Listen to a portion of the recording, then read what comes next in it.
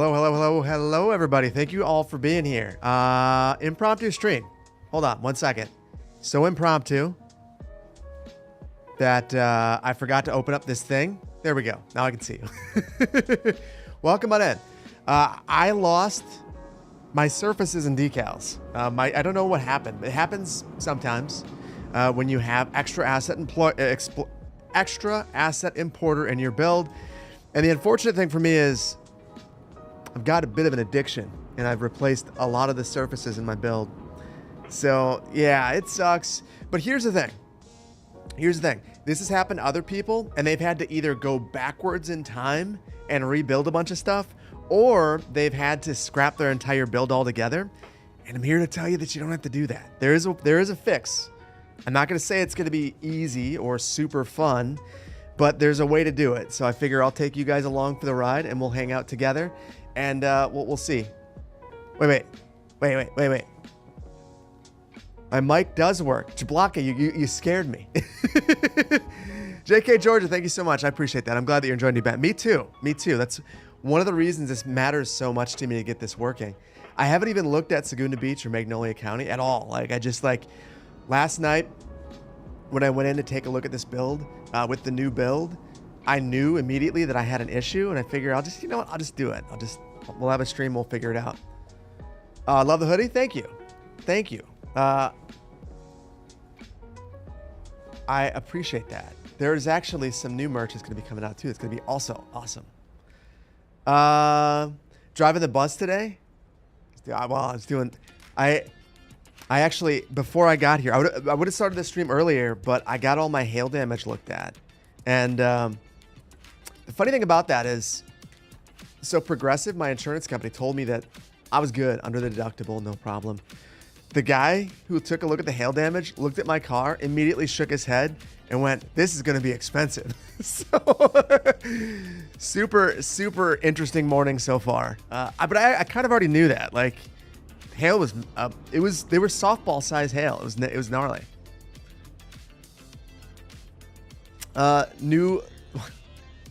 You know what? I should get Parking Planner Plays merch.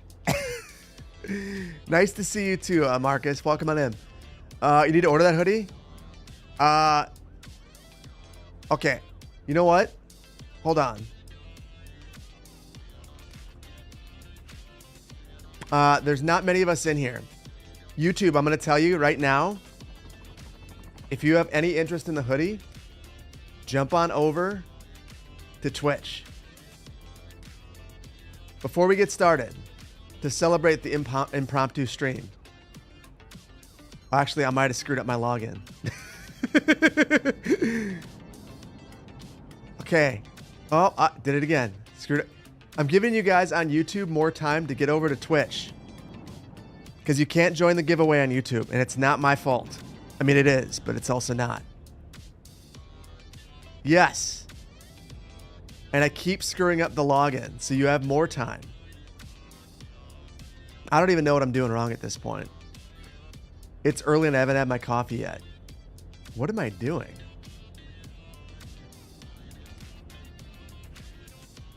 Mother of God. This is super irritating.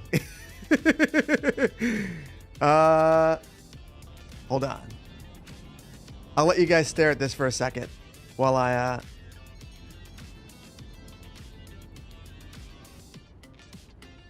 you guys will wonder what I'm doing. I'm just screwing up. Don't mind me. Don't mind me. We'll get it eventually.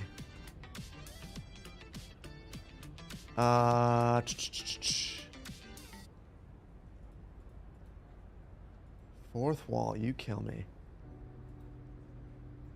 Absolutely kills me. So basically, I have two emails. I have the email that is easy to find, and then my top secret one. And I was logged into the wrong one. Oh,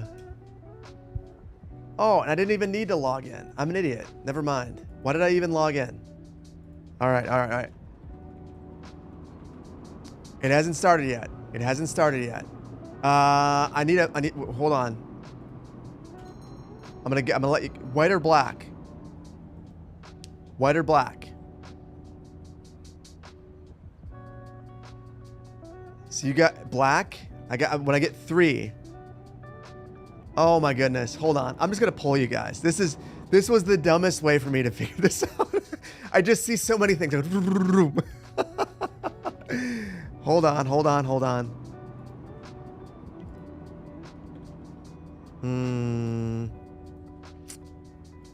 What color should I give away? White, black. I'll give you 1 minute, and I'll let you skew it with channel points. But you have to spend a lot. City Planner does poll. Brilliant. Vermilion. Pokemon. Good morning. Wild to see me streaming on a Wednesday. You think it's Wednesday? Maybe it's actually Friday, and you're just confused. I'm confused because StreamerBot is not working. So I actually have not been able to see chat outside of the little window. It's Thursday here? Well, then we're good. Okay, now I can see it. Good afternoon from the Eastern time zone. Welcome on in. It's definitely not afternoon yet for me, but it will be soon enough. Okay, we're you guys are not into mine. Looks like we're going with the black one. Honestly, they're both good. I got both. Black is going to win. All right. So with that in mind,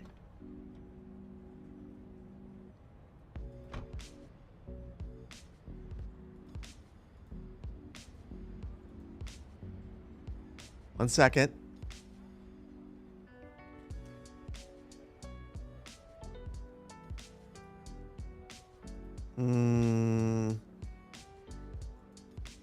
Gotta throw in info. Okay. There we go. There should be a giveaway starting soon. Don't do join until it pops up though. But it should start for a black Respect the Topography hoodie. And that's from Epic Alpaca. Epic Alpaca is the designer who just designed some more stuff. So super cool. Anyway, welcome on in, guys.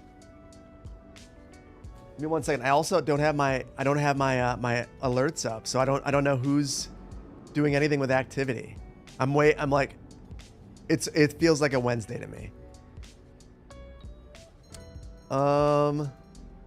Let's see. Tree Frog, thanks for the Prime. Rash, thank you for the 2 months of Prime. Honestly, really like the white better. I know. I am partial to the white as well. Even though I will destroy this. Nilwo, thank you so much for the Respect the Topography purchase. The Respect the Topography t-shirt purchase or sweatshirt purchase. Or sorry, for the Prime rather. It's moving fast. I would thank you for the biddies. Rookie Thomas, thank you for the biddies. Hello. And I don't know. You're not going to join since you won the last one? Man, was the shopping fast? Yeah. And listen, House, you should still join. You have a hoodie, but not the, you have a hoodie, but not the one that you're wearing it. Just do it. Just do it. Just join it. Just jump in. The Assassin, welcome. Thank you for the Prime.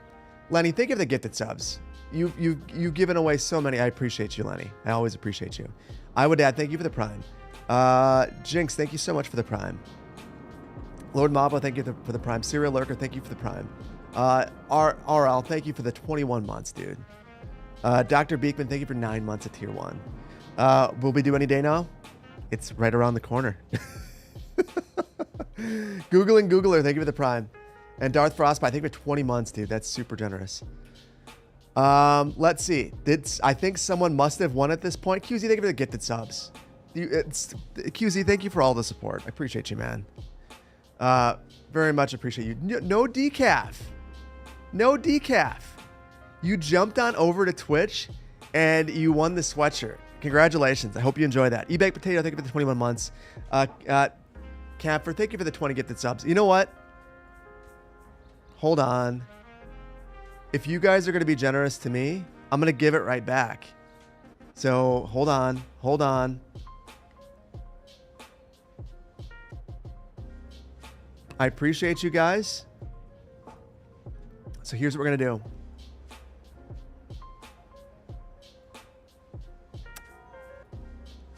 You guys are very generous. I can do the same. You guys like the white one? I do too. So one more giveaway, and then we'll start doing some surface work. And if you want to thank anyone for this, Camphor and QZ, appreciate you guys. So join. This is a great sweatshirt. I'm not gonna like. I don't want to be that guy, but like a lot of YouTuber merch sucks. This does not. This is just a cool sweatshirt on its own. Field General Netherlands, thank you so much for the Prime. And Camphor, again, thank you for the 20 gifted subs. QZ, thank you for the 5. You guys are super generous. Corn, thank you for the Corn Juice. Thank you for the Corn Juice. I love that. 3 months of tier 1. eBay Potato, thank you for 21 months. And enjoy. Look at that queue for the tram. Well, here's the thing. Because we're in here, once we get started, which is now, if you guys see things that you want fixed, maybe not that, because that's going to be great in a video. But if there are small things, I will do it. Like I know that Teddy, I don't know if Teddy's in here or not. Teddy had some ideas about the baseball field. I'll do that. Also, guys, the chat's broken. I can't even see what's going on now. It's moving so fast, I can't. It stopped moving for me. So if I missed something, I apologize. Henry's username. Is that who won? Pagan Scorpio missed 2 giveaways. I apologize. Guys, thank you for the level 8 hype train. You guys are insane. You guys are insane. Appreciate you guys. Yeah, I cannot tell who won. Everything stopped working for me. So if it was Henry, I'm going to take your guys's, I'm going to listen to you guys and believe you. I'm going to believe you and believe that that's who won it. Fix the pedestrian area around town hall. Walk. Oh, no. So there's one reason why. I know exactly what you want me to do.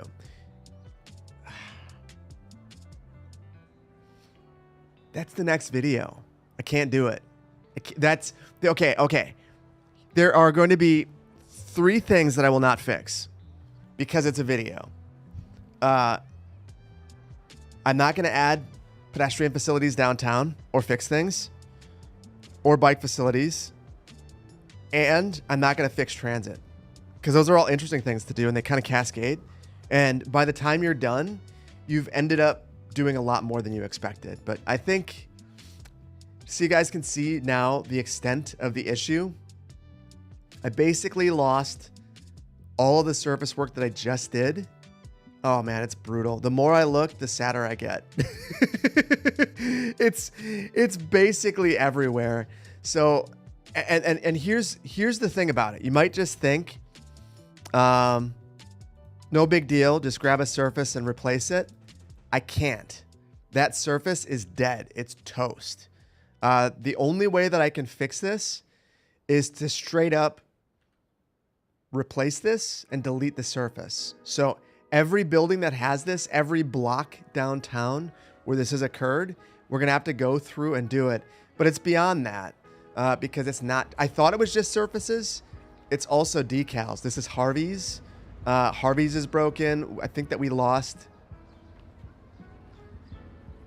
Tim Hortons. That became a pizza shop. Yeah, we lost a lot. It's a huge bummer. Every grocery store. So the only thing that we haven't lost is Canadian Tire. Basically, anything that Combat Sandals did is good. Combat Sandals has, proper assets. So this is emblematic. We've got Tim Hortons with a pizza. Everyone deserves a pizza. Huge bummer. Why? My extra assets importer database corrupted. It happens sometimes. And it's the only way for me to fix this would be to basically go back multiple saves. I'm going to stay away from the part of the build that the video is going to be released. I didn't want to compete with the video. The video is supposed to come out in 45 minutes. I didn't want to compete with my own video. So I delayed the video till 4 o'clock my time. And just for one moment, I'm going to show you the build. So if you don't want to see the build from the video later on today, close your eyes for like 60 seconds because I need to look over there to see how broken things are. Close your eyes. Close your eyes. Here's part of it. This is part of the build. All of this stuff. Ooh, my surface work here is good. That makes me happy. I did all of this. All of this. My surface work here is good. This is broken. For some of the surfaces, it just straight up replaced them. So these were Sully concrete surfaces, and they've been replaced with a dirt surface from Gaga. This is a new one. Oh, that's new too. That's working just fine. So yeah, it seems like for the most part, I'm okay. But there are certain spots where things are pretty messed up. Oh, bummer. This asset's toast too. You can kind of see. Oh, it's actually underneath. So it's an easy fix. Anyway, that's where we're at. The port needs a fence. I can do that today. That's a fine one. So there are actually two things I'm going to do. I screwed up. It was pointed out in the comments. For people who have seen it, they know. I never added a cargo route here. So we'll do that.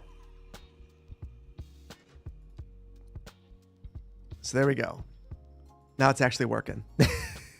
And hold on, I gotta restart StreamerBot. All the joins broke it, so it's gonna give me some errors for a second. You had a video, why can't you see it? I'll tell you in a second. Hold on. First, I want to flash this at you.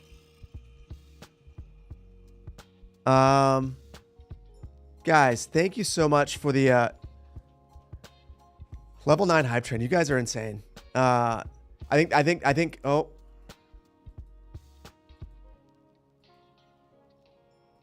StreamerBot's upset and broken.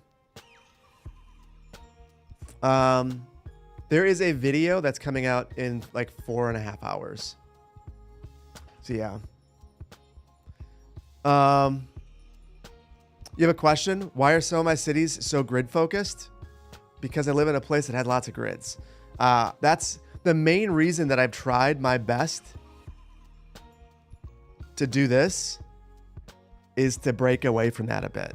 But where I live, every place is grid focused. There was like a brief window where we moved away from it, and then we came back to it. And that is really about when the cities were developed. Banff has a grid, sure. But over here, I've broken away from it some in the downtown area. And that's the area that's the most broken. But yeah, this is all grid.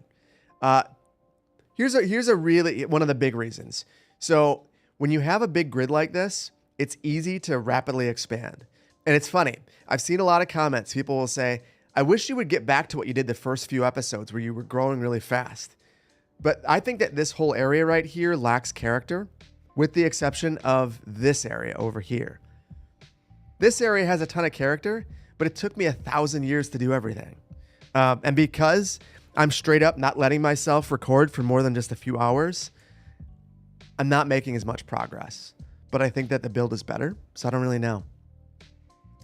So the video early access, it's awesome. I appreciate that. I'm no Knox. Grids are good.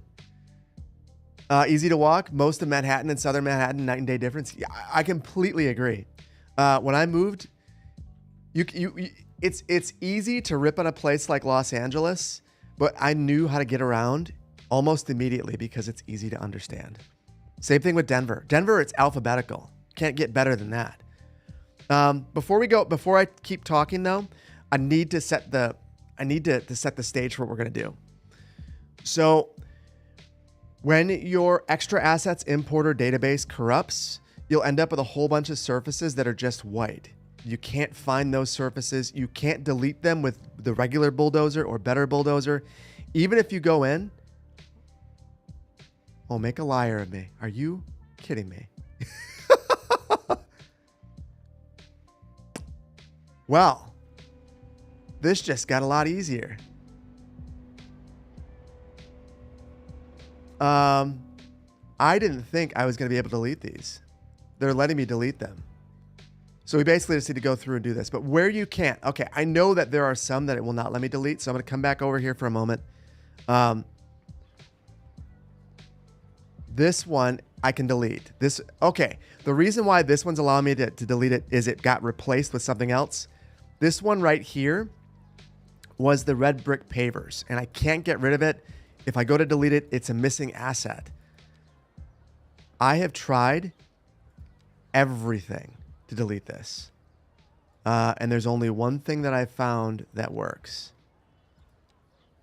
If you have the radius delete mod, which is the most dangerous mod in the entire freaking game, and you take it down,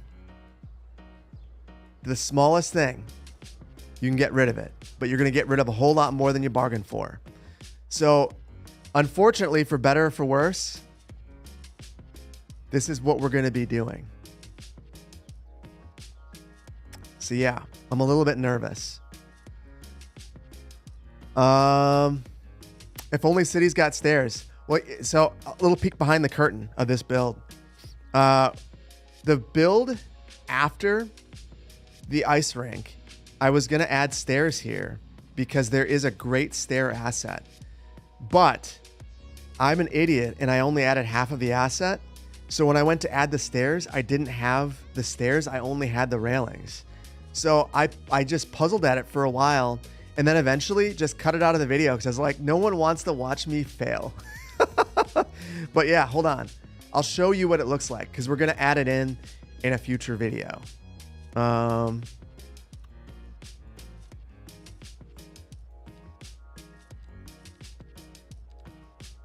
Hold on. Where are they? Here they are. Got these beautiful stairs. And we will be adding these in because I want to replace the ramp. What I'll probably end up doing is adding a ramp that switchbacks down for ADA, or not ADA, Canadian DA. I don't know what the law is in Canada, but yeah, I'm from the US. Sims are walking up the ramp and through a fence. There's nothing I can do about that. I wish that we could. Have I tried the pedestrian bridges mod? I have not, but I'll bring that in. I don't think it's going to help me here though.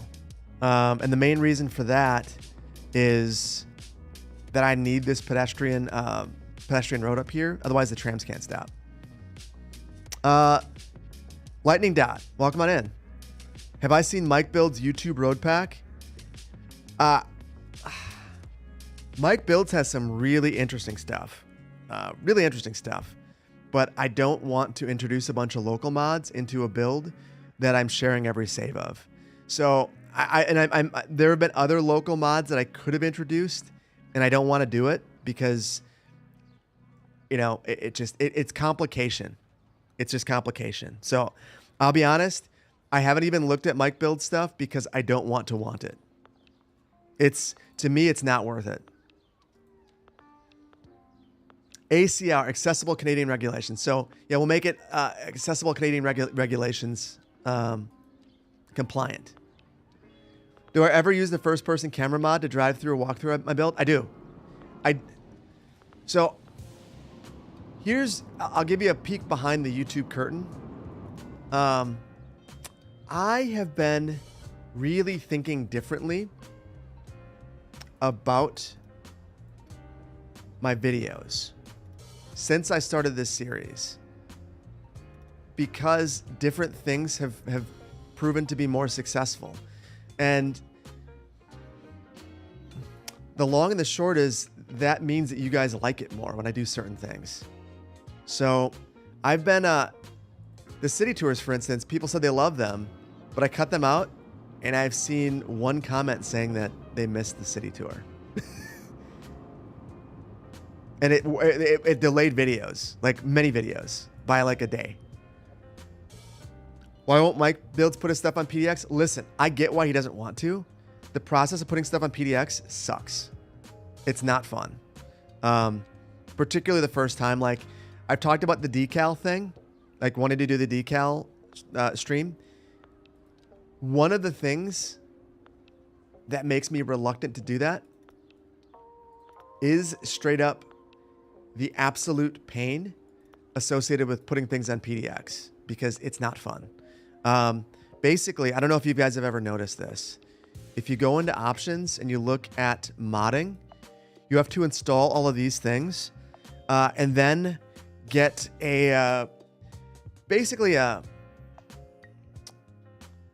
VB template with all of your stuff in the right folder, and then upload it just the right way. Otherwise, it like gets mad at you and like will error out. It's a process and it sucks. So the reason why he's not doing it is because it's too damn difficult. Like, just point blank, like putting it on there is too damn difficult. And if you don't have time or patience for that, telling someone to drop it in a folder, I totally get it.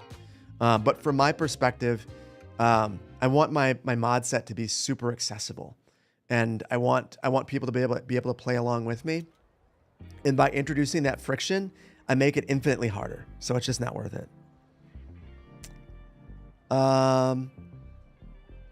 Where did you get a membership? Someone must have given it to you.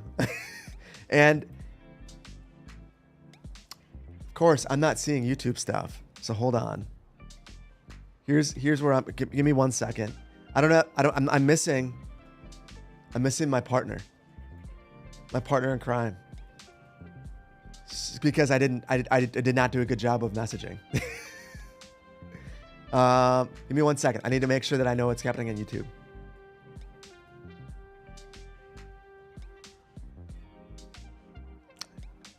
Any activity that I missed on YouTube, I am incredibly sorry. I did not realize it wasn't showing up. You're the developer of the North American Overhaul mod. Figured out how to use North American Overhaul mod with Road Builder to get realistic looking two-way roads. Dang. I'm gonna have to experiment with that.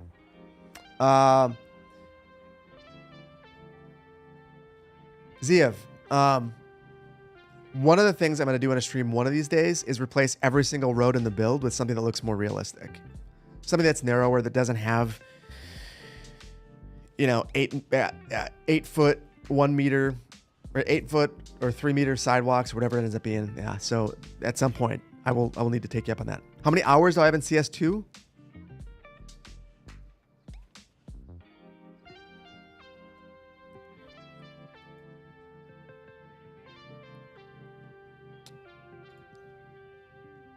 $4,794. 4,794. That's also why I think it's funny. I've read people say like he doesn't like CS2 anymore. Bro fell off.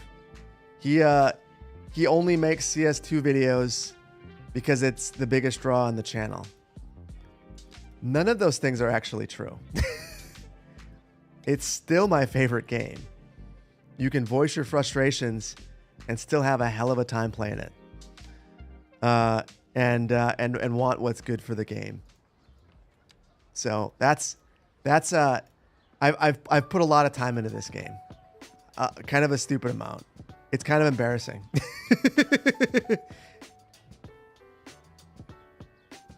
The new Banff series is a big win for my channel. I appreciate that. New Banff. Listen, new Banff is a big win for me just having fun. And it seems like when I have fun, you guys have fun. So that's the only goal. And I've kind of realigned the entire channel to that. Other city builders are sitting there, barely hitting triple digits, you bet. I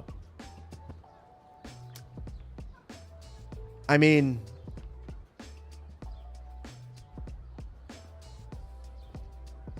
I got 5,748 hours in Cities 1.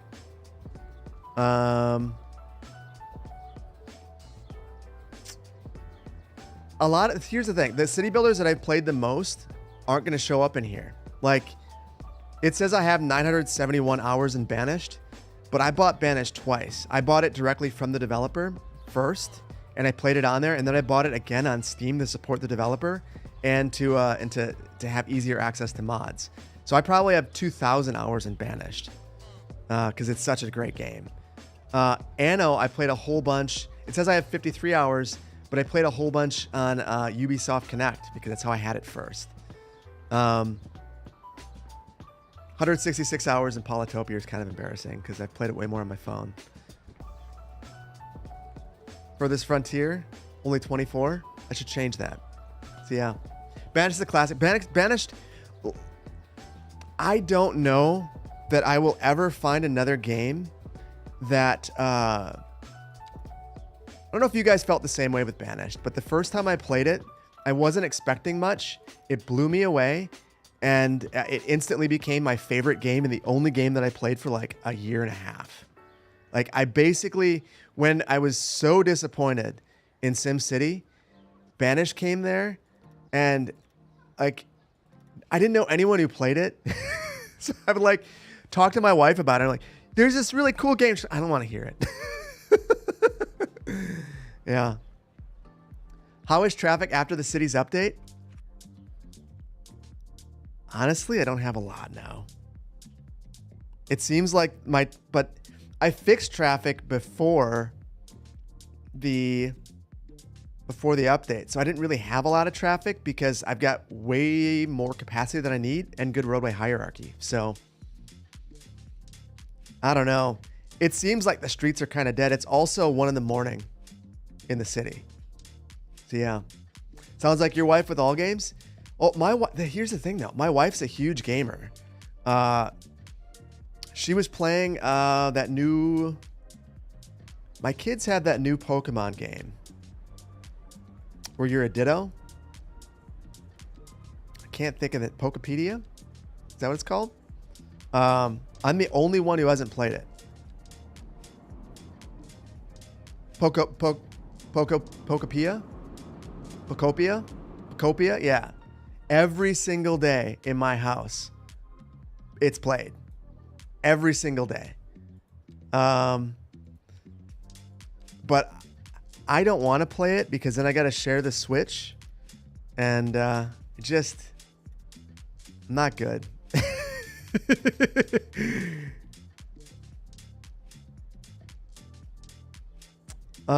Your wife says that she's glad that you have a hobby. Same. So I think the thing that's weird for me is like I get to do my hobby all day now. So like it's like the coolest thing in the world. But it also means that I want to talk about it more than is healthy.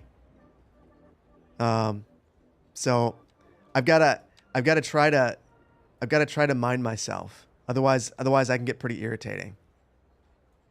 And I'm well aware of how irritating it can be. It's kind of like this fence is irritating. There are people walking through it. In fact, I'll just get rid of it. This is also a Tim Hortons, so I had to fix that. You got a Switch 2 for the new Pokemon Legends, and then Pokopia came out. Now your wife owns a Switch 2. Well, so I waited in line, and I got the Switch 2, and I've very much enjoyed my modest amount of time with it. It's the thing that it's the only game system that I can legitimately say everyone in my family loves, and as a result, I don't get to play it often, and that's okay. But it is the reality of it.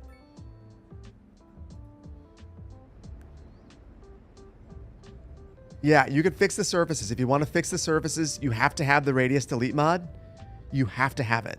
It's the only way that you can delete them. If you don't have the radius delete mod, you are screwed. I'm realizing something though. This is probably a fool's errand. First of all, there was There was someone who goes clubbing and wears high heels that commented that me having the surface that I had here was madness, that it should be flat because I would ruin some heels. So I'm going to take that under advisement and try one thing. So if I'm super careful, I think I can draw over the top of this surface with sullies.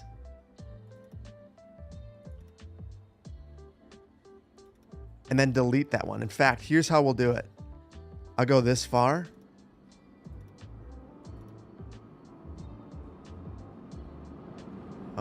Give me 1 second. Give me 1 second, guys. This is the big experiment, because if I figure this out, everything just got super easy.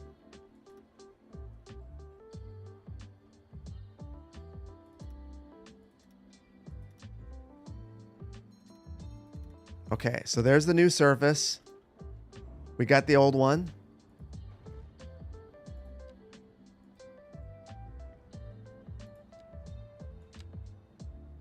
Ladies and gentlemen, we've done it. We've got the solution. This sucks. This super sucks. Then we're going to have to go over the top of all of these. But also, we don't lose the shape.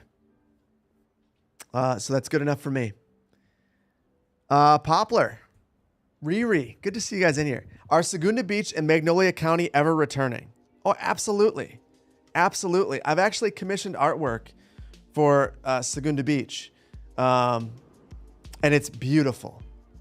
I don't even know how to express what a brilliant artist Medora is.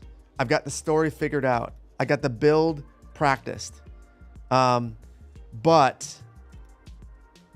I am restructuring the way that I make those videos, because there have been a couple of things that I've realized over the course of the last month. It's the whole reason why I decided to do this. It's made me realize that there are things about my videos that need to change. For the sake of my own personal balance, and just like because I think it works better. So I'm not 100% sure when they're coming back, because I've been having a lot of fun in Banff, and I just don't really want to play another build, but they will come back eventually. I promise that. I just don't know when.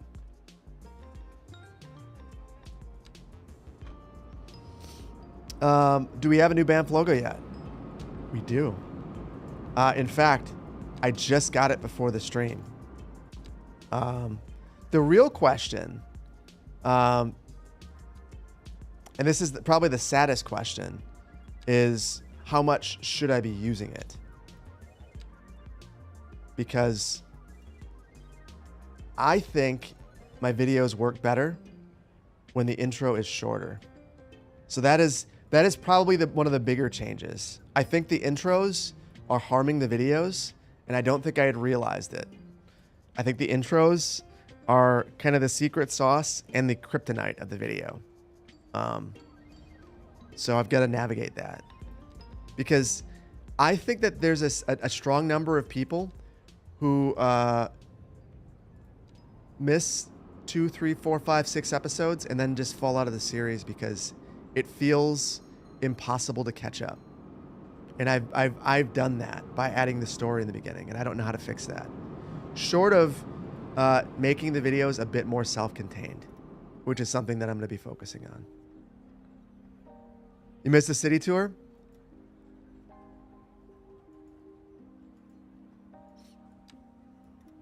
I'm going to be honest. The city tour is one of the things that I am very glad to not be doing.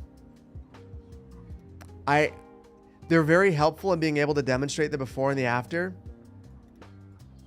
but the camera tool in cities is really difficult to work with.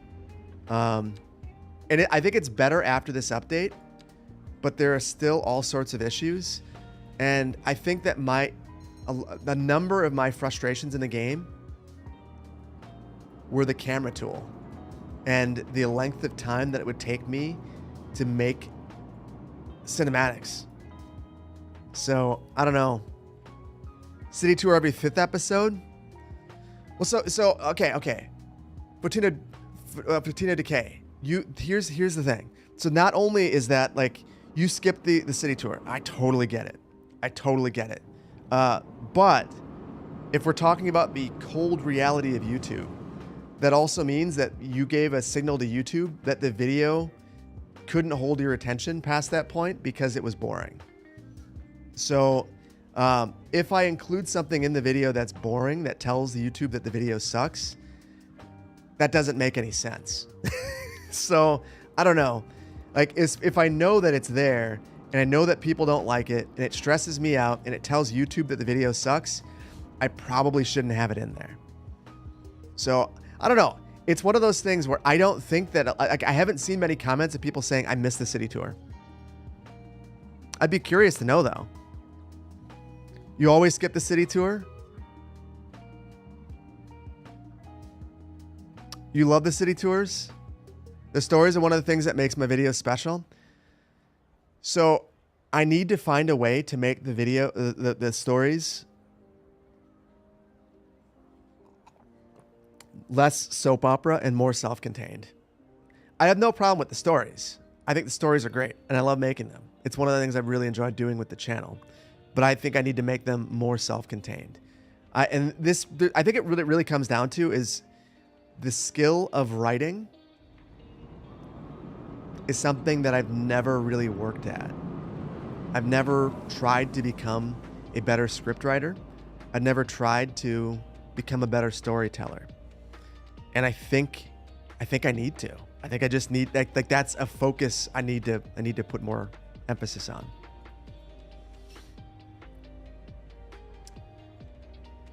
It's a skip for you too. Now you guys broke my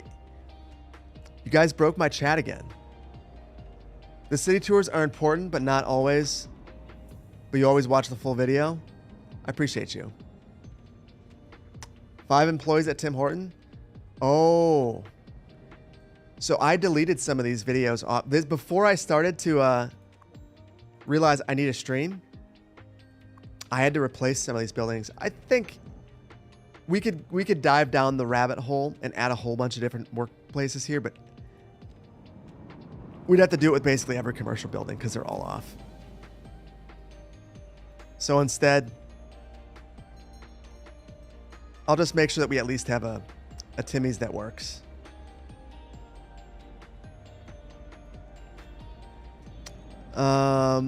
The story is what makes my build unique, and the project I do makes sense. So I think that the intro needs to have something. I think I have a tendency to go on too long, to dive into the detail and the nuance too much. So for me, it's not eliminating, it's striking a balance. And I will tell you, there have been so many times where the city tour is the reason why the video, the city tour, the intro, it's the reason why the video didn't get recorded, or why I got tripped up. And that, like, the big takeaway from New Banff for me is that I need to not let that happen. See ya. A Tim Hortons with a fruit stand?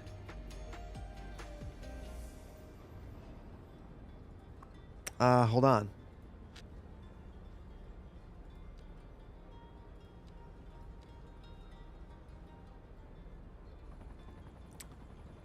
Interesting. So I thought it was going to change the asset. It does not. Yeah, there's nothing I can do about the fruit stand. Oh, wait.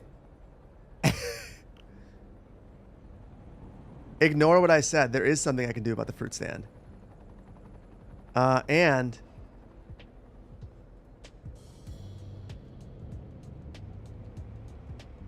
I'm going to move it right here because there are decals on here that I can't get rid of. Could City Tours lore building live in shorter format in between videos or even shorts? It could.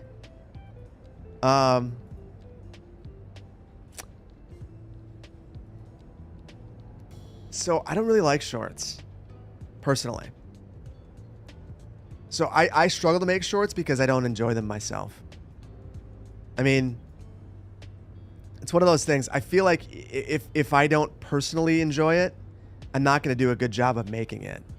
The best shorts on the channel have been ones that I've either spent 8 hours on, which makes 0 sense for a short, or one that someone else made.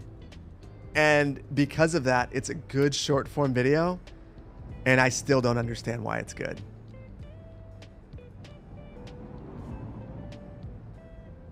Please only do things you enjoy. Burnout sucks. Well, so that's been the crazy thing.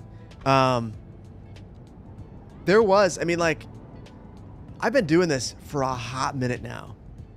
Like, kind of a crazy amount of time when I think about it. I never imagined that I would be doing this. So, like, I never wanted to do this. It's not like, wasn't like a goal of mine. I didn't like sit down and go, like, this is my goal in life. It just kind of happened. And then I assumed that as quickly as it came, it would go away. And it's kind of become its own thing. So I do feel like finding balance in it is important, because it is easy. And I think especially when you're first starting out, like, it's easy to think, I'll never burn out on this thing. It's so cool. It's so fun. But you do, because, you know, you'll have a series of excellent videos where things go absolutely beautifully. And then you'll go through a period where it seems like nothing can go right, where every single video sucks and everyone does worse than the previous one, and it's demoralizing. And then it starts to feel like a job, which is not what this is supposed to be. So finding the way to make it not that, and to keep it being the amazing, awesome thing that it is important. So yeah. Anyway, you fall asleep to these videos and you play them low at work. Love to hear it. Lagunda Minecraft guy went through that cycle, and it was very open. I feel like I've had to be, like, myself too. Like, I've had to be upfront about that, because it's very real. But it's like that at any job. Like, don't woe is the YouTuber. Like, ultimately, I get paid to play video games and have fun and build a community. Like, what a weird job, and what a cool job. Feeling going through that right now, academic unwinds. Best thing you can do for yourself is just take a step back. Take a step back and remind yourself of why you're doing the things you're doing, and to not let it bleed into other aspects of your life too. Like, it can like, hold on. This was my other Tim Hortons, and look what happened to the decals. Everyone deserves a pizza and some thick digital. No more thick digital for us, guys. That sounds disgusting, by the way. Just gonna throw that out there.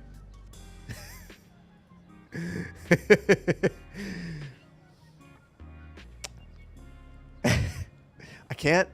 We're gonna keep this PG-13. So we'll just get rid of that.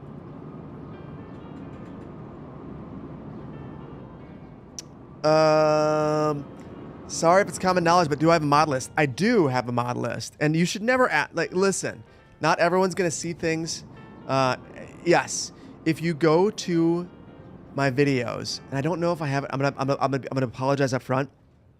I don't know if it's right in this description, but all of my videos have links to my play sets, and I've been keeping them up to date. Particularly New Banff. I've updated that thing like 4 or 5 times at this point, and I'm gonna keep doing it. Alan, thank you so much for the super chat. Please don't eliminate the city tours. You love the before and after comparisons. Alan, how about this? How about I only do them when they make sense? The problem with the city tour I became too formulaic, and I was showing city tours all the time. When you're redeveloping something, a before and the after, like if we were to, like when we start adding more towers to the downtown area, seeing a before and after of the downtown area is going to be super impactful. Seeing a before and an after of a greenfield site, like if I were to add a data center right here, that's not super interesting. I feel like I stopped asking questions like, why am I doing X, Y, and Z? It's no, this is what I do. This is how I do it. So I always have the city tour and it always has that thing. That makes sense to you, Alan? Yeah, big changes deserve a city tour, little things don't. If I am anything, I am malleable and I listen. So yeah, don't use the DC word. What's the DC word? I formed a habit for sure. What's the DC word? And I need to know. This is Banff. Girth Brooks.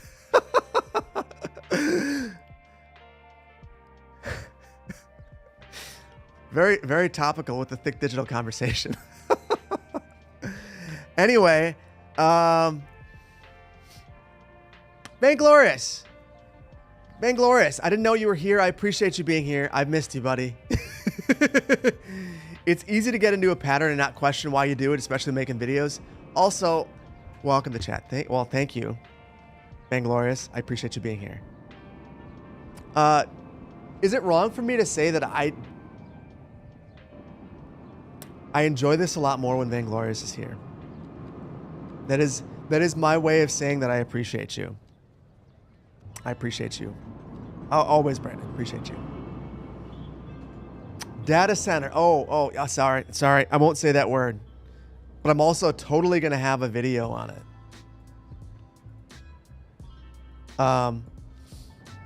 And I think I'm not going to give away my plan. So there is a big change I'm going to make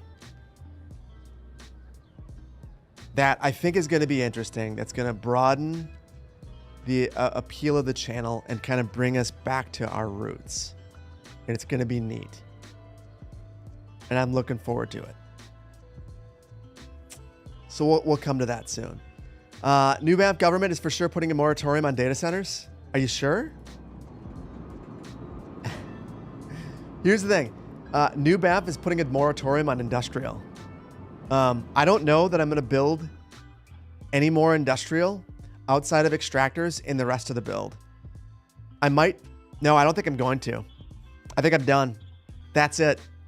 Banff is a tourism focused community that had some industrial roots that it's long since abandoned. And I feel like we need to stay true to that. We're gonna have offices and extraction and commercial and tourism and really go all in on that and see if it works. We'll see. Maybe it breaks the whole game. Who knows? You did miss it. Your mod panels weren't loading. You see it now? Well, I'm glad you're here. Chuckle's Canadian cousin should own the ski resort. You actually gave me an idea that's just so stupid it might work. It's gonna be super stupid, but I'll do it. I'll do it just for you.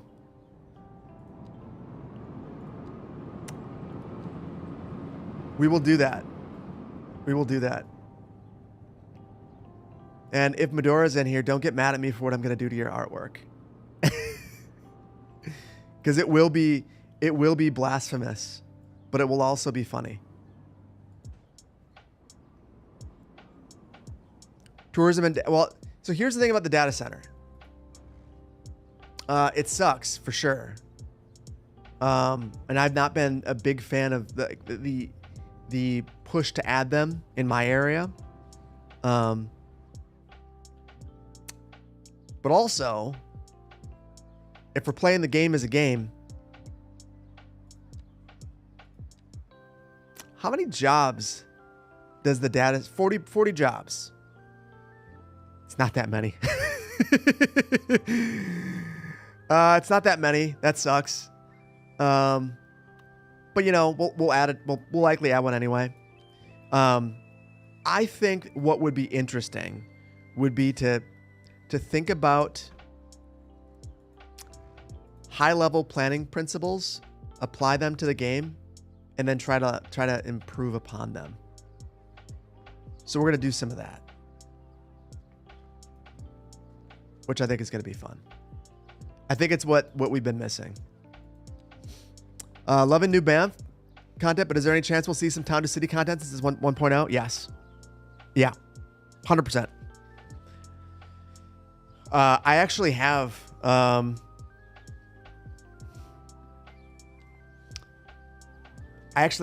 a bunch of keys from the developer. They reached out and they're like, "Yo, just in case you didn't know, Town to City came out. If you're interested, we can give you some keys to give away." And I was like, "For sure." So they gave me 5 keys. I don't know how I'm gonna give them away, but I'm for sure going to. And I basically let them know my intention has always been to play the game at release. I love Town to City. Like, I will say without a doubt, Town to City is one of my favorite games. It's a game that if I didn't have the YouTube channel, I would still play the living crap out of it because it's such a great game.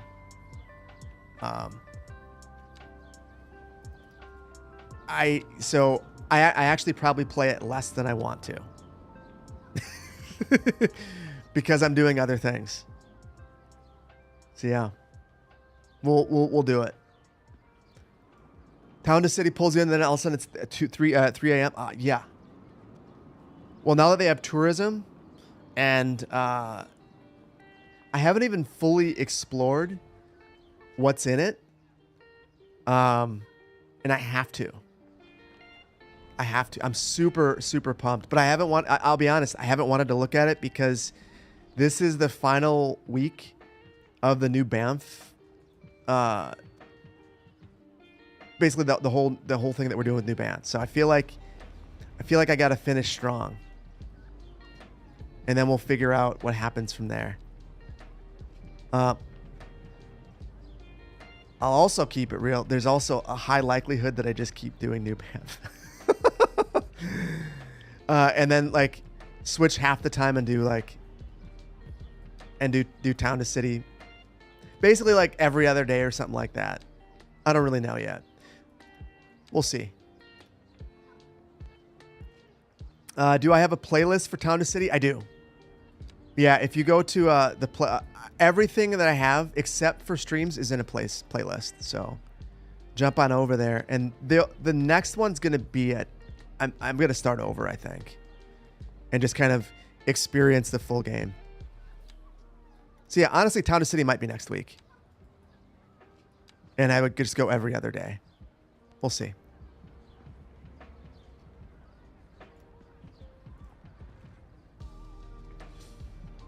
You're gonna miss this series so much. Well, this one's not going anywhere. I think the bigger question in my mind, is when to go back to my old series, because I'm really enjoying this. So I don't know. That's the bigger question for me. Because I know that I'm getting more questions like, "Hey bro, when are you gonna do that thing that we like you for?" Please do the thing. Please do the thing, but I'm also really enjoying this thing. I don't know how to fully express how much more I've enjoyed putting this series together than basically anything else that I've done over the last 3 years. I don't know how to fully express that, but that's how I feel. Like, I've enjoyed this more. You know what makes me happy? I know. Play more vanilla? I just don't like it. This game is just not fun for me, vanilla. And I don't want to, if I'm not having fun, you're going to be able to tell that. So we're not going to do that. We're not going to do that.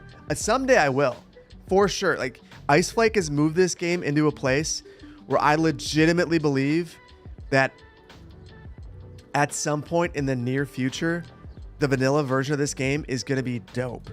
And when it is, you better believe we're going hard with just assets. But I'm not going to do that until like I can legitimately say to you guys, like, I enjoy the game vanilla. There's no point. Otherwise there's just no point. That's silly.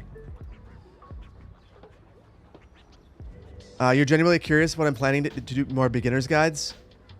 Although you didn't say you haven't enjoyed. Well, so here's the thing about the beginner's guide. Here's the reason why I haven't been doing it. The economy and the simulation have some serious issues, and it's really difficult to have a reasonable beginner's guide outside of like showing the road tools and stuff like that.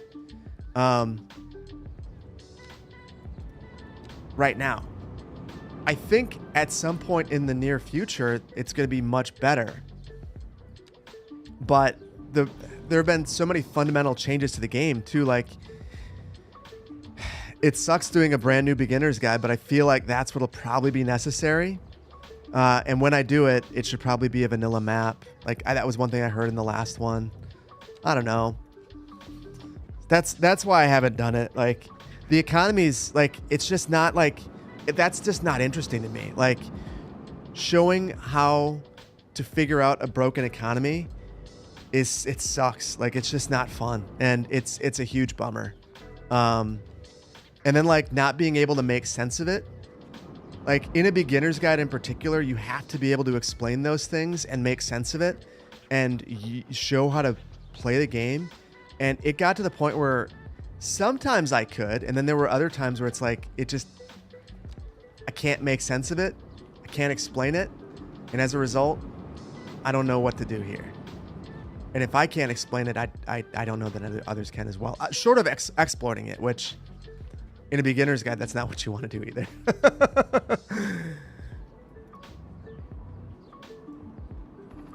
As a console player, you don't think CS2 will ever come to console? You think it's too complex?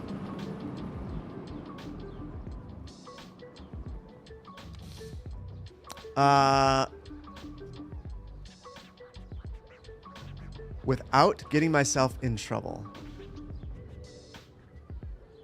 It will come to console for sure. I am not at all worried about that.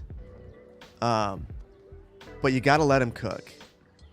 I think it's going to take a while because I think it all comes down to the simulation. Like these things that I just got done talking about, like the issues that I'm having, like making a beginner's guide, it's those exact same issues that make console problematic. So I think that when they figure that out, when the simulation's more figured out, then it'll come to console. But I don't think it'll come a moment before that.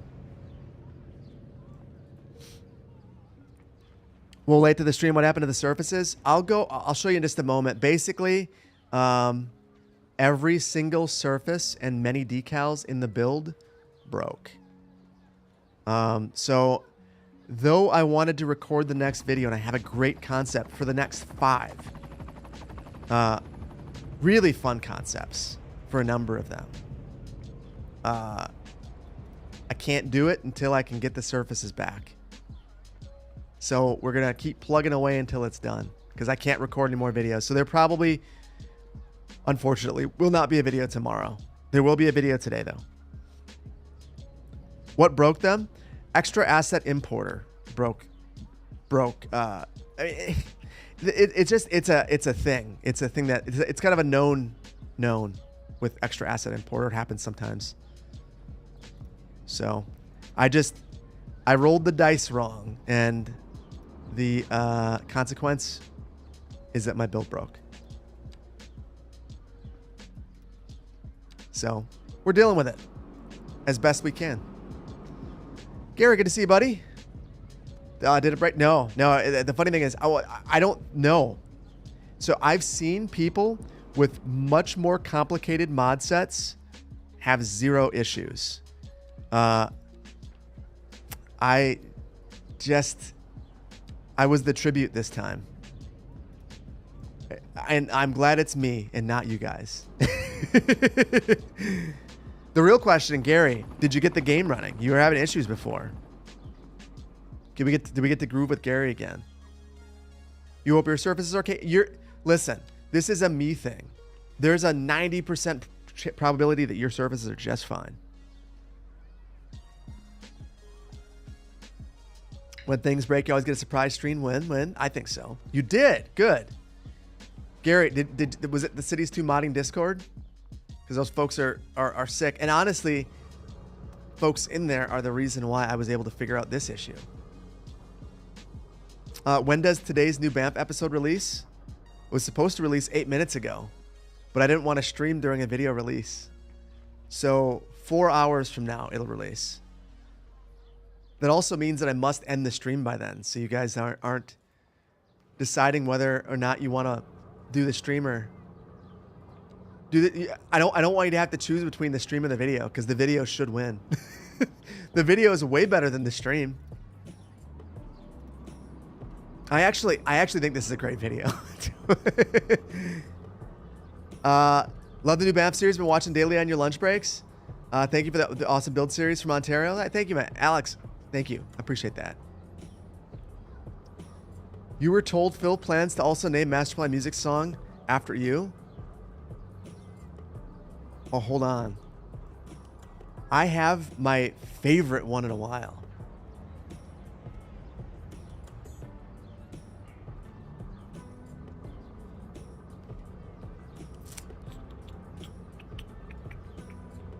Let's see if I can make it work. Because you know, nothing ever goes wrong when you do it on stream live. That's the best time to experiment.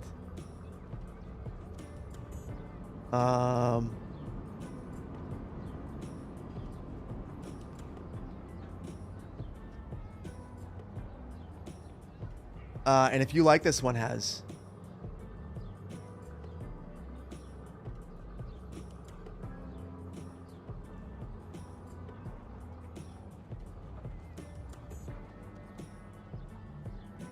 But here's the other here's the other thing.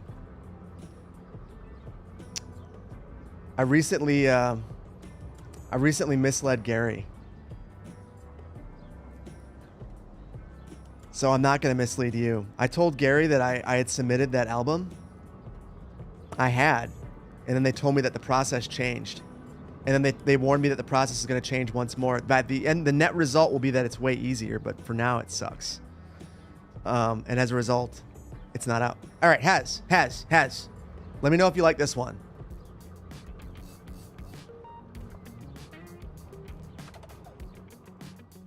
Kind of funky.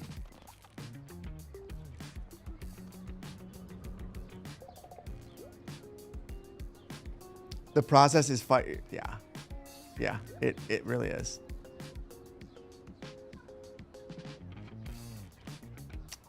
You want 6 hours to share and Baba?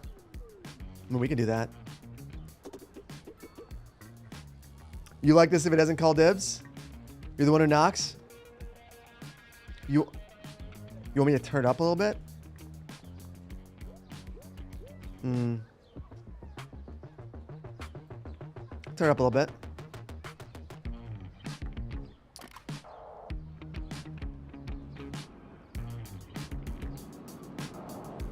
So I need to know.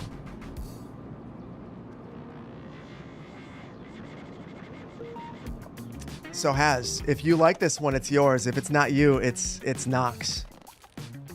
You need this track? I dig this one. The moment I heard it, I was like, this is sick. Silver, welcome in.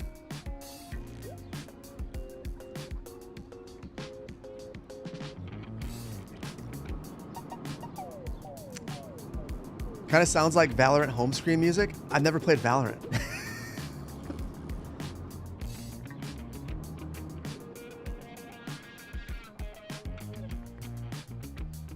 I can't remember what Stuck in the Clock Tower is, but it is a song.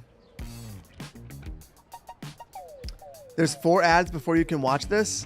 The Lego person. I didn't set that up. Or I didn't force the ad. I did set it up. But my goal was basically, I'm trying to say my goal was not to give you 5 ads. That might have been the outcome. Not my intention. Lemons, good to see you, buddy. The irony is they can't hear you talking about the ads. That's true. Do I have an Amazon affiliate link? Probably do. Probably do. I don't know it right now. I've got to redo all of my links because kit.io closed, which is a bummer.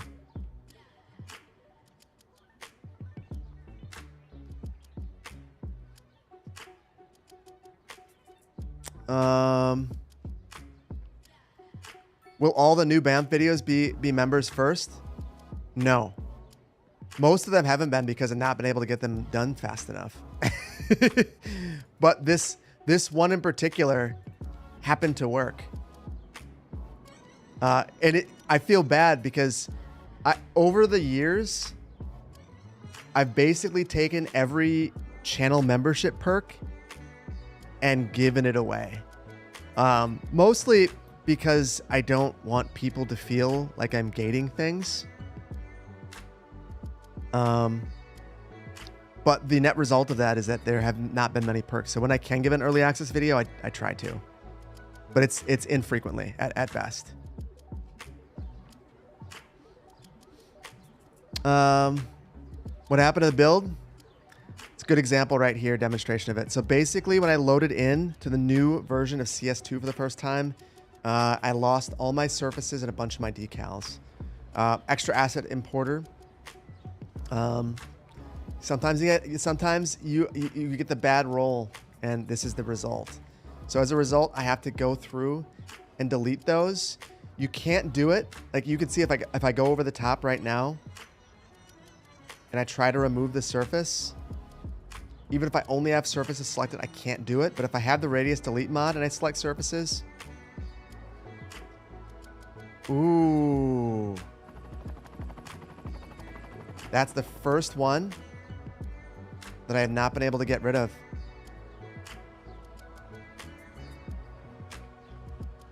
That's a bummer.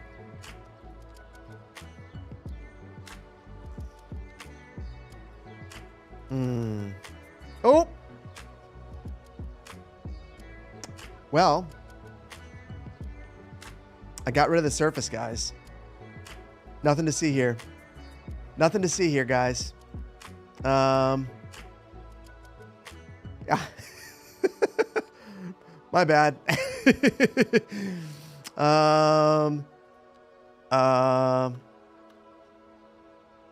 Let's see. I need to hold on. You guys saw nothing.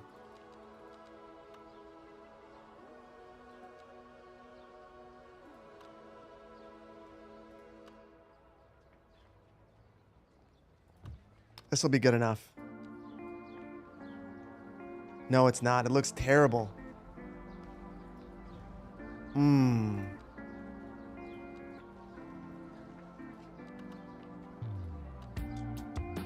I need to see if I can get the one with the rounded corner. Actually, this is fine. This one's fine.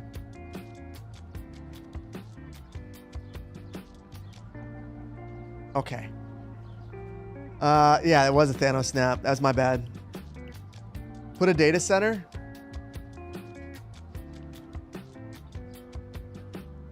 I have an idea for the data center. I have some ideas that are going to keep it fun and interesting. We're definitely going to do it. You have to. It's such a topic of contemporary city planning. If I didn't add one in and talk about it and the practical implications, it's kind of like when 5G was first a thing, the number of conversations that I had about it. I actually hosted a a public engagement session about 5G. And there were the wackadoos in there who were like, 5G is gonna, melt my brain, whatever. But most people just understood that the biggest issue with 5G was that the density of towers is significantly high, needs to be significantly higher, so they're ugly if you're not careful, because the providers don't have a vested interest in making them pretty unless you force them to. And it's not appropriate to force them to do it everywhere.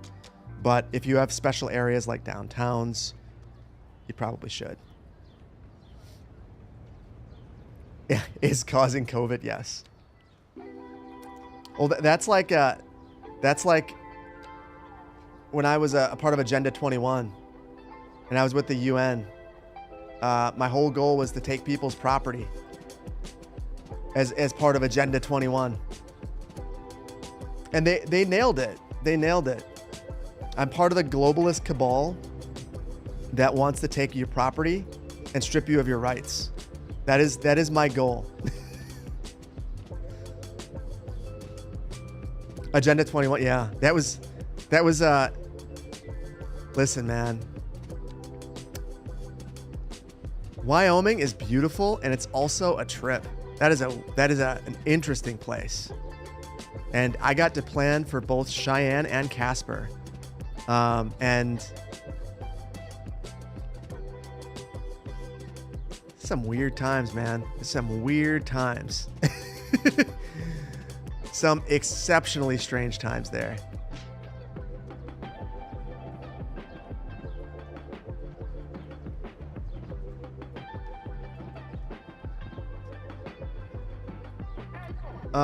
You knew it?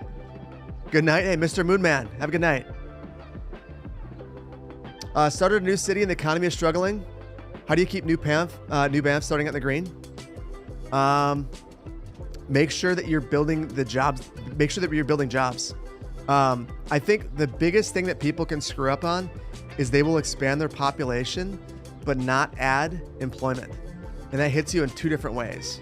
Not only do your residential not level up, but then also the employment uses generate way more taxes. I mean, check this out. Commercial, industrial, we barely have any offices, and they're generating a quarter as much tax as all the residential in the city. And granted, I adjusted the tax rates, but it's wild how much more profitable they are. To me, that's an underlying balance issue in the game. And it doesn't reflect reality very well.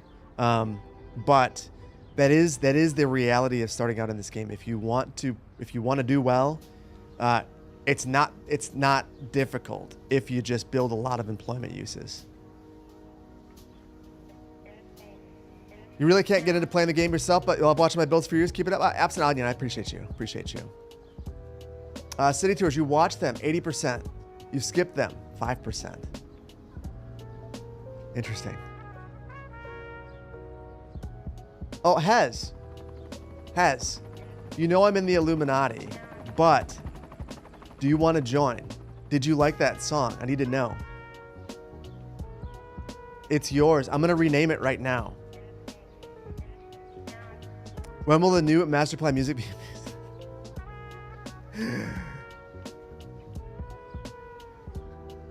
I have no idea.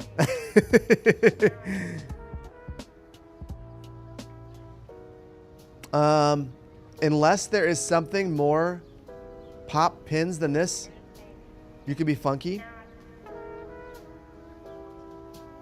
Hez, let me look. I'll look. I'll let you know.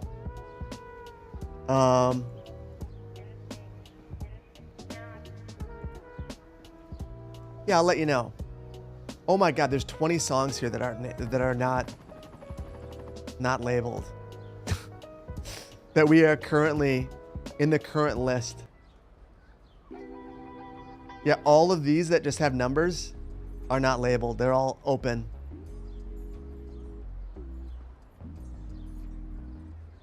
Honestly, here's the thing. You guys want me to get this music out faster? Maybe you guys just need to start claiming songs on stream, because naming them is like a legitimate like issue.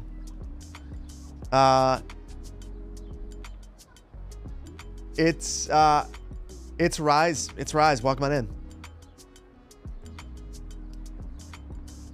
We Are Sheeple. That's what you want for this one? Okay. Here's the thing. I can't name songs. I can't name mass amounts of songs while I'm doing surface work. So we'll do it. But I'm gonna, let's hold that thought. Cause this needs to happen. I have the focus of a madman right now on this and this alone. Because I wanna get back to building. How do you get a song? Beekman, do you like this?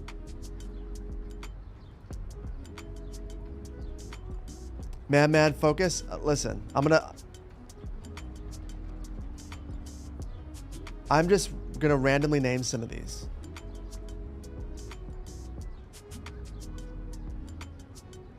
Broken surfaces. You liked all the songs? Okay. Dr. Beekman.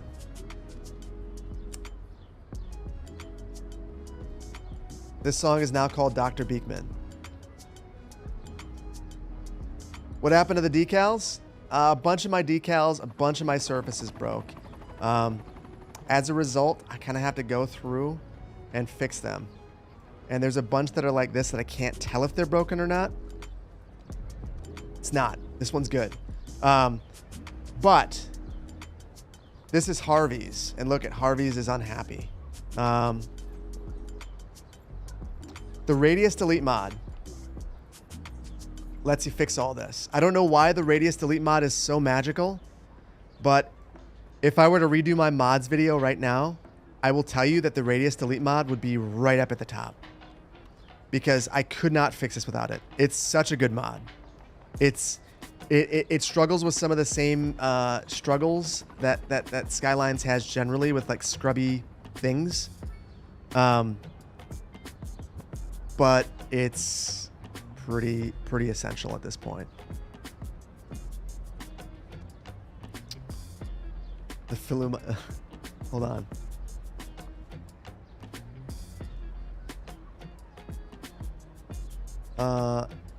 Illuminati. That's this one. We already have Struggle Bus. And I can't name the songs the same thing because I've already done that too.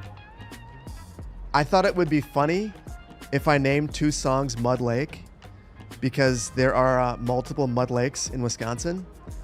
And come to find out, that was actually really stupid, because when I edit videos and I go to like place a track in there, it will confuse it sometimes and break things. So, my bad. That was a funny joke that was not so funny. Hindsight being 2020. Oh, save my game and make sure.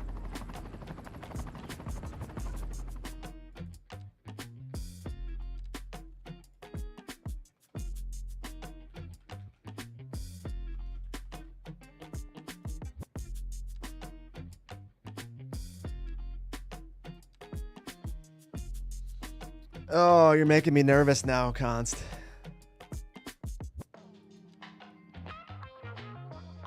I should have done this.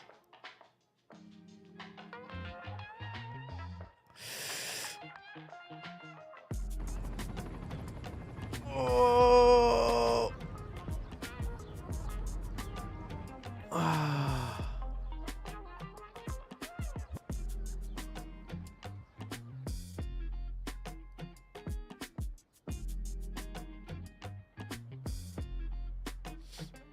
I thought that I fixed this one, and now it's gone. Hold on.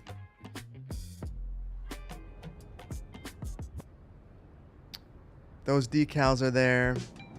Those are there.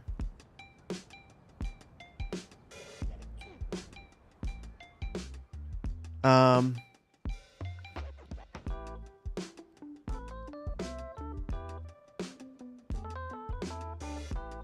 super confused. Maybe I didn't do it. Maybe I just thought I did. It seems like everything's okay. But because of what Const said, I'm gonna take it a step further, guys.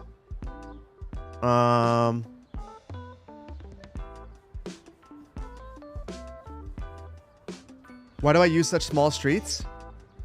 2 reasons. Number 1, wider streets are incredibly hostile to pedestrians. This street right here, like, it's one of the things that, like, if you like zoom into some builds that look at God level to be very pedestrian friendly, you'll realize that when you get that wide street, it's no longer. So I want this. This would not be wonderful, but it's easy to cross. Also, oftentimes the game just doesn't need the capacity, and I don't want to overbuild stuff for the sake of overbuilding. I suck at that. I want to upgrade things because I need to. So like maybe someday there will be I'll need to find a solution to the backups here and build something because the game makes me. That's what I want to do. So I feel like by building smaller, it forces me to work within my existing constraints. And there's some interesting, weird crap happening that I love. Like, what's going on here? Oh, this is exactly it. This is exactly the kind of thing that I want to work around. So I think that people are trying to go from here. We can actually test this. They're trying to get to the parking ramp. There's no good way to get here, so they're getting backed up on the bridge. So now we have to find a solution to get to the parking ramps, because this is what happens in the evening when people are going to entertainment in this area. Traffic gets backed up. That's cool. Now I get to build something for a reason, and that is what I want to do. So I don't want to overbuild to overbuild. I want to fix things because they break. And I feel like in this series, because of what we've done with going quickly, we're going to get there fast. And you can see that we're already here. Like, this is an actual problem that needs to be solved. That's super cool. Can we have a song called Guppy Brain?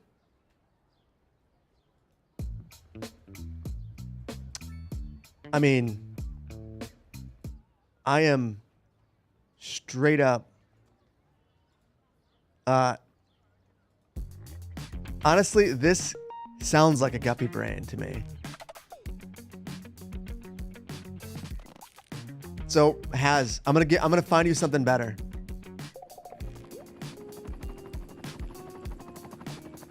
So yeah, that's what we'll do. You autosave every 30.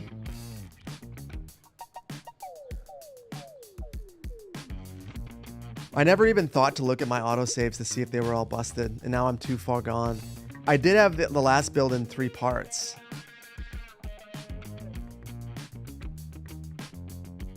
Oh, I could have looked. I'm not gonna look at this point. It'll make me too sad.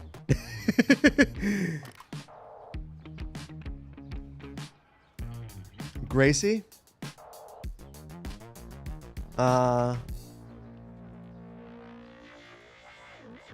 I can do that. Also, one of my favorite Ben Folds songs. Would I do a multi-story parking garage opposite of it depends on where people are going from there. So that would be the next thing to diagnose. So we know where the cars are going, where the ped's going. So it looks like the pedestrians are going to the sports pavilion. So that could be one. The other spot, they're going down this way. They're walking way, way down. They're also going to the ice rink. For this, there's a lot of demand over here. We have no parking in this part of town. Sports pavilions attracting. We have a lot of uses over here that don't have enough parking. So it seems like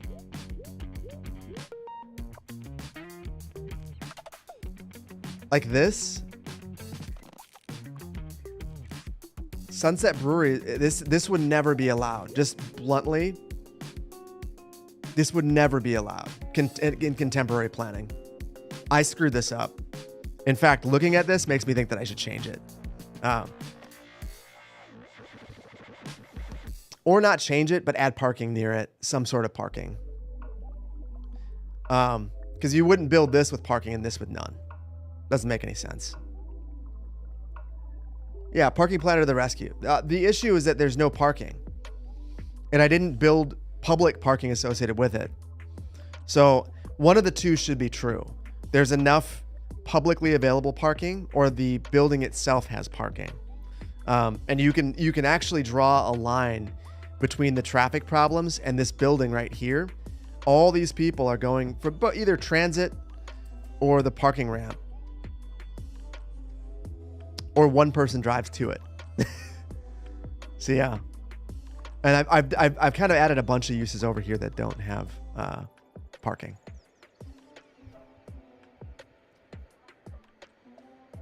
Phil, good to see you, buddy. Real quick. Valabel, thank you for the super chat. So glad that you caught me live. You're fresh out of university doing an internship for your future urban planning job in Strasbourg, France. Strasbourg, France. And you're so happy to finally understand what I say when it's bad but realistic. Well, thank you for the super chat. Congratulations on the internship. And that's amazing. And I'm going to give you one piece of advice that will take you a long ways. Don't get discouraged when you see things like that. Get persistent. Because for many things, whether you're on the inside of the system or the outside, the person that talks the most and is persistent the most is the one that wins. And if you want to make some real change, get persistent. The things that you care about, the things that matter, be there and step up every day and stand up for those things.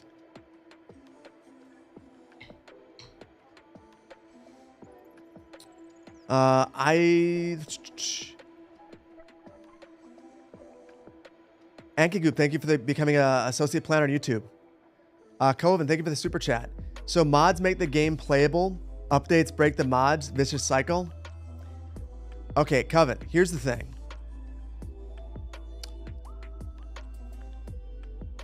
I don't think this is a hot take. I don't think mods should be required for surfaces or decals or net lanes. I really hope that at some point this vicious cycle is not a thing, because assets are stable as heck. Assets are no problem. But mods are mods. They're injecting themselves into the game to make interesting things happen. And the downside of that is this exact situation and scenario.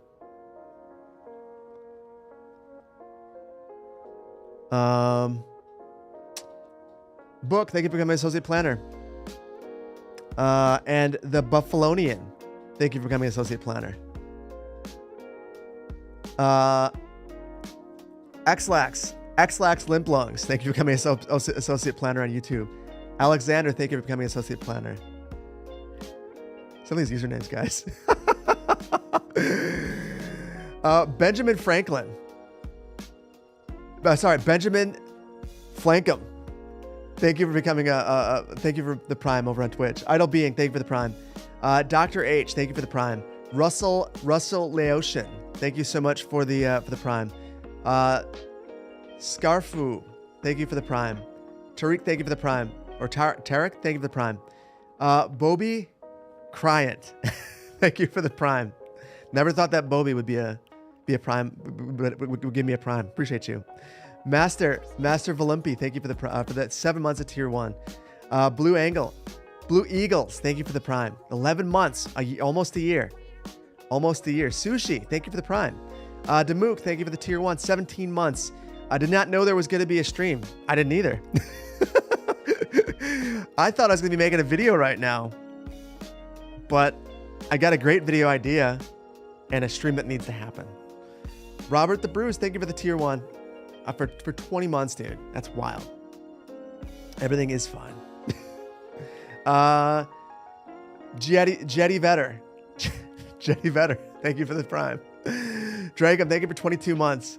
I'm the one who knocks. Thank you for 23 months. Both of you guys, thank you for the long-term support. Was getting the shakes, not having a video for 3 days. Just got finished watching the latest one. Now there's a stream. No work's getting done today. Anyone who just got a prime or associate planner, do know there's a video out there. If you want to leave the stream, I don't blame you. We're just doing surface work that we've already done. The video's out there. It's on Vimeo, and it's high quality. You can watch it on your TV. You can cast it. It's a good way to watch it. This is Canada, right? It is. No. I lowered my taxes, and I'll offer free healthcare. We're so successful, we can lower our taxes and balance our budget. That's I would love to lower the taxes to the point where only industry is paying. We'll see what happens. Yeah, I know. Vainglorious, it's not exactly the way to become a successful streamer. You guys can cruise out. This is boring. I got a video that's better. White Goat, thank you for the 5 gifted subs. That's super generous of you. I appreciate you. Seriously, it's super generous. I appreciate you. Beanbag, thank you for the prime. Rick Diesel, thank you for the biddies. And I think it's Shepherd's Pie, thank you for the prime. And Mr. Windsor, thank you for the prime. RC Likes Trains, thank you for the 20 months of prime. That's super generous of you. It's easy. I think things are slowing down for me. So if you're back in the Madison area, let me know. I'll show you the studio. I have no more procedures, and I'm not leaving the state. Venna, thank you for the prime. S'mores, thank you for the prime. Flapjacks, thank you for the prime. Idle Being, thank you for the prime. Dingus McNugget, thank you for the prime. And I love your username because every time my dog does something stupid, I say that's a dingus thing to do. I don't call her Dingus McNugget, but now I might. Bob the Naked Mule, thank you for the prime.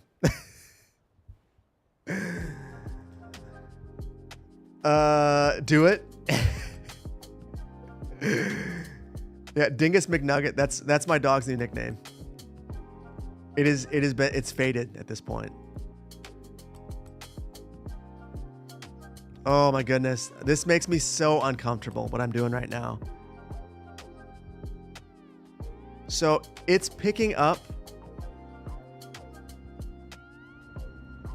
For whatever reason, it's picking up the bushes as a prop. But I was able to get away with it. Now I'm okay. Andrew Dingus McNugget. What happened to my decals? Oh man, it's been an adventure. My decals, my surfaces, they all said we give. We're not doing it. And they broke. I don't know if it's just New Banff or other series as well. I'll be honest. Since I started New Banff, I have not played any other games, with the exception of that stream last week and Polytopia, because I'm addicted to Polytopia. Outside of that, I kind of stopped playing other things. I've just been doing this. So yeah. I don't know. So basically what I'm trying to say is I don't know if my other builds work or not. But I would assume that this is just the New Banff thing. Single tear rolls down Anno's cheek. I know. I love Anno. I love Anno. But also, I have had the singular focus as of late. And as much as I want to cheat on CS2, and I will, it's not the time. It's not the time.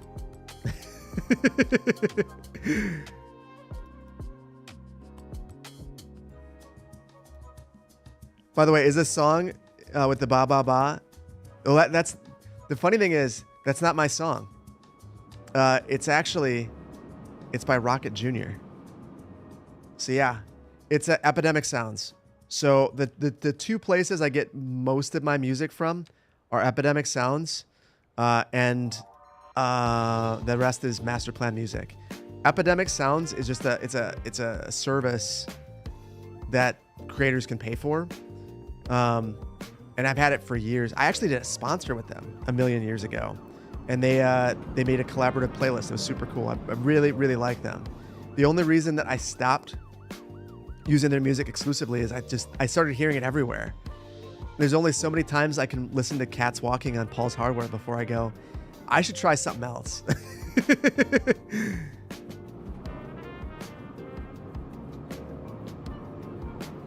Will there be more Whiskerwood videos?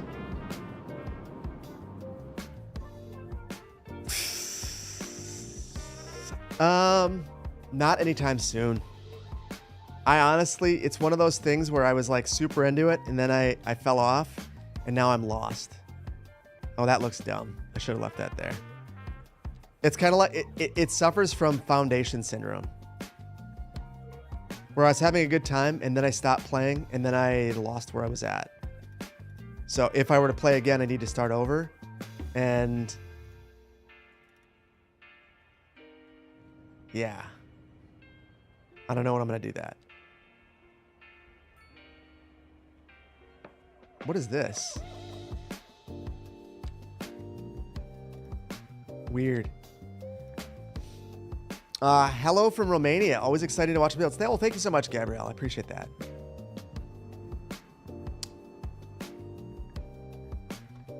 You've been playing a ton of NBA 2K. You made an expansion team in New Banff Rams. Blah, blah, blah. We'd love to see a bigger sports arena get added sometime. First of all, if you didn't know, I have not been as big of a 2K fan as of late, but that was like my number one game. I tested NBA 2K10, showing my age.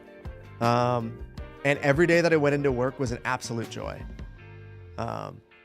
Love 2K. We will add I want to add the full suite. That's the thing the reason why New Banff won't end is initially I thought in a month I'll get to 100,000, and in a month I got to 24,000-ish. So I didn't meet my goal that you guys didn't even know was a goal because I didn't tell you. So I can't abandon the build yet, basically. And I won't because I've enjoyed it. You were an alpha tester, Friends of Family, World of Warcraft. There's only 500 of you. For NBA 2K, you would think that it has this gigantic team of testers. It was like 20 of us. And that was between all consoles. I mean, that's like when I tested Civ. There weren't many of us there either. And these were like, if you're wondering which Civ, like gangster old ones. Civ 4, Colonization. Those were the Civs that I got to test. And Civ Rev.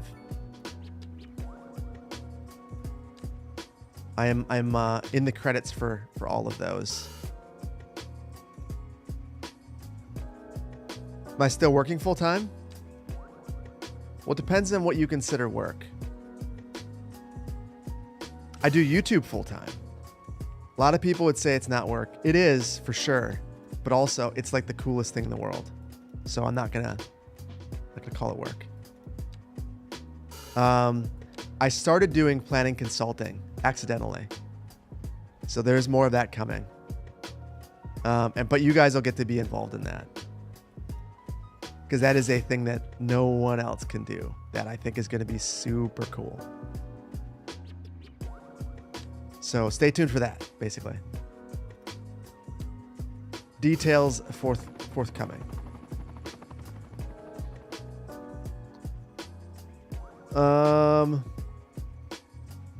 Being a paid game tester will slap out all the joy in no time. So you would think so. Would you guys believe me if I told you that I got done testing Civ and I would go home and I would play Civ before I went to bed? I love that game so much. I didn't give a crap. Like, I had so much fun. Every single day that I went in to test Civ was a good day. So BioShock 2. I tested BioShock 2. And every single day that I got to play that, I just had a great time. So, like, the only games that were that beat me in terms of beat me down mentally, I tested Dora the Explorer, which just on the Wii with the Wiimote. Like, there's only so much you can go like this all day playing Dora the Explorer before you just go, what is my life? And why is it this? But the game that really did it was Billy Bean's Front Office Manager. Billy Bean was an exceptional baseball manager, and they did him dirty.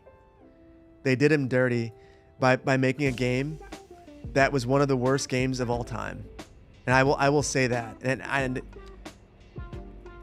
because I am not big into fantasy baseball, I didn't understand the scoring and rating of players, and that made it even worse for me.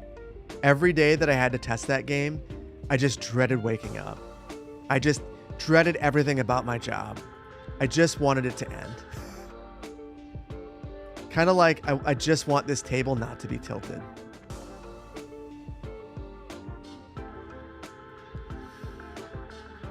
Did I work at for Access the same? I'm a little bit older than Luigi. A little bit older. And I never worked at Firaxis. I worked at 2K in Northridge, California. And it was while I was going to planning school. So I would go to I'd basically go to planning school in the evenings, and I'd go test, or during the day, and I'd go test 2K at night. So it's something like 5 to 2 a.m. or something. Some absolutely stupid hours. I was second shift. What are my thoughts on Dubai? I don't have a ton of them. A couple planners that I was in my studio with were from Dubai.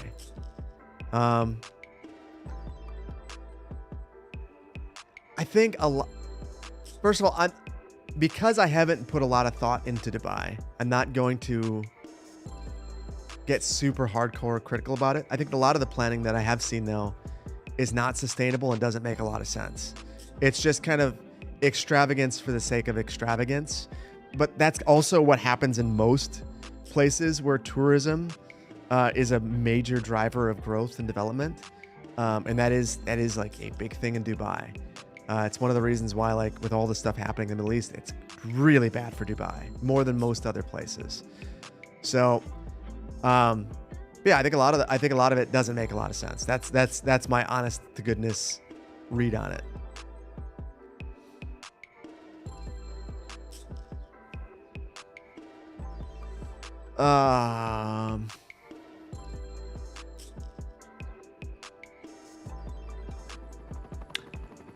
This is so broken.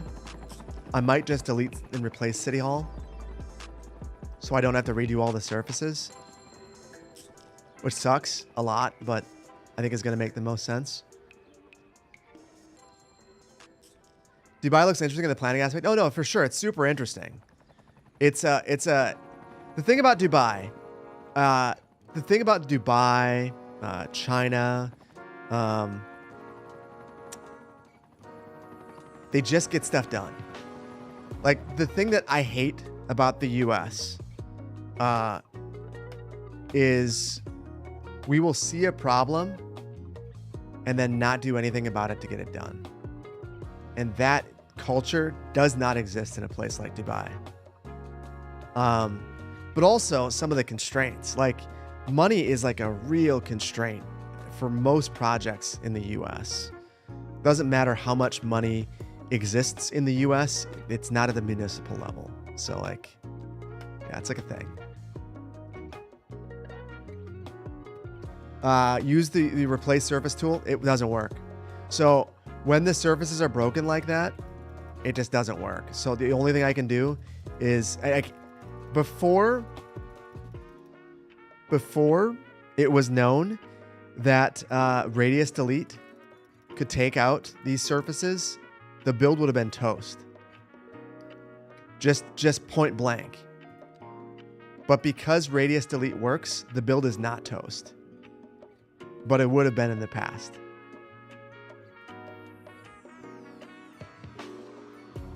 So I feel very lucky.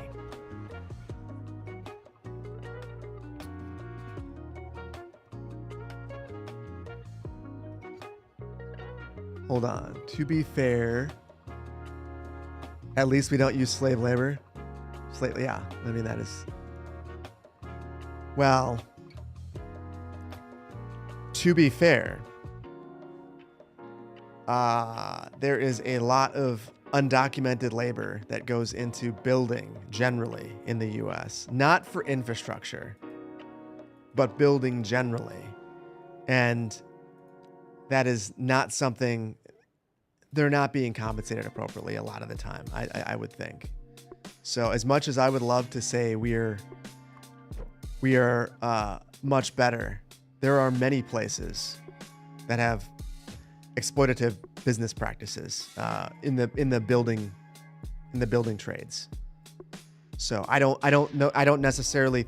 Maybe it's worse in some of those other places, but I'm not going to sit here and say we're necessarily 100% better either. I'm just going to be upfront and honest about it, I think.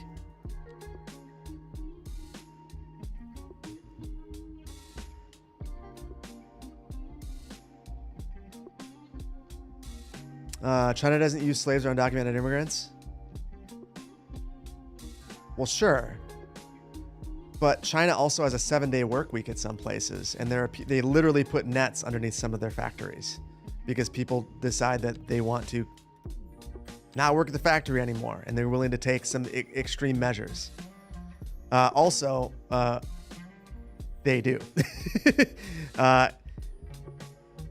People wouldn't talk about Tibet so much if there weren't those sorts of issues in China. China has many issues, but China also has many good things. And I think that in the West, it's easy to outright dismiss places that are not like exactly like you. And I think that that's a fool's errand. I mentioned this in the last stream when I talked about rich rebuilds, and he took a trip to China and took a look at some of their infrastructure. China, I will say, is probably one of the places that I would like to go see the most because of what they are doing from a planning standpoint. Like when he was showing that all of their infrastructure, their traffic signals are connected to their cars, and not like they are here where like maybe the traffic signal has a reader so that we can gauge traffic information. The car is actually getting information from the traffic signal about when it's going to turn green and throwing that in the infotainment system. That's insane. Like that is like, and making adjustments based on when the cars are coming. Like that is like way beyond what we have going on here. And when you just outright dismiss a place, you like fall behind. And these are the sorts of things that I think are important to keep an eye on, because it's wild stuff. Wild, technologically so far ahead of what we have. And it's the kind of thing that honestly worries me as an American.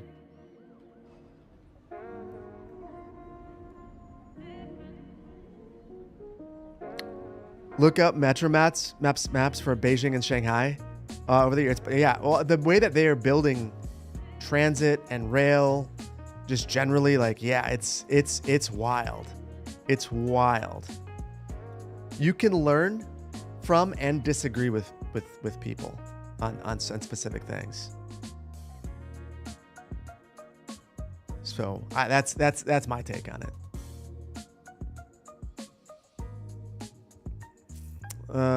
China has exactly the same problems as the U.S. Humans, we are weird no matter what country or government. That's true. I feel like we are in a time where we just learn the weirdness of people repeatedly, for better or for worse. Okay, real quick, guys, before I go on, I'm gonna let you know what I'm doing because this is gonna suck. I am going to demolish and replace City Hall. But also, it's an opportunity to make sure that the Canadian flag isn't in front of the front door. So yeah. Can we please check the airport? We did. I can't go back there because you guys don't know all the things that I did. It is legitimately one of the bigger builds. I can't go back yet. Oh, that's painful. Oh, that's painful. It hurts. It hurts, guys. It hurts. That hurt a lot. Oof. Oh, I hate that. Oh. Oh, I know. They tend to move fast, break things, so there's nowhere near as bad as under Mao. They still pave over his... Yeah, well...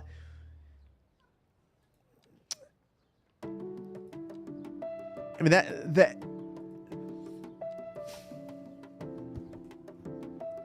that's another tough thing. Because I can say, like, oh, that's not good. But that's a cultural difference. It's not good or bad. It's just different. Like knowing what to preserve. That's just a difference. That's number one. Number two, as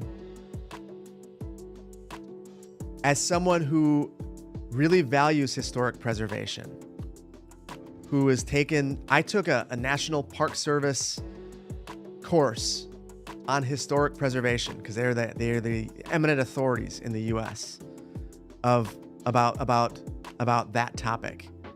I will say that we go too far, and we weaponize historic preservation into we basically at some points can weaponize it into a NIMBYs tool, and that is problematic. So I'm not going to say that we are perfect there either. We're different. I'm going to focus for a second, guys, because I can break the asset. I don't want to break the asset. I think I've got it.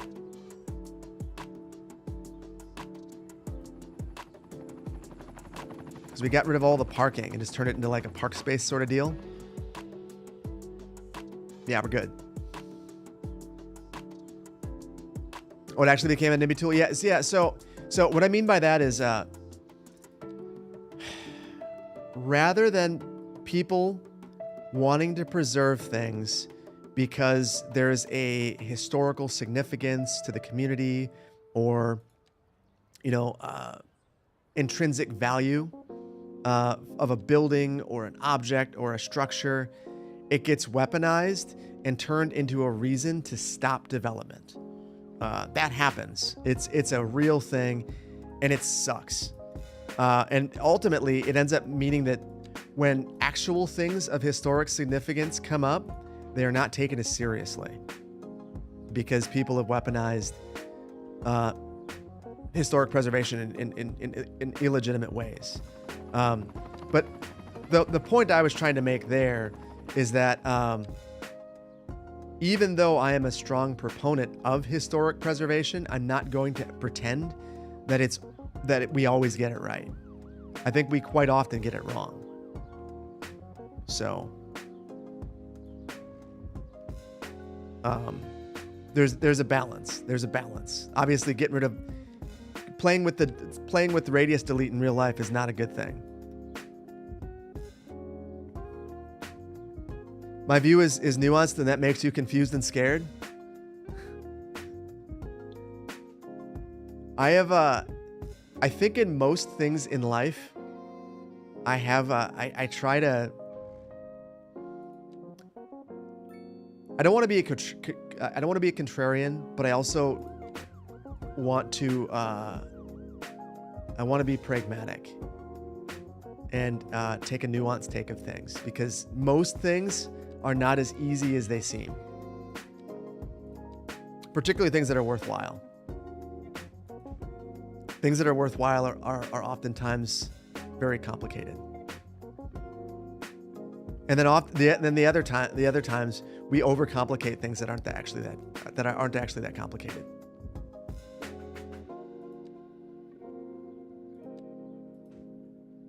This is different than before, but different isn't necessarily worse. Maybe it is. Maybe the detail in the back is good. I don't know. Wind power is actually very damaging to wildlife, especially in North America and the Northeast with migratory birds. Well, sure. I think with any energy, the question you have to ask yourself is it the appropriate energy for that location, and is it worse than the alternatives? Because you'll hear people go, oh, well, solar is terrible for X, Y, and Z. Like one of the biggest fallacies is solar's bad because of hail, or solar's bad because it consumes a bunch of land. I'd rather consume a bunch of land for solar panels or wind turbines than to burn coal. But also, I think like nuclear probably has gotten a bad rap, like over the years. So maybe that's the solution that we should be looking at, but we are afraid of it because there were lots of problems in the past.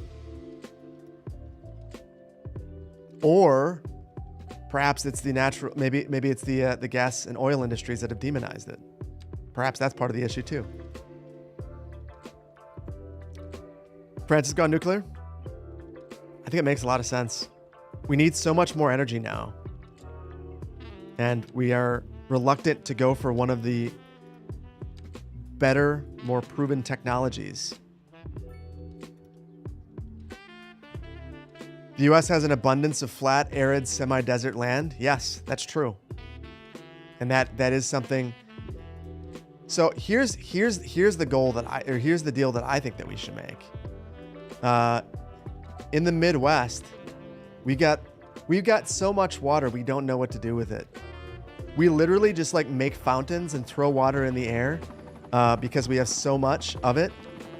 I went to my daughter had this the school thing, and they were talking about preserving water and recycling water, and part of me kind of like it's like we have zero desire to do that here because we have so much water. Our bigger issue is that we're drowning. So anyway, I think we should take our extra water, send it to Phoenix, and they could give us energy. That's what should happen. We solved two issues. Give us your water, sign California. Well, you need it. Well, first of all, do we get your sunshine? You give us your sunshine, we'll give you the water. That's what I want from California. I want the sunshine.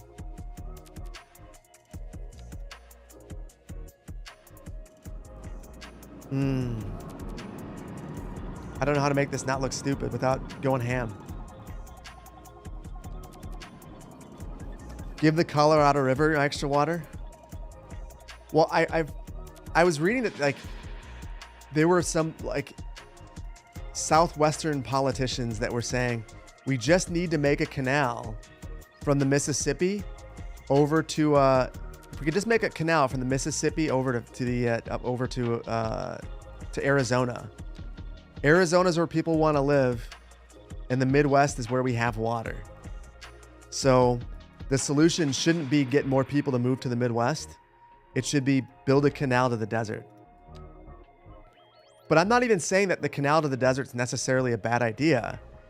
I'm saying that we need to have a fair and equal exchange. So we need your sunshine by way of energy. Give us your energy, produce a whole bunch of energy, and we'll give you some water. California provides food. That's true. California does provide food. But you provide food in California by using water that you don't have. Although I hear California's got so much water now it doesn't know what to do with it. Maybe that's a temporary thing. But the point is, California is still looking for the water, even if it does produce the food.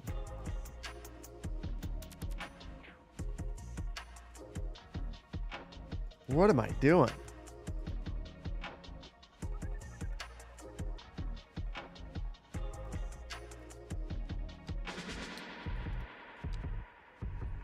I am confused. How am I enjoying the new place? This place is amazing. New Banff wouldn't be happening without this place. Like, I really struggled to focus at home with my kids there, and like the last office space was, the power issues were so bad that I couldn't work there half the time. So like, this has been huge for me. It's been huge.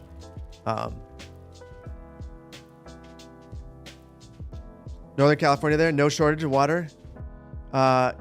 You send most to LA. I've heard that. I've heard that. Can I build a canal to Arizona? I mean, so I will admit, one of the things I wanted to do in this, not a canal, but just this talking water generally. I really wanted to do water, have a dam in this, and I tried my best to build a dam, and my God, dams are so incredibly broken. It was one of the most painful experiences that I've had in Skylines generally, trying to build a dam in this game. I hope at some point they fix that because it is rough.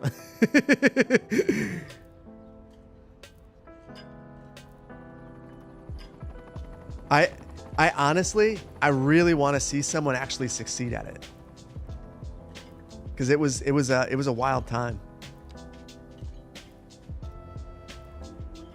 What kind of classes did I take in high school that helped you become a planner? None. I didn't know urban planning was a thing till I moved to Los Angeles. I lived in a small town, so we didn't have a planner. I didn't really understand how things got built. I just thought that wealthy people in the community built things. Because in my experience, my dad was a furnace, like he was a, had a furnace installation and repair business. So I was on lots of job sites and I just saw wealthy people building things. Didn't know why it was happening.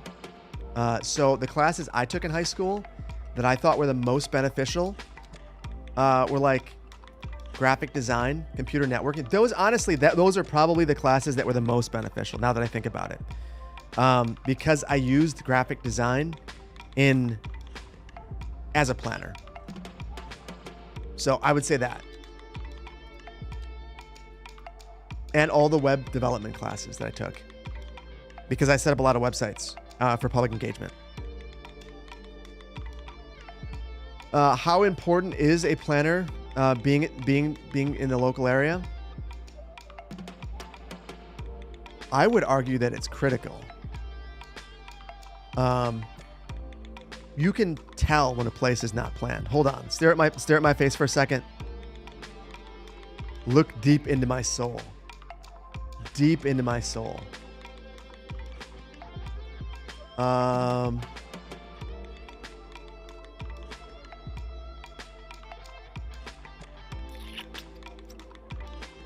Here's my hometown.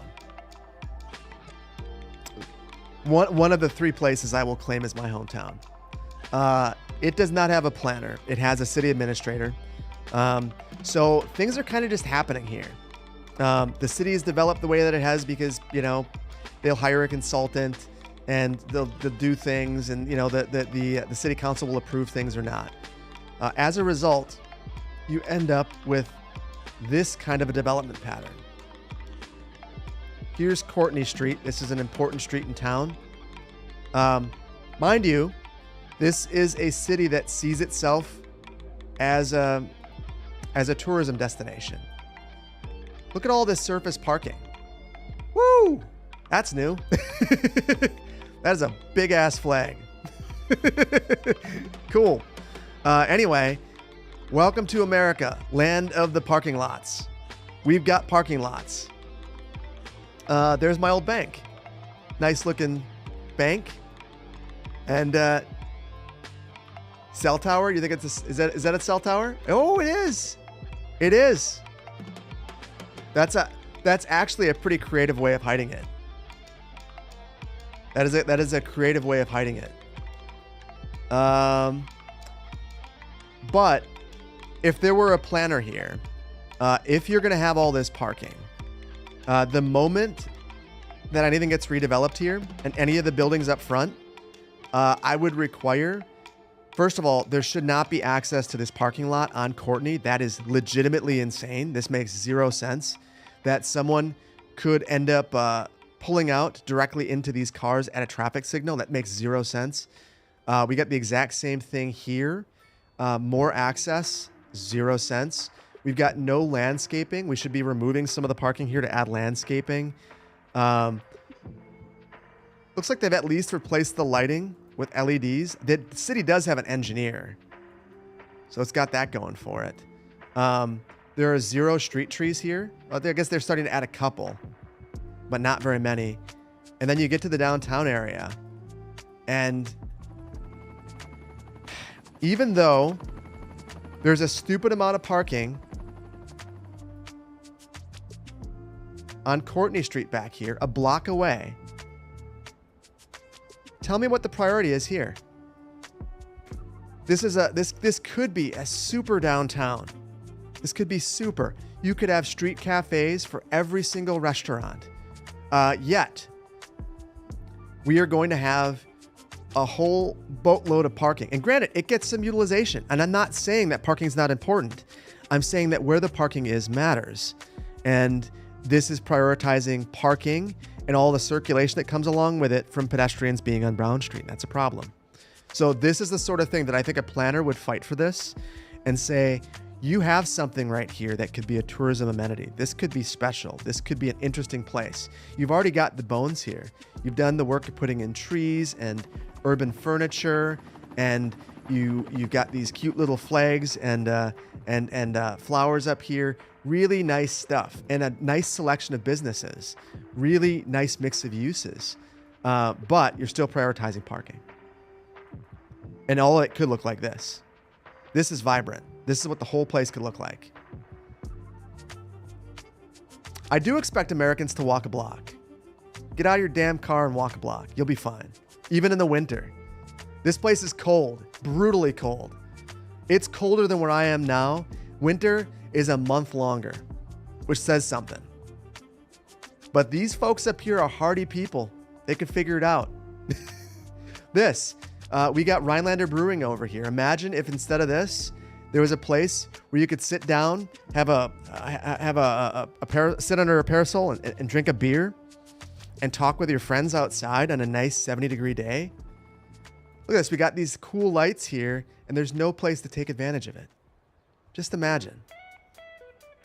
My green screen is glitching out. That's because there's no green screen. I'm relying on technology. Why are there so few trees? So legitimately, the reason why there are so few trees is for the longest time, there was zero priority of that, and there were no trees planted here at all. So they've made some incredible strides. Adding any trees here at all must have been a battle. So it's cool that someone won that. The problem is you can't have very big trees when you don't have enough space for them. So there's just not a lot of sidewalk space here. And there's not a lot of space in between the tree and the road. So an engineer, if the city has no planner, but they have an engineer, the engineer is going to look at this very pragmatically and say, okay, when this tree is 15 years old, it's going to be the same height as this building, and now the city needs to maintain it. Plus the root structure is going to encroach upon the sidewalk, lift the sidewalk, and break the curb here. So then we're going to have to cut the tree down. Now this is only a problem because we haven't granted it adequate space because we want to preserve the parking. So like all these things, like engineering is really important, but so is planning, because the planner will come up with the vision for this space, and the engineer can tell us why it's wrong. So yeah. But trees are good for urban planning. Yeah, no, they're great. They're great. They humanize a space. They bring in wildlife. They add shade.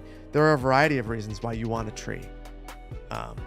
But if you don't have enough space for the tree, you can't plant it, or you shouldn't plant it. People do it every day, but you shouldn't. But you can tell by the number of little baby trees here that someone in this city is prioritizing it. But you can also tell by the fact that there's not a silvasil here, which is basically like a grate with an underground facility, a chamber for the plant, that they're doing this on the cheap. I'd be concerned, based on the species, that these end up getting removed down the line because they get the root structure gets too big, and it starts to create problems. Hopefully it doesn't. Hopefully they've thought about that. We'll see.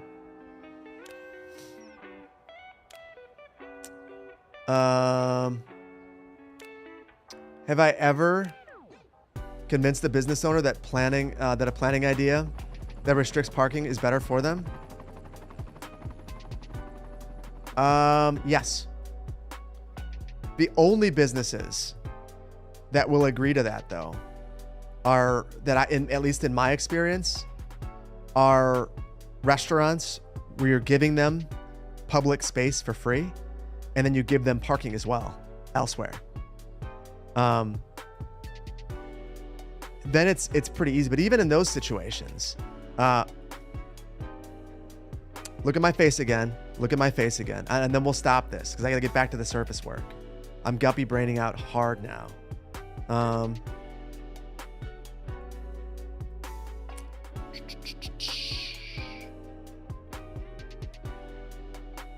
Okay. So I mentioned that I was a city planner for Sun Prairie for a number of years. There's where I worked. It was a great work environment. I loved all the people there. The community is a nice community. This is Main Street, and it has the same look as my hometown, but the difference is this is much more vibrant because this is attached to Madison. The city is one of the fastest growing places in the entire state of Wisconsin. I saw things get built so quickly because of that. And there was just money being dumped into this place as a result. The number of planning projects I saw were insane. But also, you'll notice some of the same issues here. There is that grate, which means that there's probably a silvasil underneath here. They've planned appropriately for the trees. I know the guy who did it. I know that they did. Anyway, look at how little parking is here. This is a state highway. WSDOT controls this corridor. Beg them to change it and sign somewhere else. They said absolutely not. As a result, it's wider than we want it to be, and there's restricted parking. So you have like this bar right here.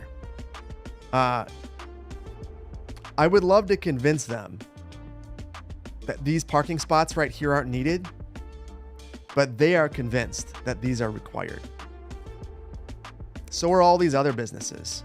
You remove these parking spaces and you will kill my business. But the funny thing is, this is a state highway. So if you're driving down this road and you see a parking spot over here, the chances that you go and get that parking spot are basically zero. And that's because the traffic is flowing through here and then taking a right around this corner. And it's heavy traffic that's going through here. And it's also freight traffic. So semis, long trucks, it's a long truck route. It's a mess. And in fact, one of the things that we dealt with a lot was this power post, or this traffic signal would get knocked over because trucks would hit it in front of the old city hall right here. But even though these parking spots suck, even though there aren't many of them, even though some of them are signed for accessible parking, and even though you go in the back and the city provides, this is the way it used to look. This is the way it used to look. And then I did a parking study with the other planners there. Let's see if we get the new look. Come on. There's the way it looks now. We planned this lot. And we gave them this for free. Acquired property. And made it bigger. And it gets, all of it gets used. And these parking spots out front are still going to get preserved. Even if it's insane. Even if it's not useful, they'll still get preserved because it's a perception thing. Same thing here. Would it be better for Full Mile, this brewery, which I need to get there. I need to get back there one of these days. Cool place. Is this parking space? Are these parking spaces more important than, say, bike lanes or a bike facility? I would say no, considering they have this in the rear. Unlimited free parking. Free. This is free. 100% free. But this will still get fought for. It's one of those tough things. And because this is a suburban environment here, it's that much more challenging. Anyway, sorry. Dome. Good to see you, buddy. Looks like Sun Prairie, Wisconsin. It is Sun Prairie, Wisconsin. Yeah.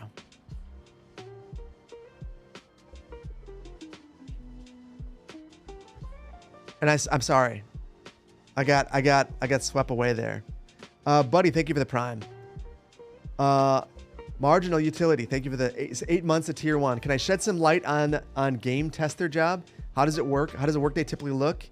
Also, did I test early game versions?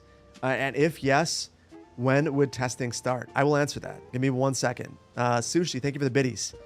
We ever getting a new Banff University? Yeah, that's supposed to be the next build. That's what I want to do today.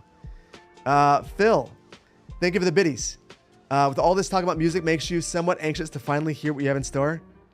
I know. It's coming up. It's coming up. I apologize. It's coming up, Phil.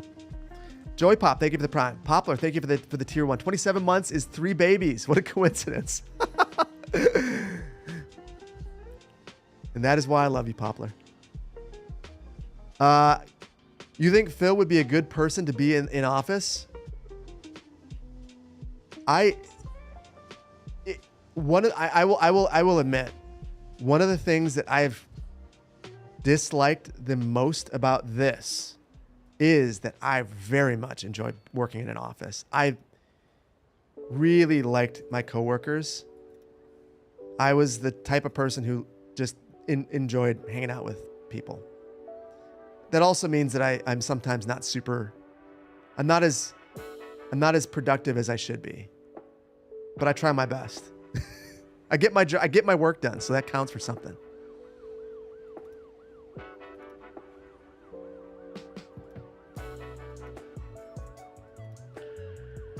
I need to understand. You're getting paid at this point to bother me about songs? I mean, Phil, that's legit.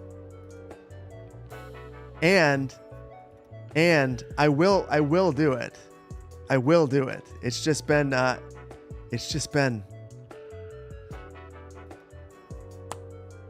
honestly don't have a good excuse anymore, if I'm being I'm gonna blame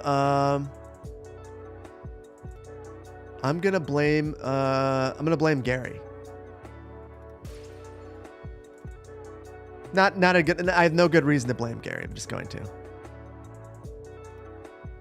Maybe he's not here. Maybe he is. Booty. You love seeing how much more I got into detailing? Detailer at heart? I mean, I do enjoy it now. I do enjoy it now. I also enjoy the mechanics of the game though, and I do look forward to some of the changes there too. Like these like the last update, like with the focus on simulation, like that speaks to my language. So yeah. but I am definitely way more into detailing than I used to be. Whoops, whoops, whoops. I'm going to roll the dice, guys. I want to see if I can grab this one surface.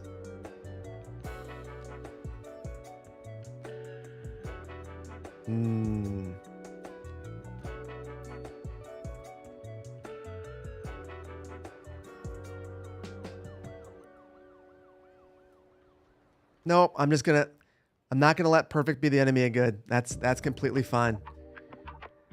As disgusting as politics are, you would never run for office anywhere unless you felt qualified. The smear campaigns that get to run, no thank you.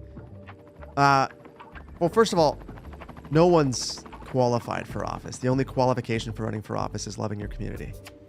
If you have that, you're better than a lot of politicians. Not a lot. I feel like most people get into politics for the right reason. People who stay there are probably not there for the right reasons. Back to the game tester thing now, before I get guppy brain and forget about it. Typical day as a game tester, you get assigned a project and you work on that project for weeks or months. You don't get to choose what it is, and you may or may not like it. They don't ask you if you enjoy Dora the Explorer. They just assign you to it. And there are generally, at least when I was at a bigger company like that, there were at least 4 or 5 projects going on at once. So you would get a new build every single day, more or less, or every other day, depending on where it was at in the development cycle. If you're early on in the development cycle, you're probably getting them fairly often. And then as you get further on in the process and you get closer to certification, which is basically where Microsoft, Sony, Valve would say, yeah, this is good enough to release on our platform or in our store. At that point, you're getting fewer builds and you're stress testing to make sure nothing's broken. So on a day-to-day basis, you just go in and you're basically told that your whole job is to find a certain number of bugs, a certain number of points, if you will. So you might want to get to, you might want to get to 15 points for the week. And A-level bugs are worth 5, B-level bugs are worth 3, and C-level bugs are worth 1. So you could do 15 C-level bugs, 3 A-level bugs, or 5 B-level bugs, or some combination of them. An A-level bug is a gameplay progression stopping bug. No, sorry. It's a crashing bug. So it's the kind of bug that just like takes the system out. It's what Sony or Microsoft would say, we can't release this on our system because it's crashing. A B bug would stop your progression but not crash the game. So think of this as your classic, I sunk into a wall and now I'm stuck and I can't get out. So I have to start over. Frustrating, but not the end of the world. Because it won't make Sony or Microsoft not allowed to release your game. And then all the rest of them, the C-level bugs, are like, it's stuff like text errors or dialogue not working correctly, not being triggered when it's supposed to, graphical corruptions, things that are annoying but not the end of the world. So clearly the developer is much more interested in the A's and the B's. But the C's are still important because I think they're the ones that make people go, your game is jank and sucks. So on a typical day, you're just going in and you're trying to find these bugs and you're trying to get to the number of points. And this is at least the way it worked at the developer that I worked for, which was Take-Two. So yeah, that was the day. I'd go in, I would sit down at my computer. I would get ready for my game capture device, and I would start to capture everything I was doing. And then if I found a bug, I would transfer it over. We use Jira, I believe, and send it to the devs. That was my day. And then sometimes get ridiculed by them for finding things that weren't bugs. So yeah, basically just an exterminator. I was a fancy exterminator. Not to say that not to say that normal exterminators aren't fancy, but I never got my hands dirty.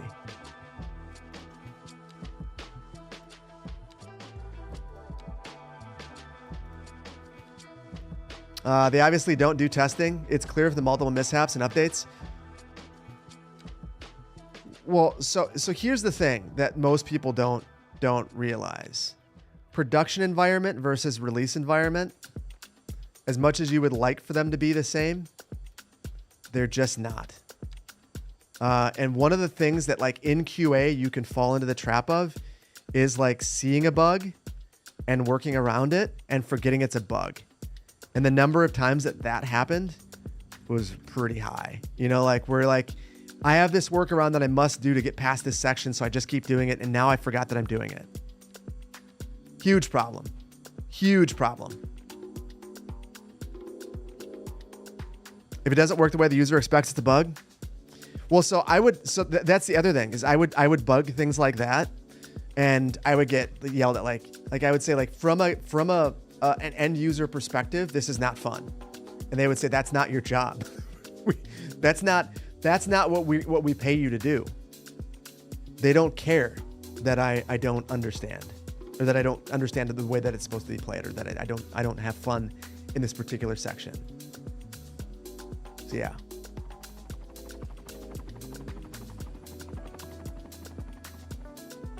Best saying you've heard is your biggest QA team is always the end customer.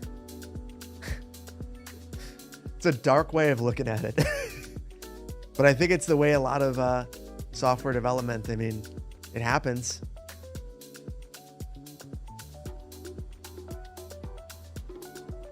Real quick. Guys, the flag, you think this is a good spot? We just put it like right here. Where do we put this thing? Why can't I figure it out?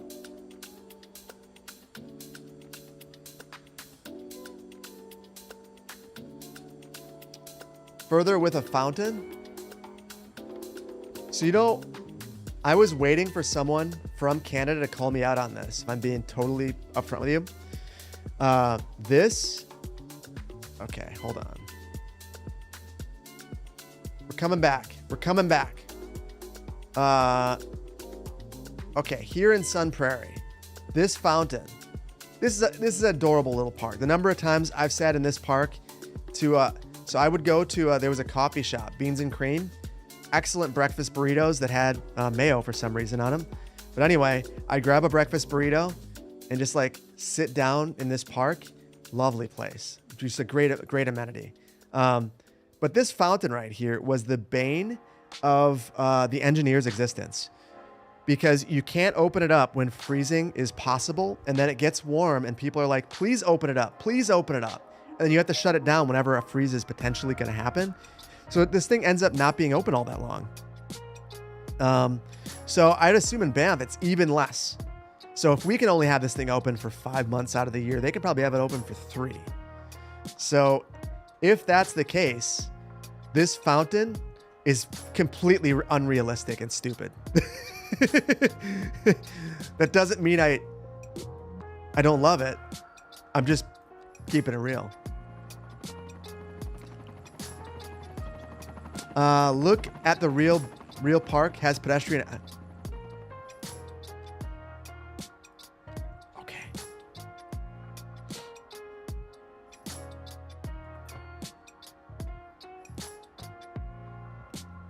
That's the only thing I'm fixing. That's the only thing. There, we did it.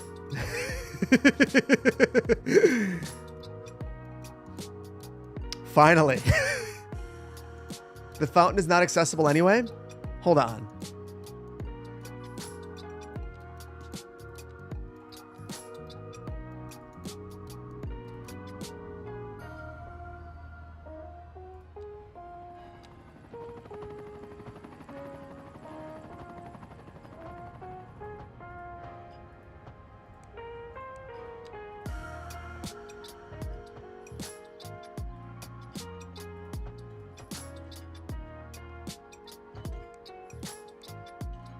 Okay, now this thing is not just accessible, it's hardcore accessible. This right here is hardcore pedestrian planning. This is what you have to do in the real world too. You have to add all of the invisible paths, and then people will use your park.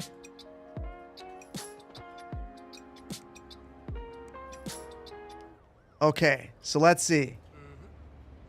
Randall Chapman, you will be the first to take our beautiful new invisible path. Our new path, invisible path set. Look at that. Look at that. We've solved all the problems in New Banff. And now you can quickly walk to Canadian Tire, which is hidden behind some gigantic trees.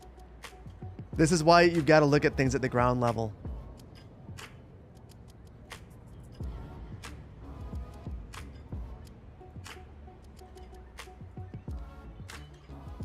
Because when you sit at a bench in the fountain, you can either look at the horse or look at Canadian Tire.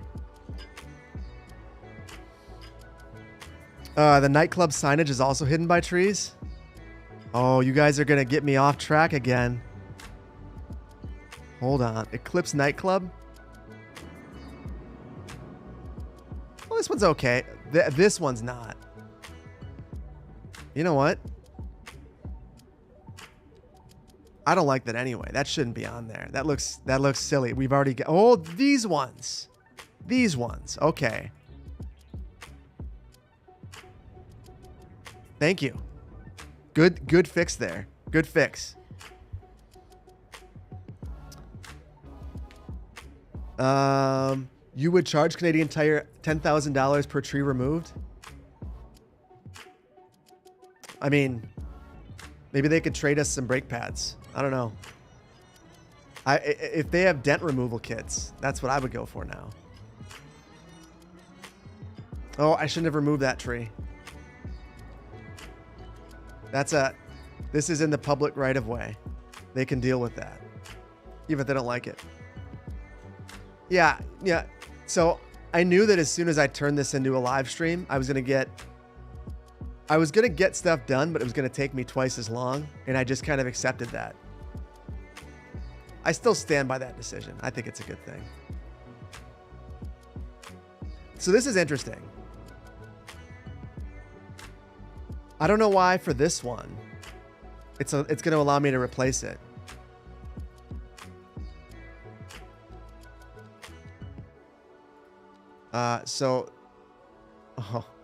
Interesting.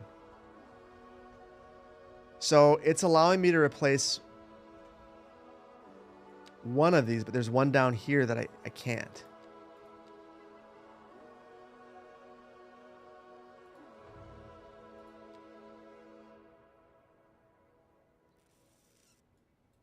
Oh, no.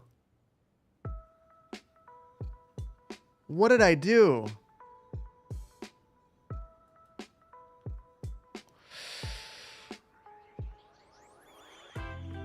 Yeah. Oh, no. I did not mean for that to happen. Well, might as well make it better, right? Let's turn the mishap into an opportunity.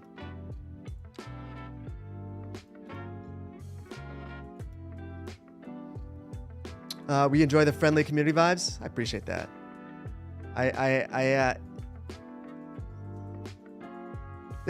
That is honestly the best thing about this. The YouTube channel generally, and Twitch. Oh, are you kidding me? Oh, okay. All right. Well, you don't like my wood pile at the bottling plant? You think that's problematic? You might be onto something there. Maybe we should get rid of that.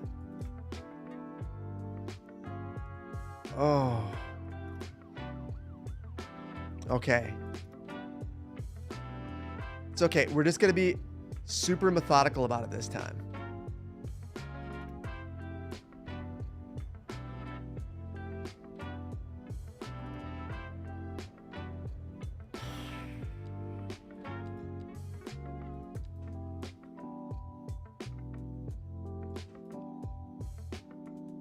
Okay.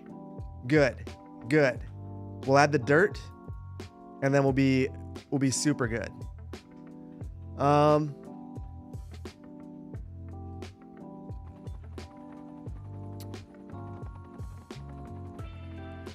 Replace the sticks with pallets.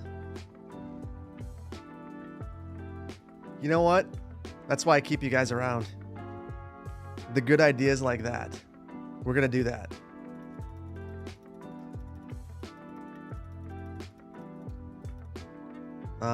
Hold on.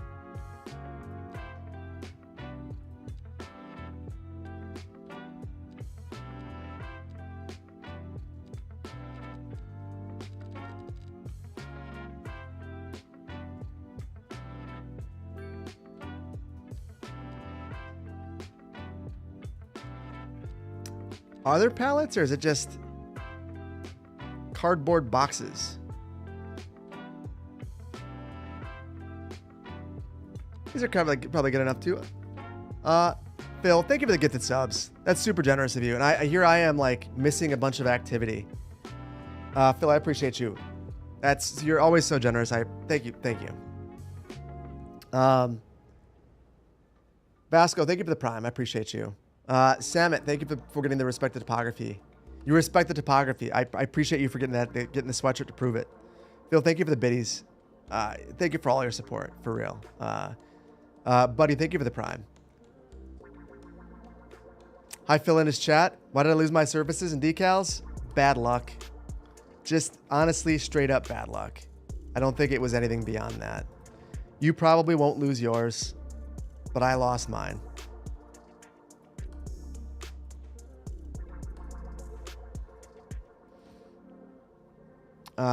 We need the expanded outro song. The new Banff series is missing the best part.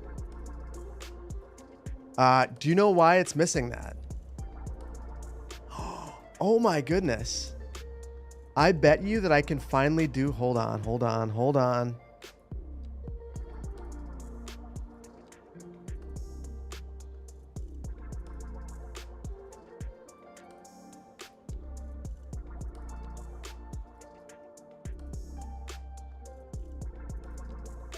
I'm gonna guppy brain around for a second.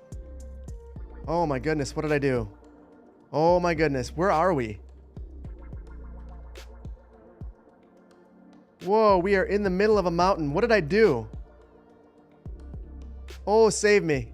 Oh, save me. What did I do? Oh no.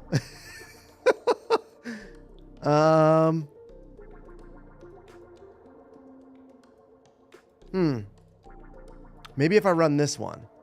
Okay.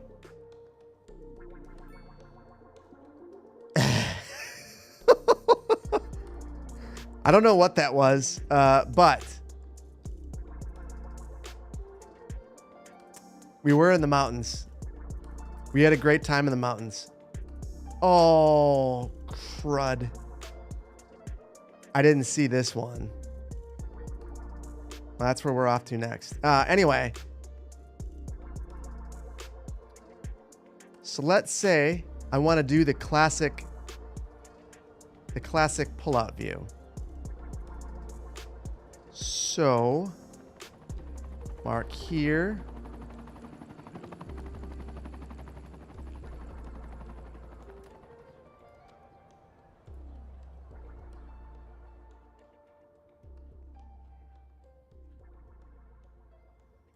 Hold on.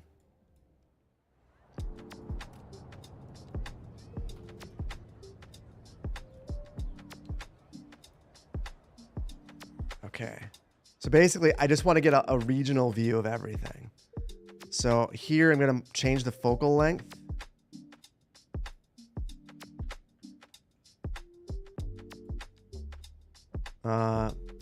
Mark the spot, change the time, and I just want to see how jank it gets.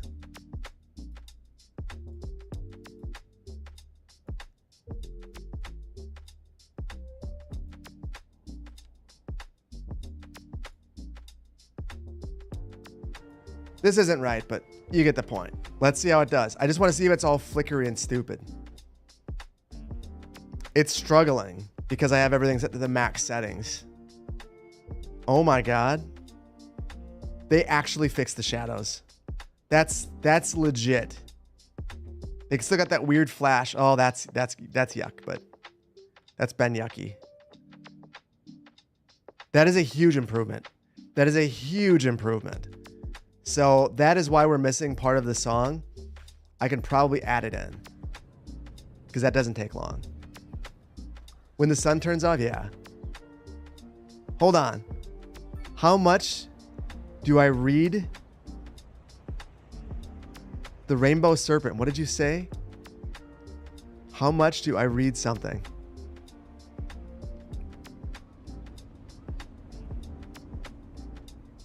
I missed something.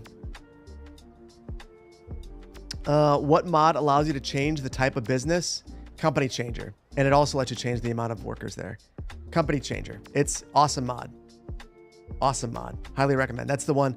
In fact, while I'm over here, no, I can't change that. It's too much. People told me that Canadian Tire runs a lean ship though, and that I was crazy for upping the number of people. So when we get back downtown, I'll fix that. I'm sure many people have asked me this already, but you never heard my answer. What do I think about the show Parks Recreation? Love it. Love it. Actually watched it the other night with my wife. I think it's a good show. Although, I will admit that some of the humor has not aged well. And I forgot how edgy some of it was. Dear God. There are some things I just do not want to explain to my children. And Parks and Rec was trying to get me there.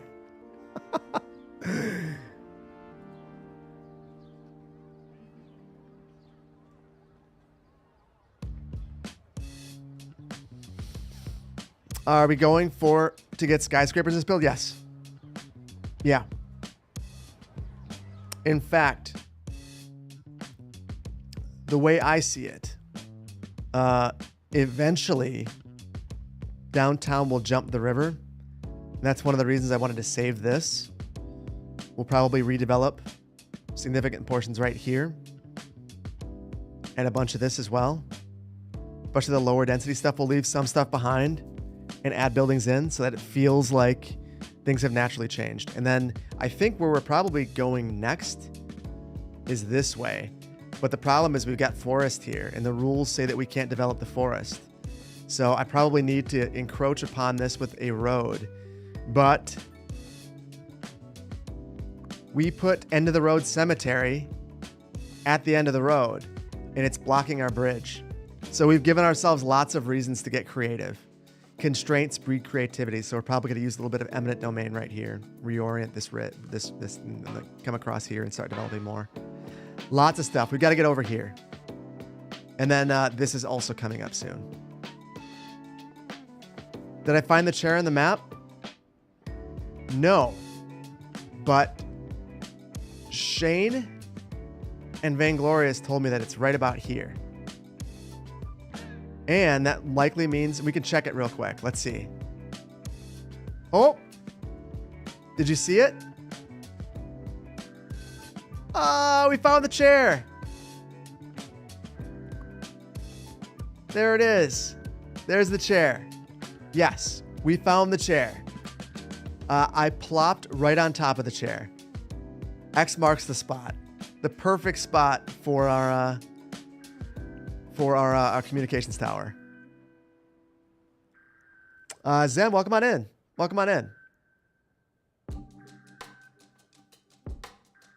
You used to be a professional chef in Los Angeles, made all the fun food for the show's park and Whoa, whoa, whoa. Seriously? The owner of the restaurant was friends with the producers? That's awesome.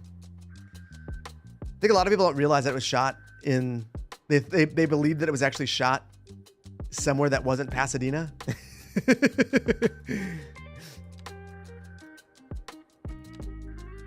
But yeah, that's a Pasadena City Hall. Given the amount of energy it takes to produce solar, it will never offset its carbon footprint. I've not heard that before.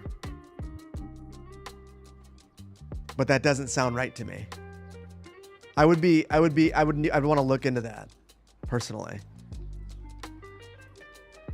Because from everything that I've read, everything about solar is getting more efficient and it's becoming more cost effective as a result.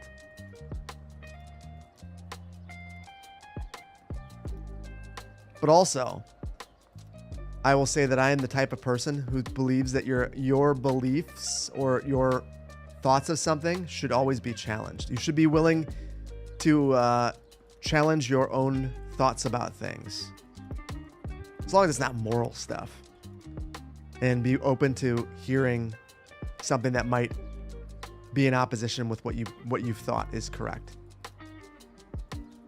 So who knows? Maybe I'm wrong.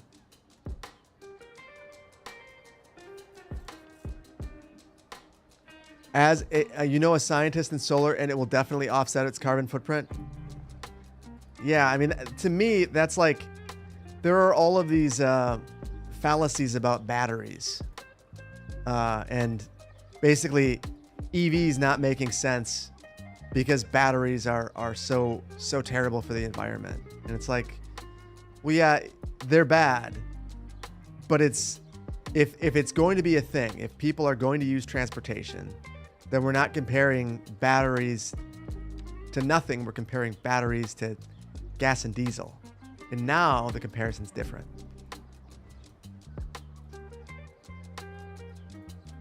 I'm changing this while we're here, by the way. All these garbage piles and stuff like that. It's neat. But I kind of want to do something different.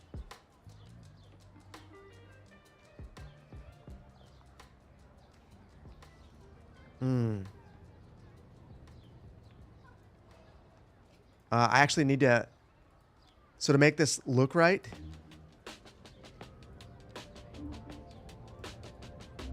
I think I can only go with 2 parking stalls and then leave a space for the door, because you'd never park in front of that door, I wouldn't think.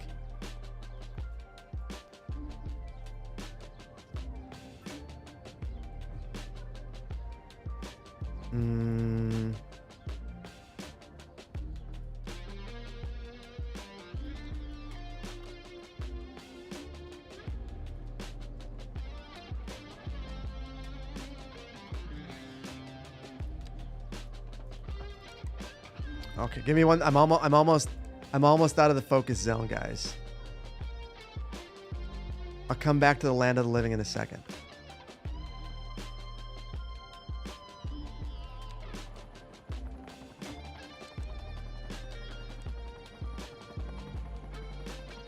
You know what? I didn't really like that parking spot anyway.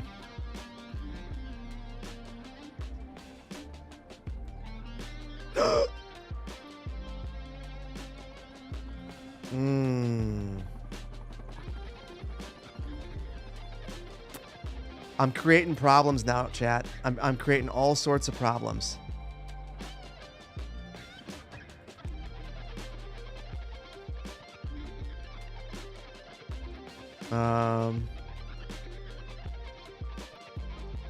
Yep, saving. Feel better about that.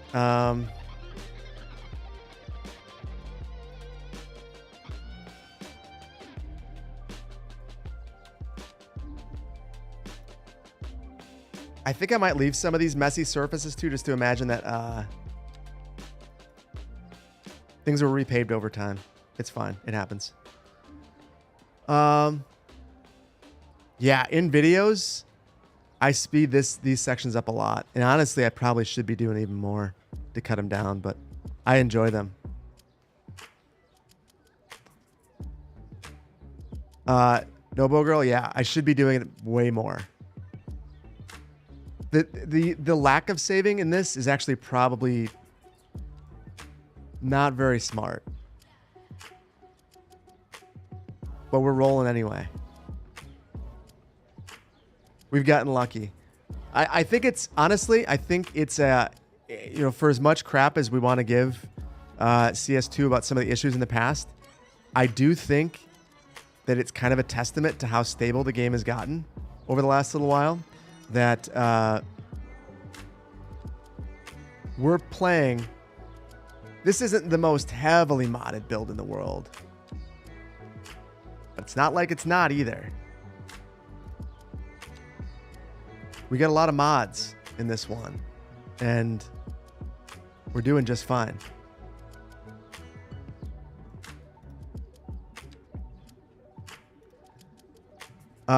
Skyline's just released the new update. Indeed. You love the sped up bits with music. You also love when I explain new things, of course. I mean, I enjoy editing those bits. Also, I don't have to listen to myself talk then, which is not a bad thing.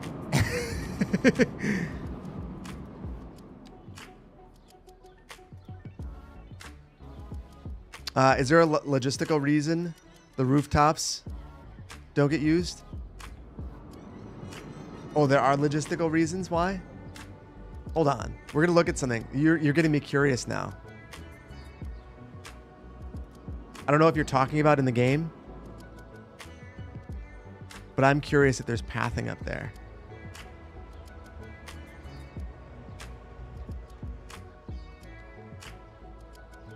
There's no pathing, but there are markers. So reasonably, someone could be up there. From my rudimentary knowledge of the way that the markers work.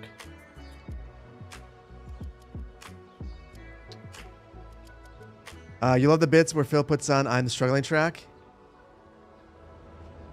I need to do that more. So the funny thing is when I put that on, those editing bits, that's probably the thing that gets lost the most when I do the daily stuff, because it's those segments will take as long as the rest of the edit.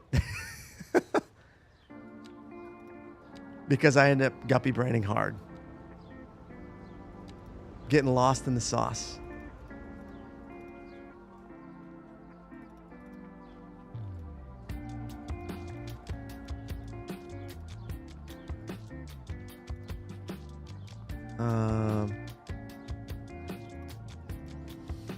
Have I noticed traffic getting better? Traffic is not bad enough in this city yet for me to I mean, just being honest, I just don't know that I can give you an honest assessment in this build yet. Because I just recently fixed traffic things, and because it's just not that bad. Until you get to like a larger city, it's just not that bad.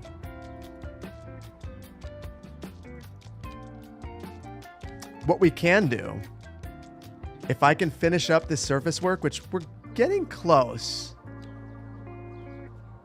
we can try to load up Saguna Beach.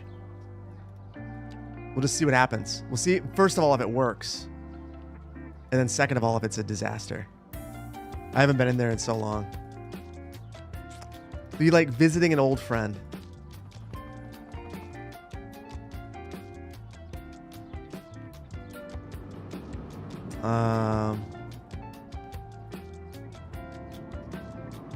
We have fundamentally altered this now, so I think I'm going to get rid of the old landscaping. I'm not going to be handcuffed to that.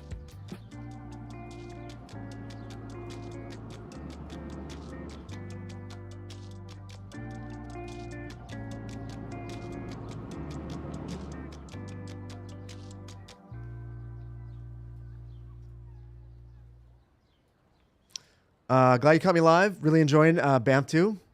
Appreciate that. Appreciate that, Squidgen. Hopefully you're doing well. So YouTube is giving 3 ads now.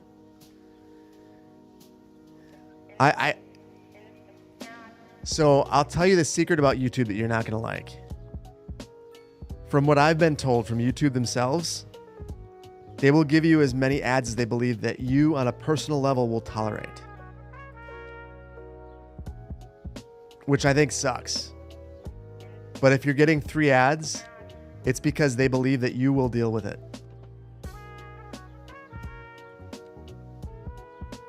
So the only way to fix it, I would assume then, is to show them that you will not do it. I'm not telling you to leave the stream. I'm just saying that that is what I think is the way to do it.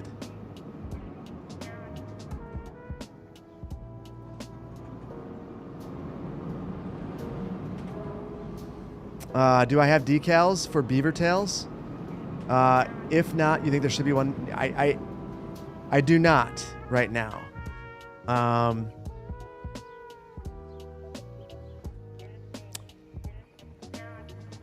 That would be a good mascot. That would be a good mascot. We need a bunch of different decals though. Your personal limit is 0, to be honest. Anyway, life's great with an ad blocker. I mean, as a creator, I have very mixed emotions about an ad blocker. I would be lying and say if I said that I do not partake in the blocking of certain types of ads.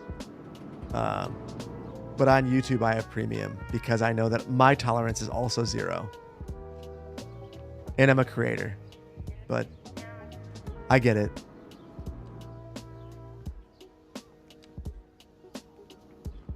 But that is also why, as a creator, sponsored videos are helpful, like sponsored ads.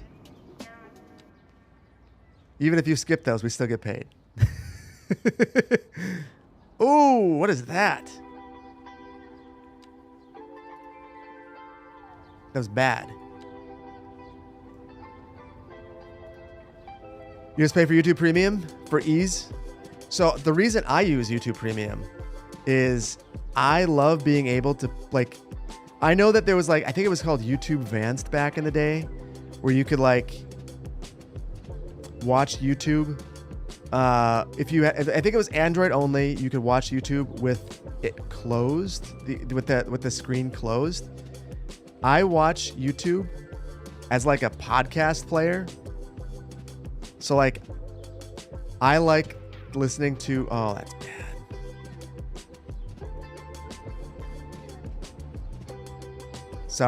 Sorry. I'm about to break my Surface and I'm very unhappy.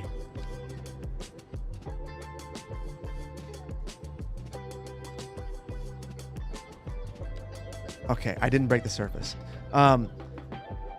So basically, most podcasts I listen to it on YouTube. I also listen to music. I will listen to YouTube videos when I'm doing other things. Like when I mow the lawn, the other day I was listening to Prof G Markets. You know, so like that's how I use it, and that is a premium feature, one that I deeply care about. And then I don't have to wait for any ads because they irritate me. Brave browser on Android lets you background play on YouTube. I did not realize that. But is Brave the crypto browser? Or what is Brave exactly? There was one that like sounded great, and then it was like, also we do crypto things, and I was like, oh, girl, no, I'm not doing that.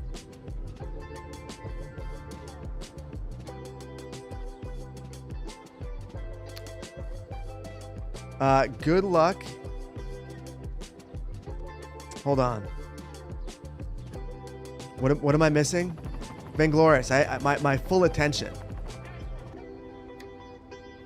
My full attention. Brave has crypto, but it's a single toggle to turn it off. Okay. Maybe I'll give Brave a call. I'll try that. Back in my day, YouTube wasn't owned by Google, and Hulu was free and gave you 2 30-second commercials. Oh, I remember that. I remember this vividly. YouTube also didn't monetize creators. He did it for the fun of it, which was cool, but it couldn't be a job. Which, check the message from Phil. Hold on. Hey, Phil. It's easy for me to check your message if you say something. Oh, now I can see it. You want to tell a joke, but you need Phil to check activities first, and you're running low on time. Any tips, like a long stick with a pointy end? Long stick, pointy end, full attention. full attention. In fact, Phil, I'm not going to play until you tell your joke. Check my activities.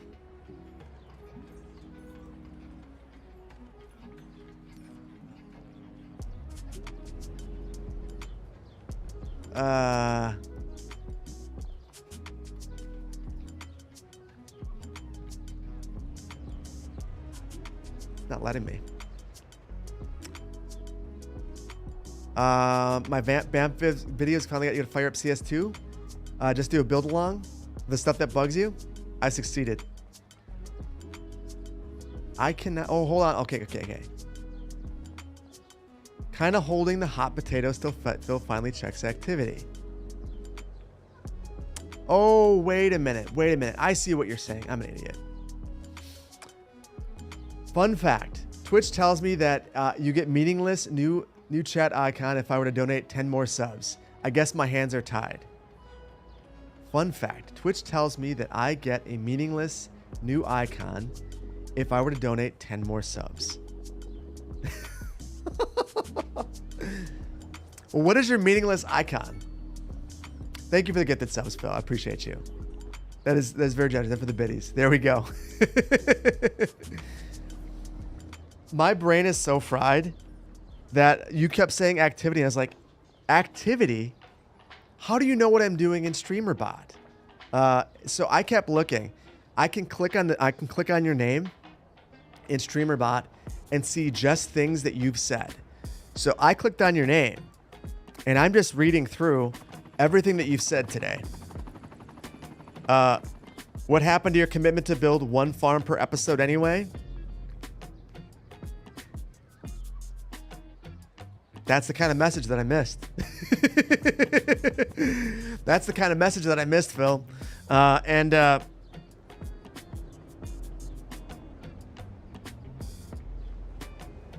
I feel bad. You're going to remind me of it, and I'm going to do something.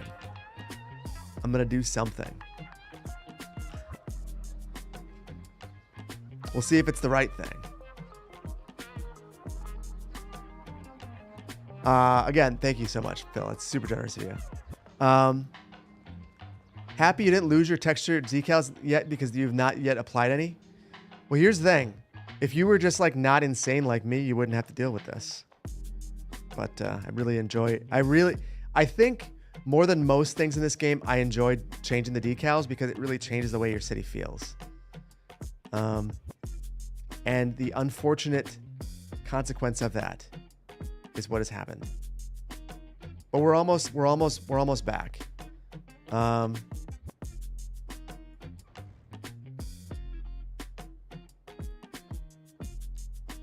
I think I'm just going to replace this thing.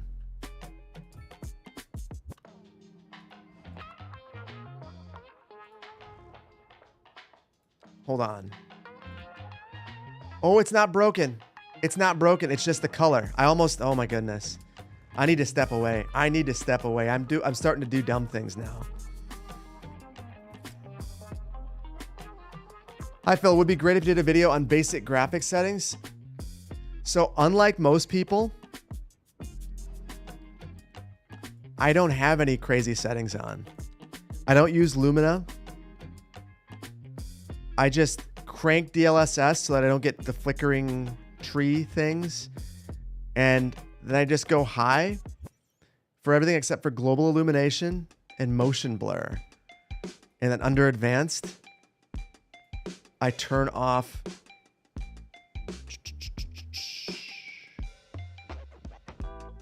terrain cast shadows. I generally have off. It's not off, and I'm not seeing any corruptions. Hold on.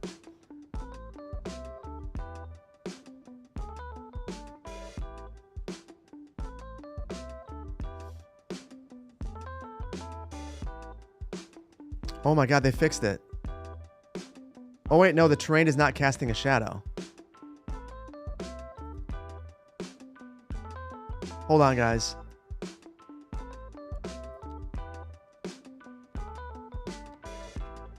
I gotta know now.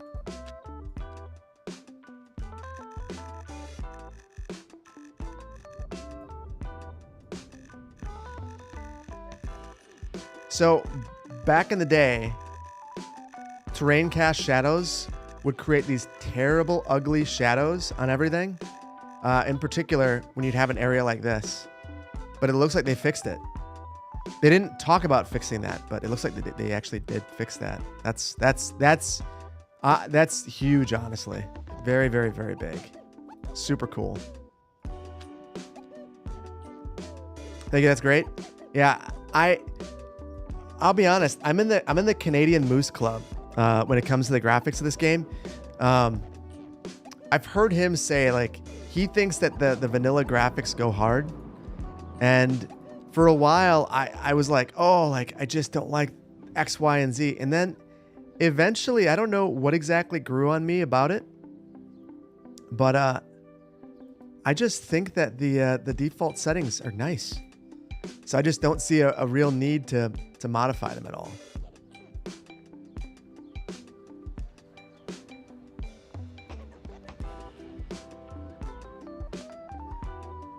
Think you remember talking about the shadow problems? Yeah, the shadow thing, the only reason why I have DLSS on, because it's not about, like, the FPS is what the FPS is.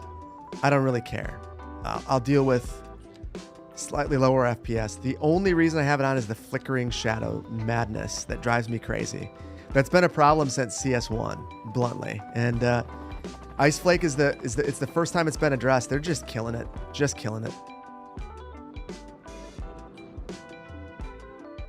You can't stop seeing the Ohio State football helmet stripe from the ice rink. I could see that. I could see that.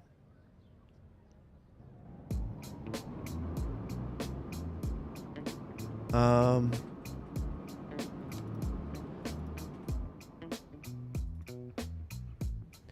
other thing that I didn't add in is I talked about adding in some of Sully's animated citizens. Haven't done that yet, but I am going to for sure do it.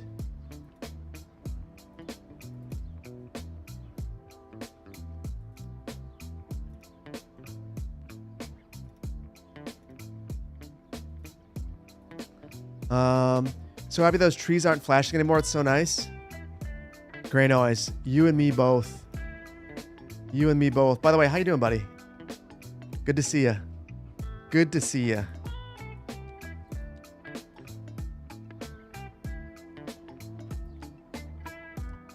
What DLCs would I recommend for someone picking up the game?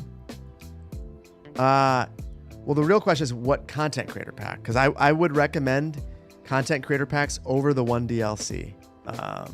There's only one DLC. And it all depends on your kind of build. If you are trying to build Barcelona, you kind of need to have the Mediterranean heritage content creator pack. If you are attempting to build the US or Canada, I feel like supply chains is just a requirement. If you want to build a big city, New York or Chicago, skyscrapers is amazing. It all really depends on the type of build that you're going for. But I would recommend, before you consider bridges and ports, which, listen, my last build was bridges and ports and I really had a good time. I still think that the content creator packs are more valuable at this point. City Stations is also awesome. And that had a lot of fixes with this patch, which is great to see. You don't generally see fixes to that stuff after it's released. Hopefully that's helpful. Banff very intentionally adopts that aesthetic on everything. Yes. This was well, the aesthetic that I went for recently was breaking everything. So we throw in clay paver F everywhere, and then when clay paver F breaks, the entire build is broken.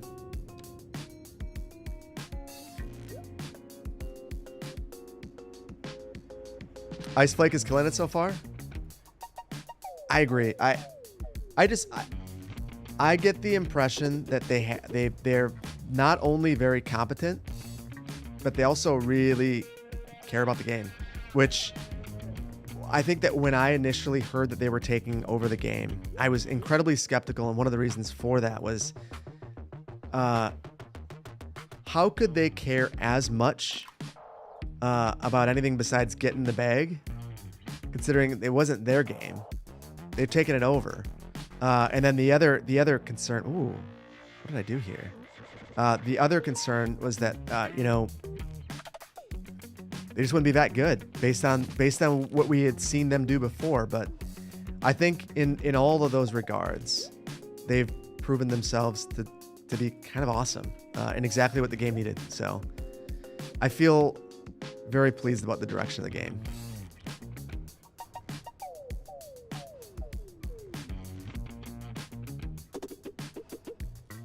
Okay, fixed. Good reason to play CS1 over CS2?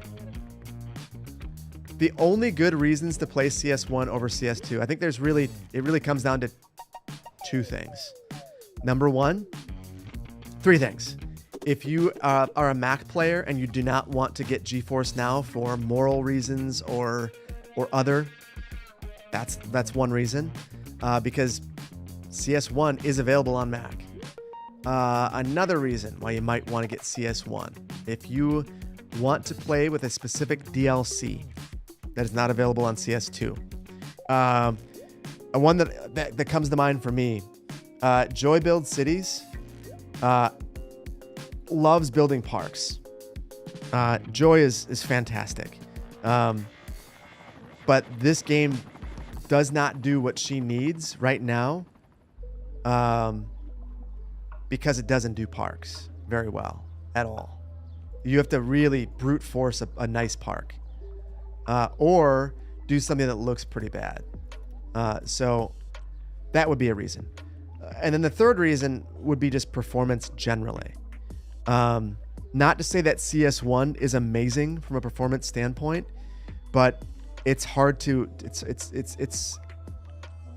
just honestly, if you're playing on lower end hardware, not mid-range. Mid-range you'll be fine, but lower end hardware, you have a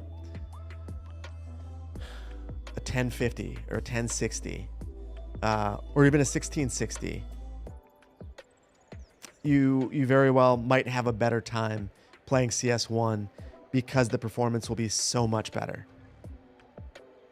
But CS1 needs RAM. Guess what we don't have in 2026? RAM. I don't know. You have to build a whole PC just to play a game above 20 FPS? For better or for worse, simulation games in general are just resource hogs due to the nature of a simulation being what it is. So a lot of people built new computers to play this game. I was one of those people who was just like, my computer is specifically because of this one game. That was one of the reasons why I know there were a number of people who were disappointed when the game came out and didn't work well, because it wasn't just that they had wanted to play this game. It was that they actually had skin in the game financially and purchased a new build, spent a bunch of money on it and had it not work. So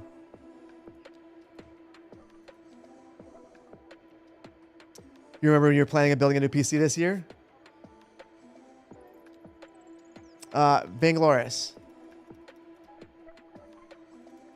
You should call moderator privileges. Maybe I can help you with some things. I don't have as many extra parts as I used to have. But I will tell you that for fellow creators, I'm a helpful person. I try to be helpful. If I have something, there's no reason why I should just sit on it. So let me know. Let me know what you're looking for, Vainglorious. I got you. Mod privilege. Mod privilege is an excellent privilege to have. important to me, and I'm trying to I try to help people who are important to me. It's a good life skill, I think, or a good life lesson. If someone matters, let them know.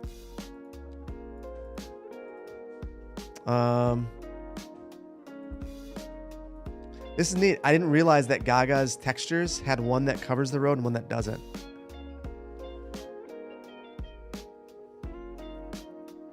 Just joined. What happened to my surfaces? Hey, you're in luck. We are about to move to what I believe is the final area with mistakes. So a whole bunch of my surfaces corrupted. It's really 3. So Sully's asphalt surface or concrete surface.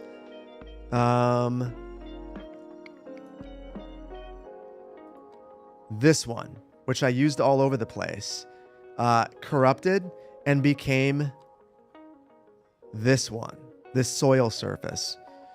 The soil surface became this white blob, and then all of the red pavers also became the white blob. So as a result, there's a whole bunch of areas that look like this throughout the build, and I had to go through and replace them. And the frustrating thing is, it seems like there's no rhyme or reason. You know, like this one worked, these ones broke. Don't really know why. The way that you can fix it, the way that is new, it wasn't always there, is you can use the radius delete mod, and then you can just go up to it and delete it. But it's scrubby. You can see that if I go too far right here, for instance, I'm getting this surface. I don't want that to be the case. So I've got to be careful. It's a bummer, but at least there is a solution. There wasn't always.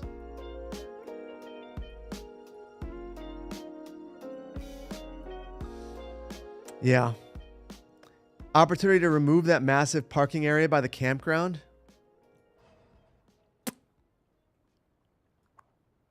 Just for you. Just for you. We need to have parking, but I will tone it down. I went a little hard. How's this? Chat, can I get away with this?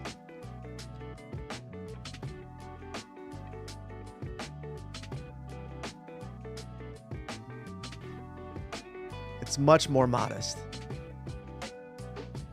You're too old for this?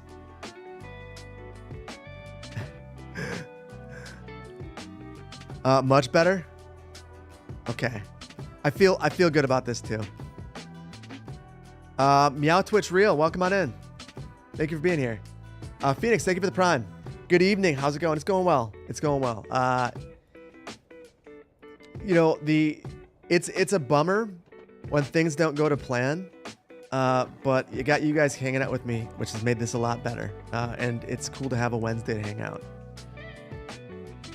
You loaded your massive 360 mod playset and find no issues. Yeah, I think, and I Grano, I'm guessing that you would agree. It was a bad roll. It just happens. I would assume that this never happens to me again too. This glitch is so annoying for real. Yeah, super annoying. Also, beggars can't be choosers. I am so thankful for this existing that it's hard for me to be unhappy. The other thing, I think I might have used a different surface here. If I recall correctly,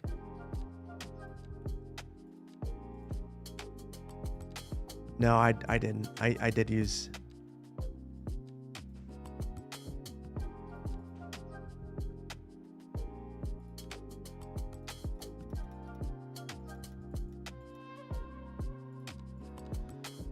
What percentage would I say that I've done?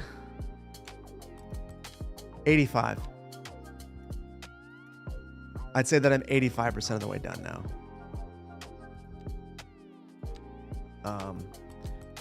It's to the point that I mentioned loading into Saguna Beach. I think that's a real possibility now. We're getting there.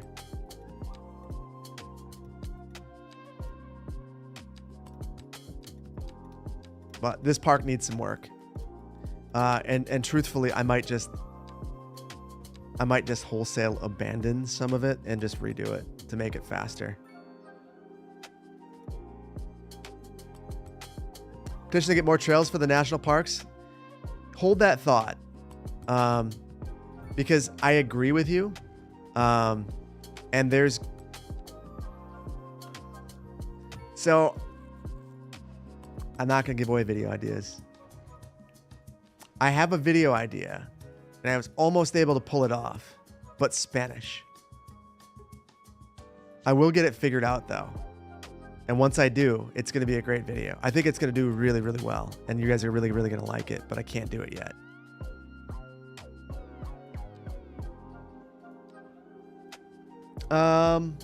Lenny, thank you for... whatever happened to the Magnolia County City Council?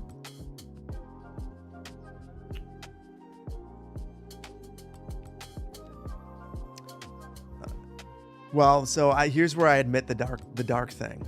Thank you for that, by the way. Thank you for the giveaway. That's super generous of you. 3 Respect the Topography cups. That's super generous. And Runny, thank you for the prime.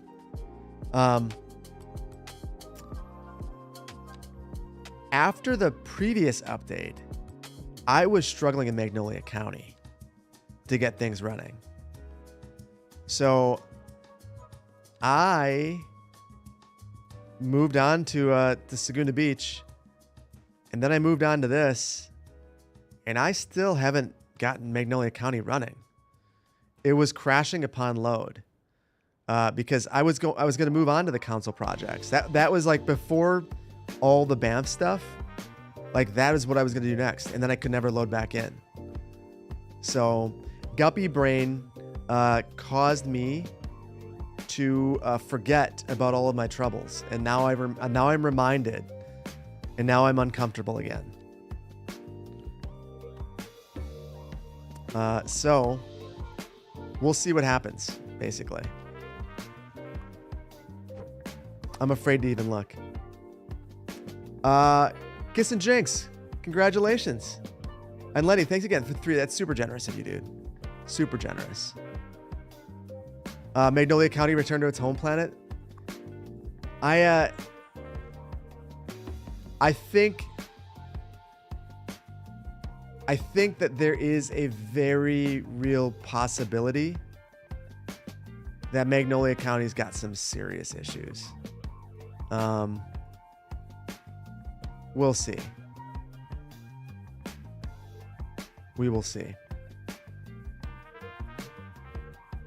My hope is that that's not the case, but if the fact that I have been able to limp along what I believe at this point is probably the oldest video or the oldest series on YouTube is kind of unreal.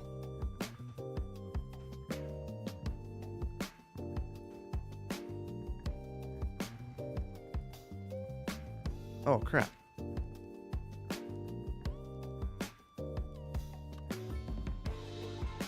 I didn't get rid of the surface, so I couldn't get rid of the surface. If that makes any sense. Magnolia County got its Roanoke treatment. We will see.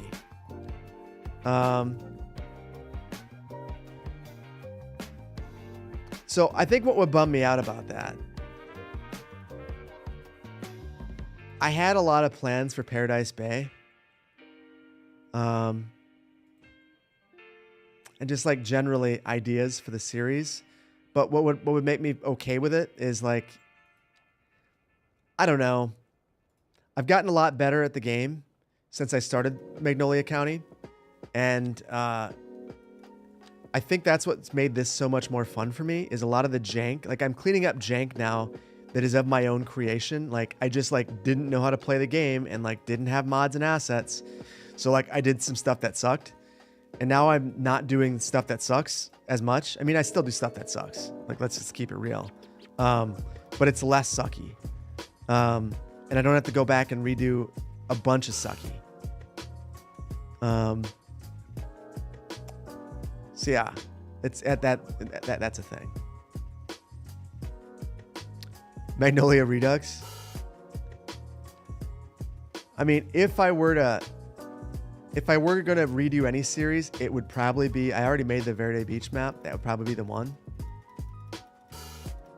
But I think much like Banff, like the issue I have in Banff, that I'll hear it from people is like, oh, the real Banff doesn't do XYZ. It's like, I know. But I'm trying not to do the XYZ thing. And if I were to redo any of those, that's exactly what would happen. And Magnolia County is kind of the map needs some work.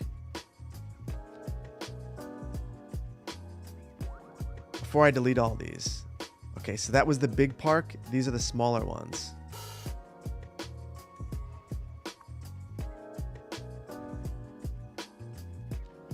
So I'm going to clone.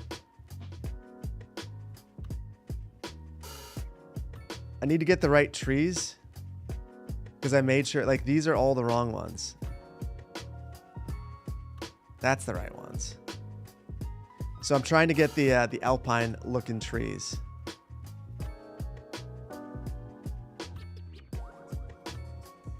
Wish we could control these. I'm sure that's probably going to be a down the line thing. Okay, this was probably not smart.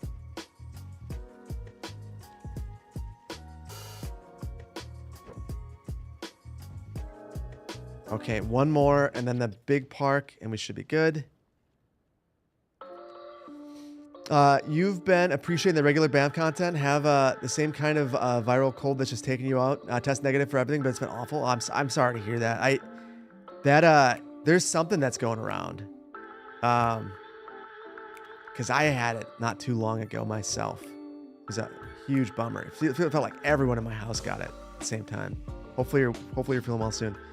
And happy to. Hey, Vainglorious, can you hook me up with a poll? I want to know something and I want you guys to please be honest.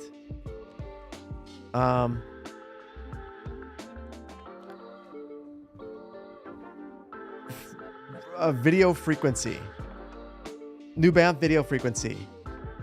Just right. Too fast.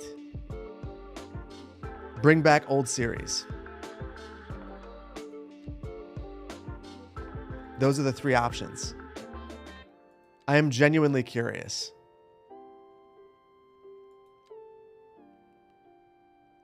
There's a reason why I didn't give you more. There's a reason why that wasn't an option.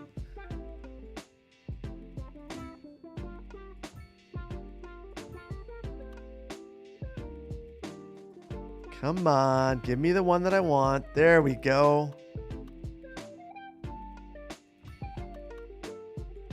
Just right. So I've been noticing more comments of people saying, I can't catch up.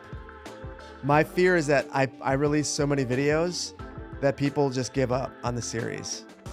And they go, this isn't for me. The way that I've been trying to combat that is genuinely making an effort to keep the videos self-contained. And that is going to be a major focus of mine going forward. Every single video should stand alone on its own.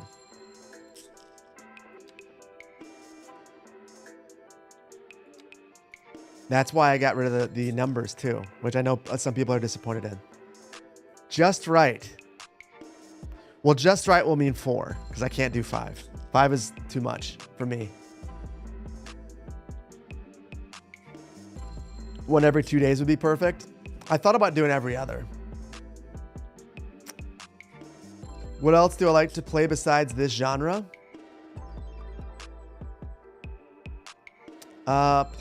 Basically anything Nintendo. Anything Nintendo. Whether it's Pokemon, Mario Kart, Mario Galaxy, Donkey Kong, if it's Zelda, anything Nintendo, I'm gonna be into it. Even though Nintendo is a real dirtball company sometimes, they make themselves really hard to like.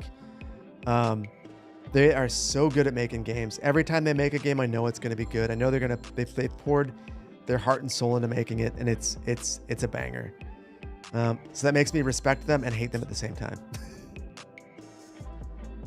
And then I have a well-documented Polytopia problem, and I got away from it. And then my wife lured me back in. Now I'm right back where I was.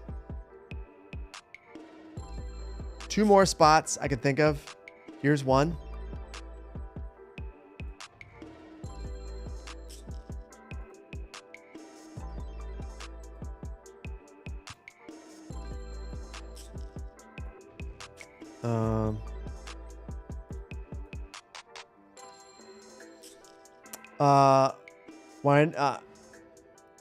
So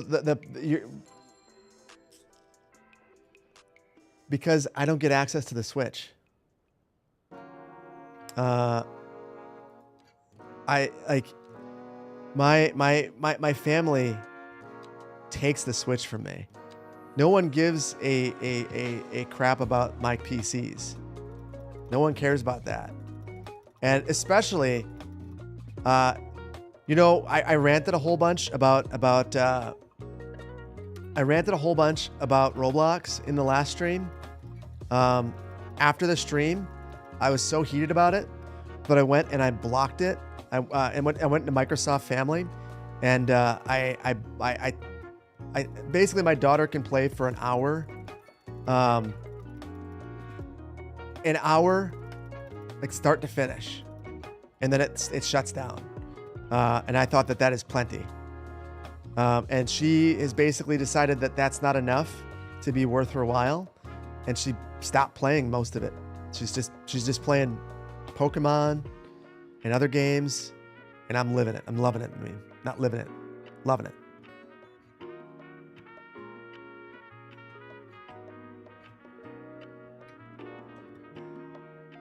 You love the Banff frequency? No Roblox and not in your house? You banned it here? One kid at a time? Well, the other kid I didn't need to work on at all. She actually told me that, she said Roblox is cringe.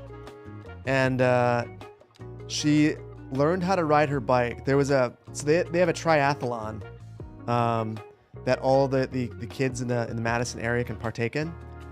And my daughter participated. And after participating, she is just like so into biking at this point that she doesn't care at all about playing video games or any of it. And we've basically told her, like, we're very reluctant. A whole bunch of people are starting to give their kids cell phones. Maybe I'm just old and curmudgeon-y, but I refuse. So what we've done instead is we have what we call our home phone.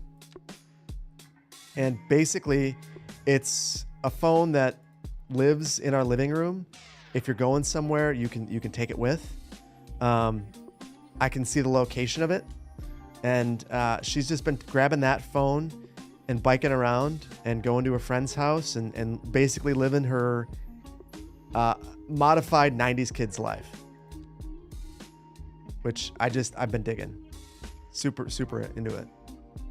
Biking is great for, yeah. She really values the freedom in a way that I didn't think she was going to. Take you back. It's good to hold off till later in college. Yeah, I want them to feel like they're connected to their classmates and their grandparents and all the people and all of the things. But I also know that cell phones are corrosive, and Instagram makes kids feel bad about themselves, and they are just a huge distraction. I actually saw, hold on.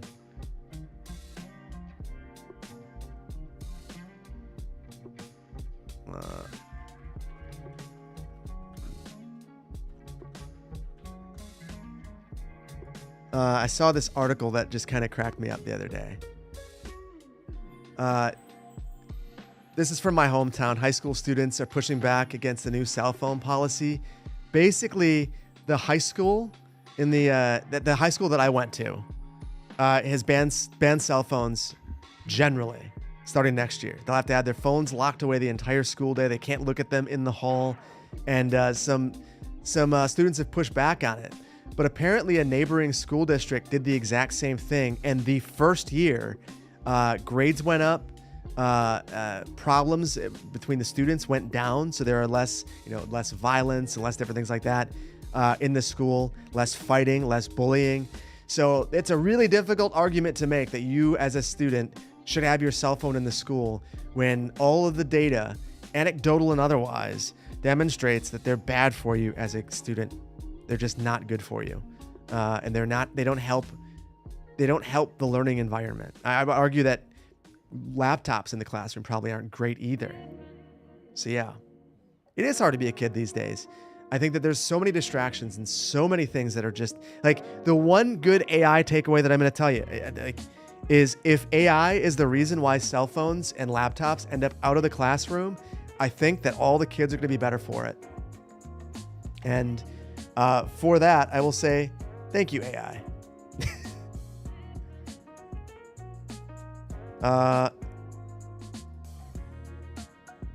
Phones are terrible? I don't think phones are terrible. I love my cell phone. I think it's incredibly useful. But also, I don't think that my kids need a cell phone I don't think that my kids need a cell phone.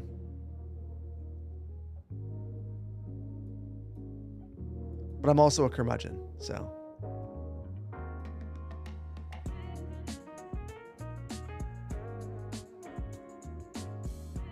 Ooh, that's frustrating.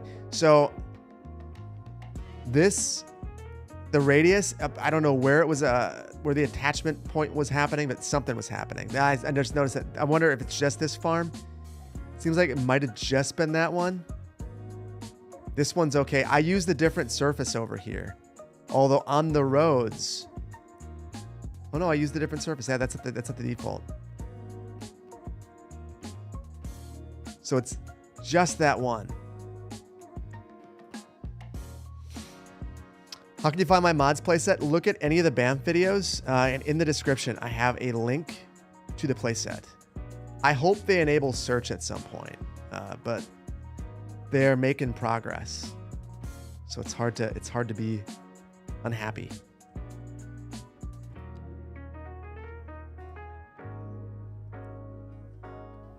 You heard some schools are moving to away from laptops, PCs, and going back to books.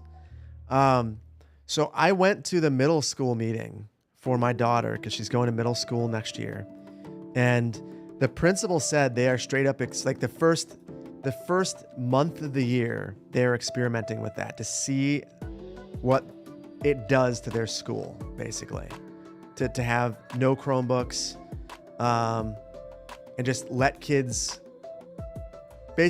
learn old school. So we'll see. My hope is that it works incredibly well, and it's so successful that they can't help but do it.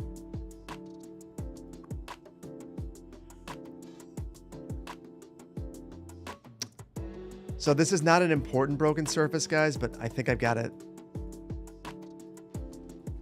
replace it.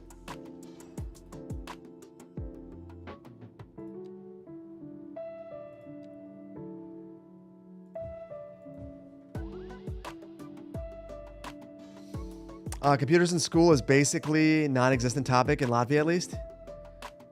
Oh, it is the topic of the day here, but that's because learning outcomes have been just for years have been going in the wrong direction.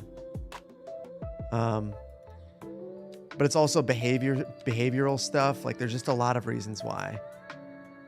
There's probably been an over-reliance on it.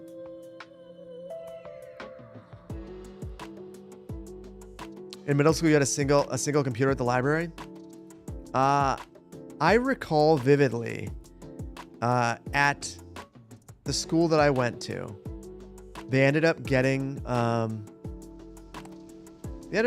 computer, like there were a bunch of Apple computers, and there was just one computer lab, and you got to go there like once a week for computer class, and that was all you got.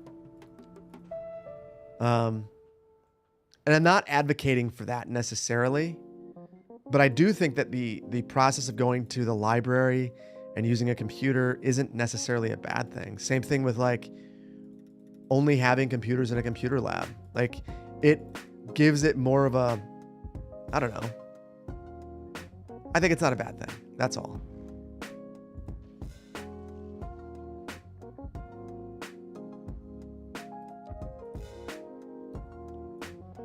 I don't know what I was doing here. I don't understand why I had that loop.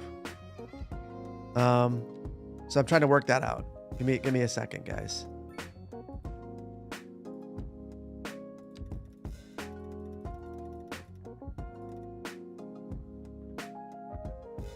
I think I'll call that good.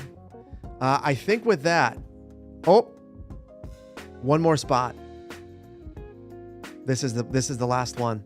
This will for sure be the last one. And actually, I need to experiment with something over here.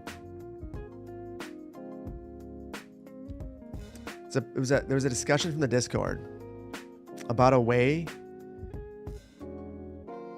to move this back in here.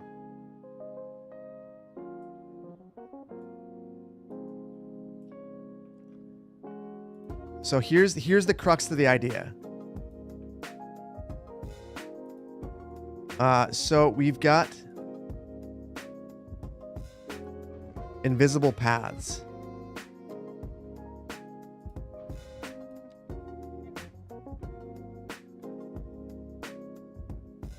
What if I just get rid of that one?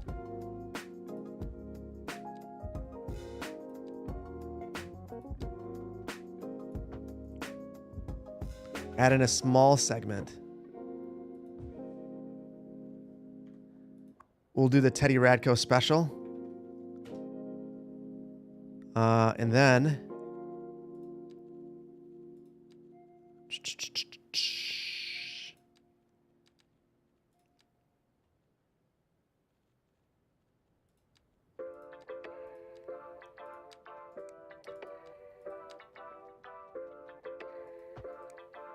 just do something like this.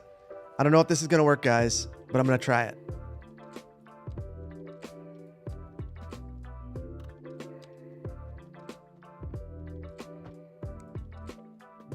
Okay, and then from there, here's where the magic comes.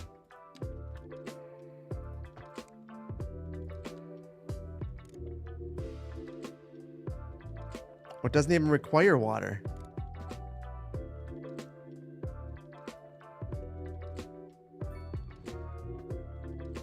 Super jank, but I think we roll with it.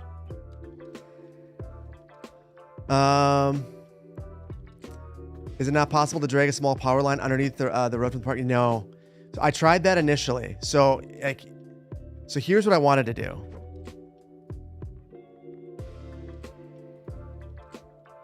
So you can see it demands the road access, not just the power. So you have to have a road on it. And it does actually require the road.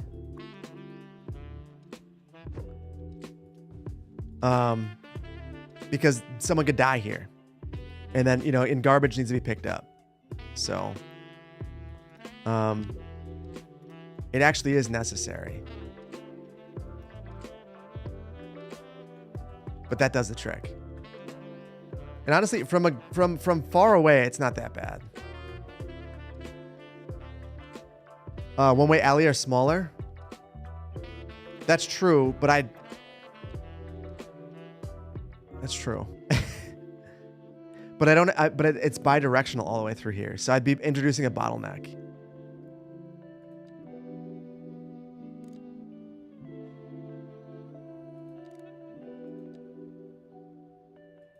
And the arrows.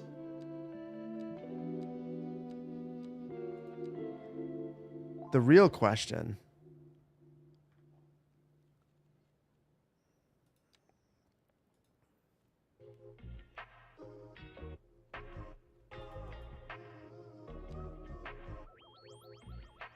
Is it possible to... No.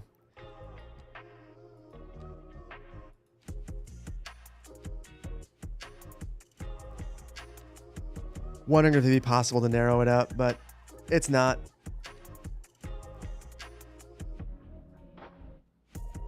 Hold on, before I forget.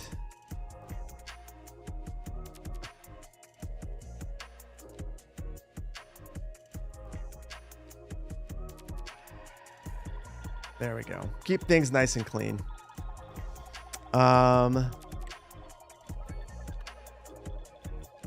Last surface. I think this is the last one. And then I'll take, if you guys have any ideas of where I might have missed them.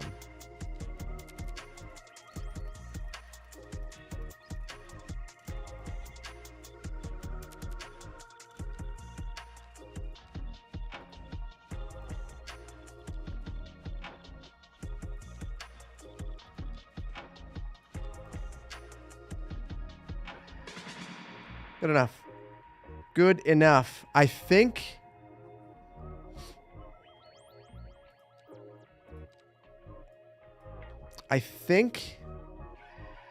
Famous last words. Finally catching a live stream. Love the content and all the work you put up. Oh, I'm sorry that I leave that on screen. Appreciate that. I appreciate that. Laird Fergus, you love the game. You struggle with roadway hierarchy. You always get to the point where everything becomes a huge mess. Just remember not to do it with the big roads and not to funnel everything. Also, you need to not be rigid with roadway hierarchy. Roadway hierarchy is a, like I'm breaking it all over the place here. So this is my arterial, and then I have a local road that tees in. Steve Street's a local road. Tees right into my arterial. Also, I've got Pacific Street, which is a collector, and that tees into it. And then we have local roads going into there. But the trick is not being so rigid about it, and just recognizing when things are functioning in certain ways. So this is going to function as an arterial because there are very few points that are this direct all the way across the city and across the river. So if I were to put a local road here, like we had right over here, it's going to function as an arterial and then break down. So it's just being intentional with the purpose of a road, and then thinking about all the paths that people will take. And then also the other thing to think about with roadway hierarchy is when you click on a road, you can actually see some interesting things happening here. So people are not using, I would have thought that people would use this road right here, the 4-lane road, for the arterial, but they're actually hopping on Poplar and cutting onto Pacific. So I have essentially turned Poplar Street, at least this segment of it, into a collector inadvertently. Same thing over here. They're hopping on Poplar Street. So there are ways that you could add resistance to that and friction to attempt to force the game to do it differently. I could add stop signs. That will add a penalty to driving on this road, which will potentially cause the vehicles to change where they're going. In reality, it would. In the game, I don't know so much. Speed humps, different things. You could restrict movements, all sorts of different things that you could do. So anyway, thoughts. Those are. Oh, as we're over here, I see one more.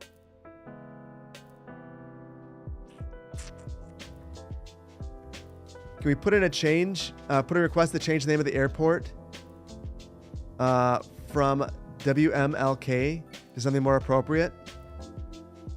We don't name things after him due to his racism? I didn't know that. I looked for someone that I thought was the most... Thought that he was viewed in a positive light. I didn't know that.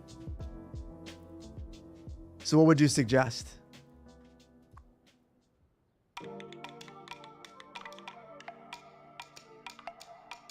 I know, there is always one more.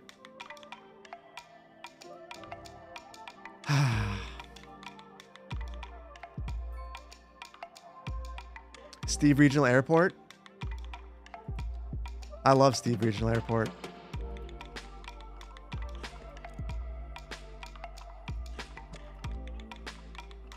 So this is a great demonstration, though, of why contemporary times you don't name things after people, because people,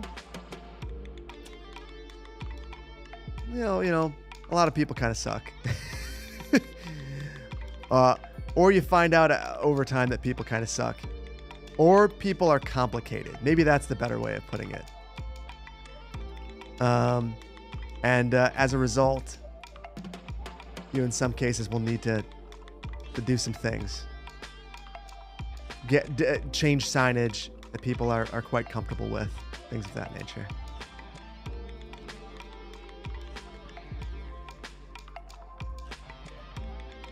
Okay.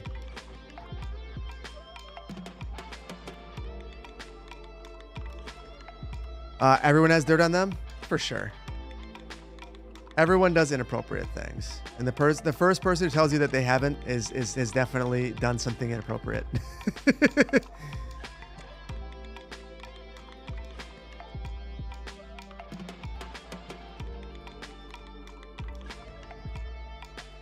Okay.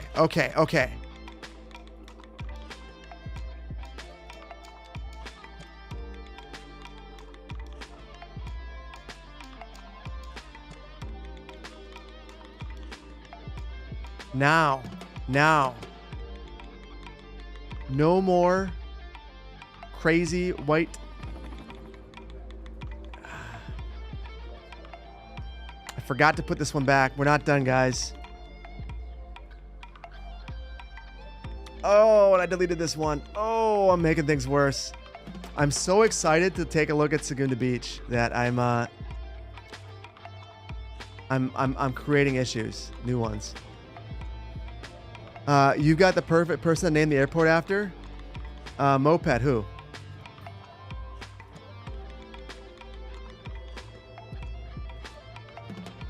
New Banff. Just call it New Banff. The real Banff was named after George Stephen, a railroad magnate.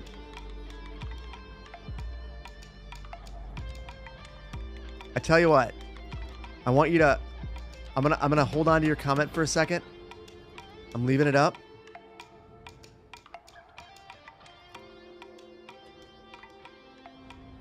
And then I'm going to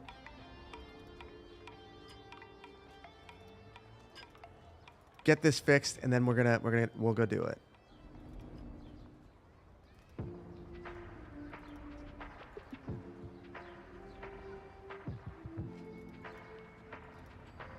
Okay, there we go.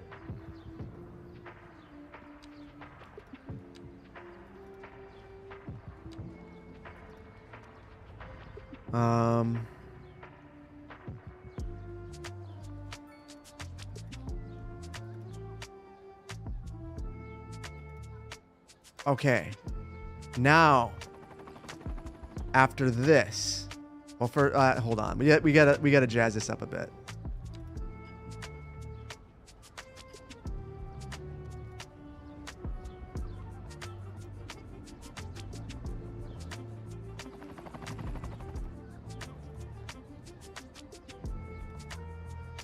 That looks so much better with just a little bit of something else. Although,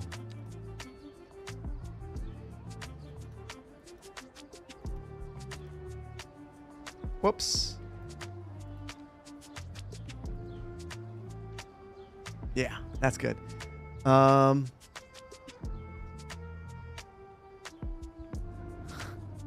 Stephen Regional Airport. I'm just gonna do it. Actually, hold on. I got one more thing. You can cover the road segment near the park by using El Gundo's asphalt. Oh, yeah. I've done that almost everywhere. I just must have missed this one. Thank you. It's one of those things that, a mod I would love to see. Default surface remover or modifier. That would like revolutionize what we just did.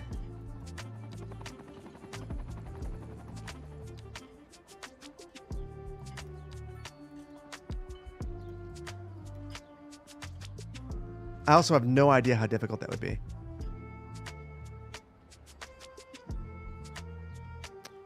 Wait a second. We defaulted right back to naming it after a person? That is a good point.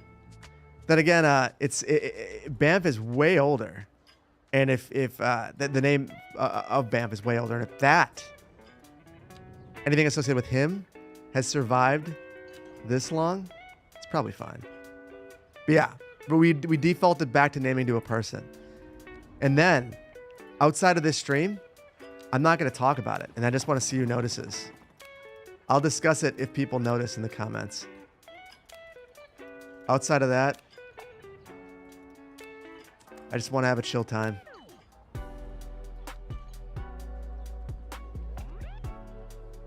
Swapped over from YouTube to Twitch. Why are all the ads in French?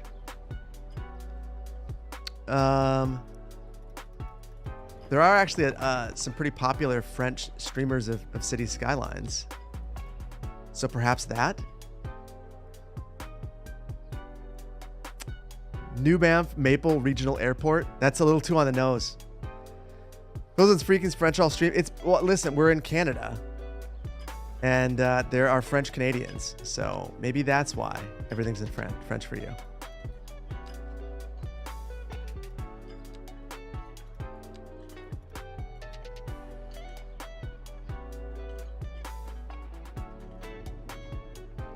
Okay. Step away. I'm not... So...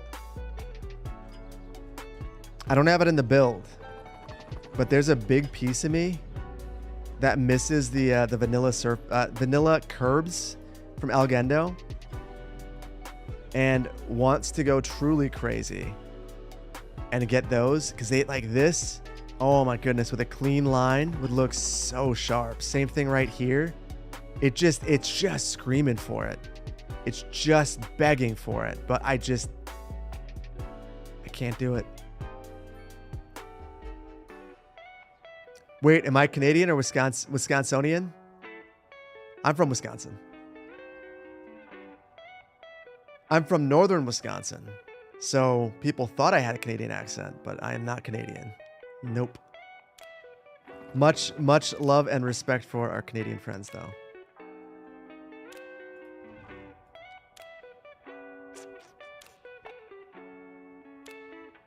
Crap.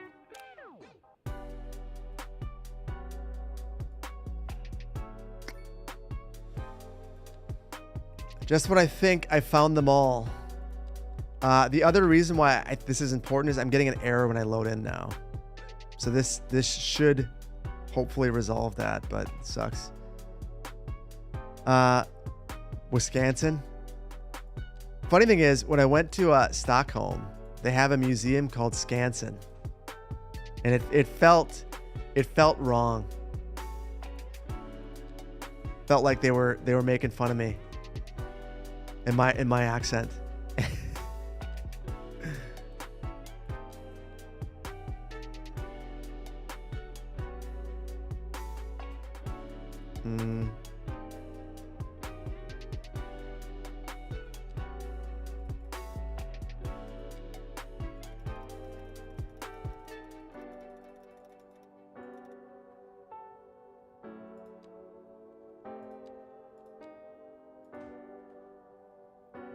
There. It's funny to me how just like having these surfaces not be quite so straight makes such a big difference. Like just a little bit of a squiggly line makes it feel so much more reasonable. Because things in the real world are not perfectly straight.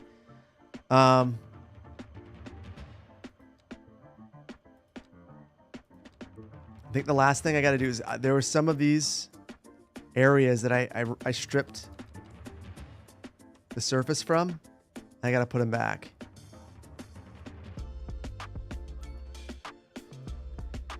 Curious how much of this audience are actual urban designers, urban planners? Probably both less and more than you think. There are some in there, out there. I mentioned this early on in the life of the channel, but one of the reasons that as a planner I like this game so much is there's just a lot that in the real world you can't do, and it lets you live out your fantasy of doing things that you think are good but aren't necessarily possible, because there are constraints in the real world on your power, as there should be. As in, you have no power. You have the power of persuasion, which is not, it's a power, but it's just not the same.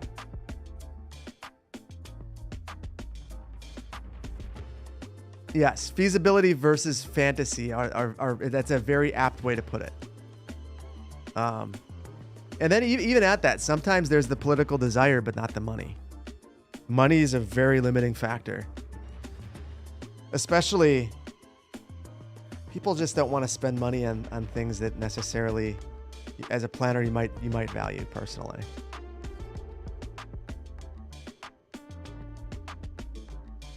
Okay. Folks, it's actually added a bunch of surfaces back that I have removed, like all those, but that's much more manageable. Even though it's not perfect, it's pretty close. It's pretty close to good. Bro, after you watched one of my videos, you swear one of your friends posted on Instagram that they were that he was in Banff in real life. That's awesome. Tell me, get some pictures of cool things and send them my way so that we can use it as inspiration.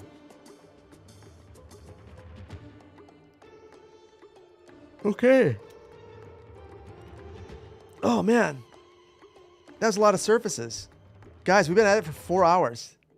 Wow, 4 hours. Your game keeps hanging when you play Banff? Old version or new version? And is it my map or Shane Builds? Because Shane Builds map is working now. Should be good. But there's a lot of trees. So you might need to turn down your settings. Your first thought about Mackenzie King would be controversial. Naming after a Liberal PM from Ontario. Forgot.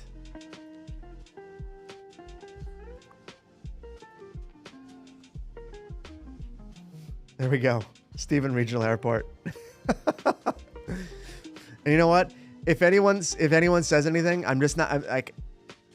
Not only is there the Stephen connection to Banff, this is named after my favorite Wisconsinite. That's constantly in chat. Stephen. There we go.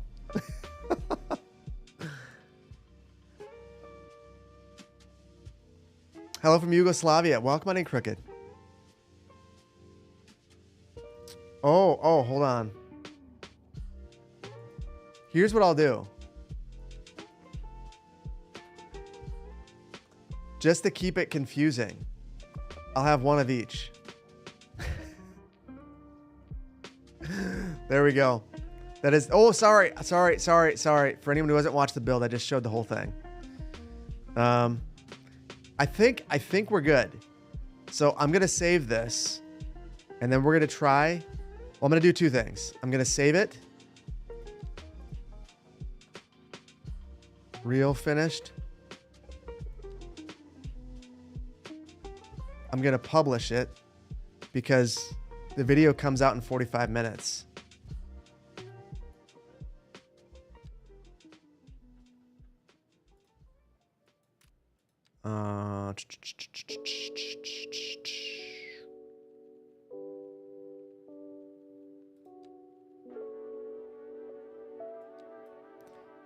And then we'll take a look at Schooner Beach.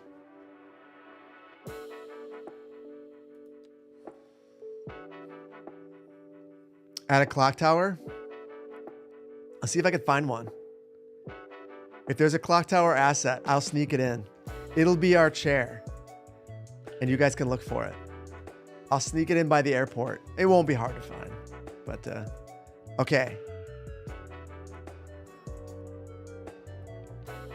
Stare into my eyes for a moment. This video has been coming out for 45 minutes, for more than 45 minutes. It's actually coming out in 45 minutes. It's actually coming out in 45 minutes.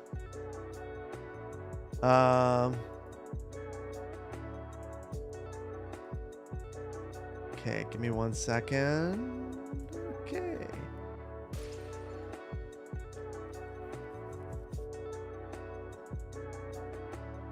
I'm nervous to look. Mods that are obsolete. Show text trends. That's right. That's been replaced with another mod. I'm just going to disable it for the time being.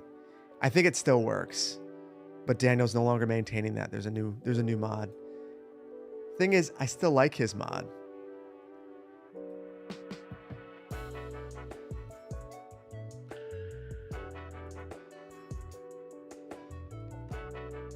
Okay. Let's get in there. Where can you get the CPP playset? Any of the Banff videos have a link in the description. So go check it out there.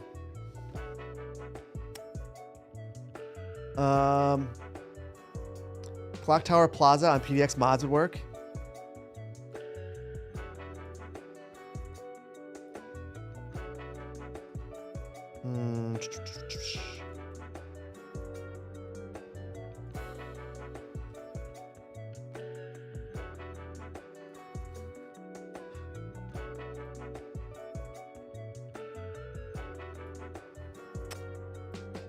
I think that could work.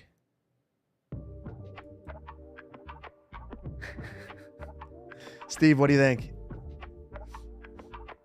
You into it? He's intentionally ignoring it at this point. What am I ignoring? You are grossly overestimating. Oh, very important pin comment. Hold on. Phil, I need to know where I stand on bubbler versus water fountain as a Wisconsinite. Water fountain. It's like it's soda, not pop. Soda and a water fountain. Am I right or wrong in your opinion, Steve? That's the real question. Right or wrong? Out of here, it's a bubbler. I'm right. There are no bubbles. Agreed. It's all Coke. That's how you. I know you're from Texas. That's the least Wisconsin I've ever been. So there's a line, and I grew up where it mixes. So I knew people who thought of it as both ways, and I had teachers say you can go to the bubbler, and I was like, no, that's wrong. Texas or Frankfurt, Germany. Frankfurt. There was a lot of Coke while I was there. That's, not taken out of context. Bubbler, water fountain. Bubbler is a water fountain. Like that you push the button and the water comes out of the water fountain.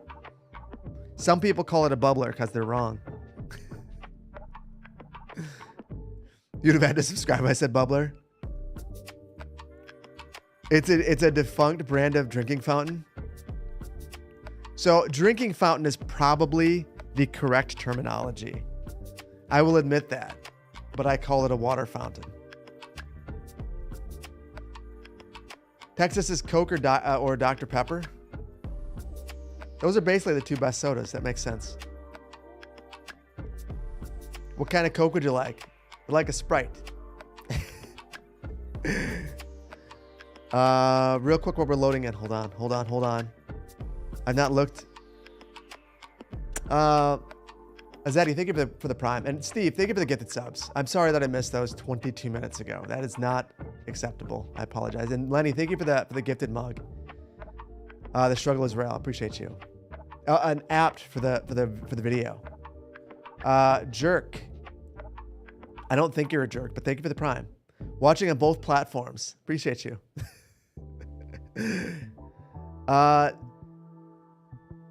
CCB gets that 100% Texas soda order. Yeah, well, that's because my mom's family is from Texas, so I got to go to Texas as a kid. Not a very big place, Atlanta, Texas, outside of Texarkana. Teeny tiny town with like red everywhere. And we would get there. They would insist that we go in the height of summer, and we would sit in the dark during the day. All the windows closed. They didn't have AC, or they had it, but they weren't going to turn it on.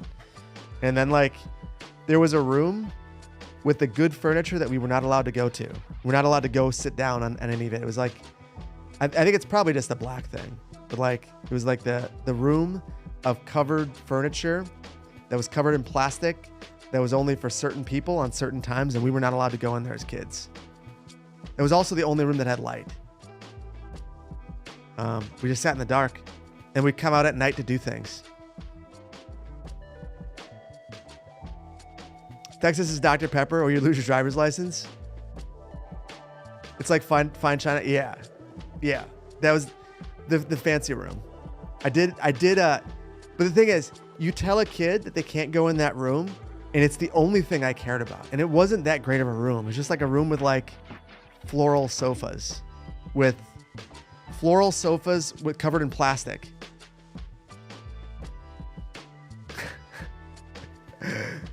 We only call it pop. It's from the pop region of France. That's fair.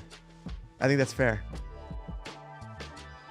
Your grandma had that, but never sat in it in the dark. You just didn't play in there. Maybe it's just an old person thing then. The floral room with the plastic.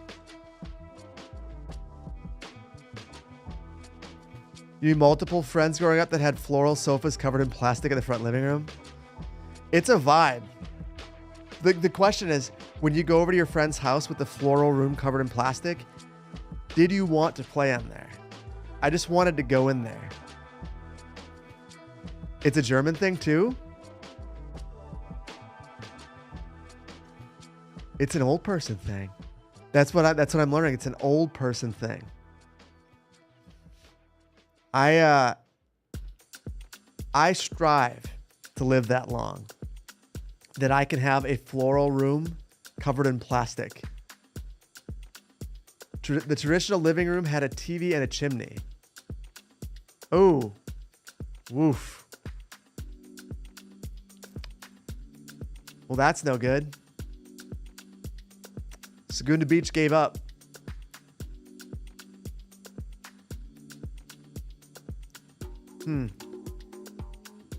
Here's what I'm going to do.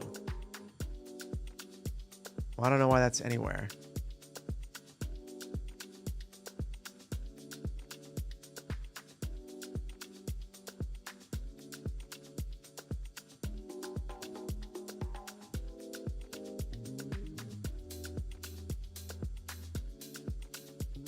Little troubleshooting. I'm going to close out of Skype and load back in. We'll try one more time.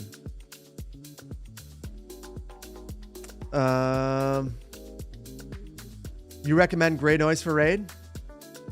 We will raid Gray Noise. Poplar. For sure. 1,000%. Gray was in here all day. Without a doubt. We will raid Gray Noise. Because we're going to try this one more time. And then we'll see. Not going to lie. Not feeling super hopeful. Not today. We'll see.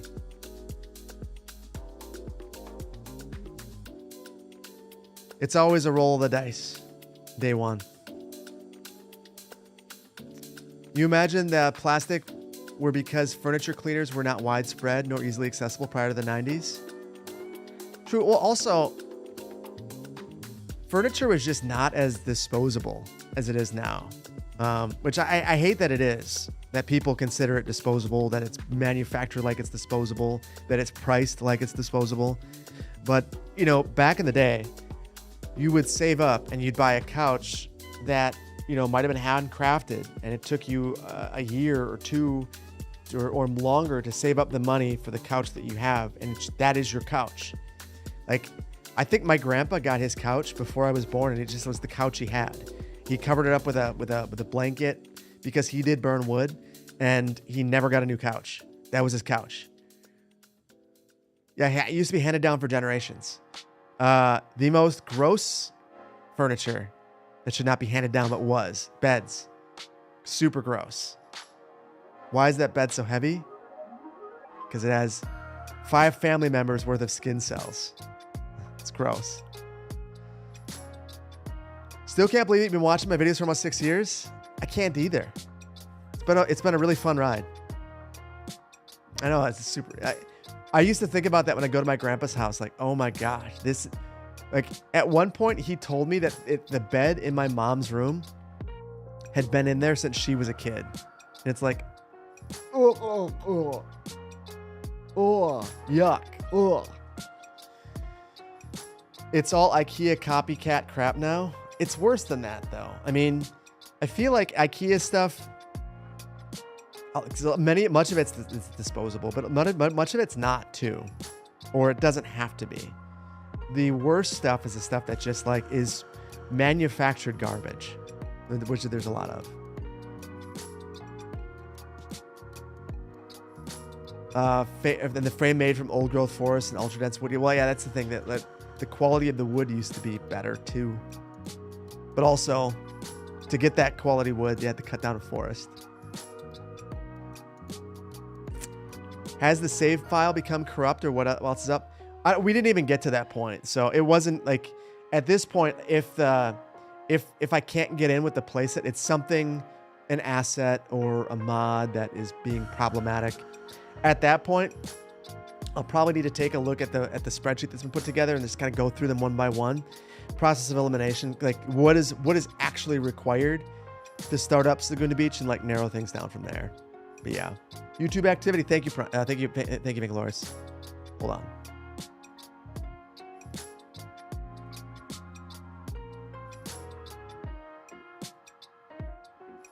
Holy cow.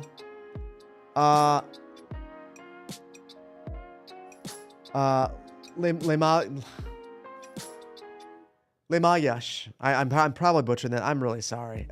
Thank you so much for the super chat. That is super generous of you. And I'm gonna give some of it right back. And do another giveaway. That's super generous of you. I love your content. Keep making videos. I really enjoy your Banff series, and thanks for the regular uploads. I appreciate all the support, guys. You guys don't have to, like, when you watch my videos, you're giving me your time. So when I say like, thank you for your time, like really, like I appreciate that. And that's very, very generous. I'm also going to apologize that I cannot do a giveaway on YouTube. So I want to give anyone who's on YouTube the opportunity to come over to Twitch, even if momentarily, because I'm going to give a giveaway, and I'm going to give away multiple things in recognition of the generosity right there. So if you just head over, I'm going to give away some stuff. I'm going to give away a whole bunch of stuff at once, if I can, if it'll let me. Let's see.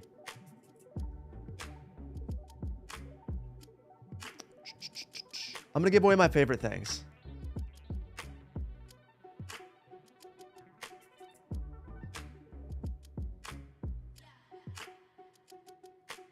Okay.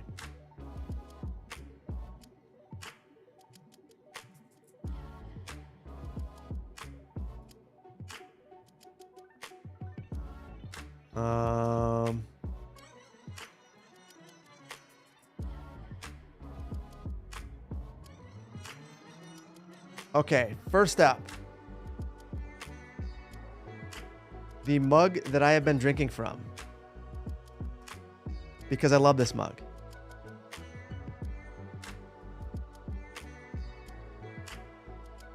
Then I'm going to queue up the next thing too.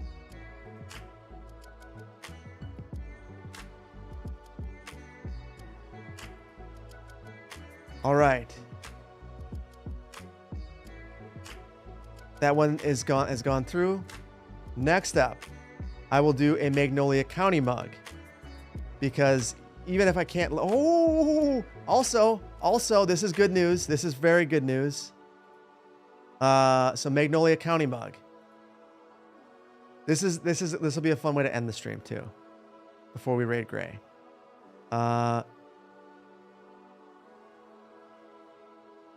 Okay. Magnolia County mug. That is the next giveaway.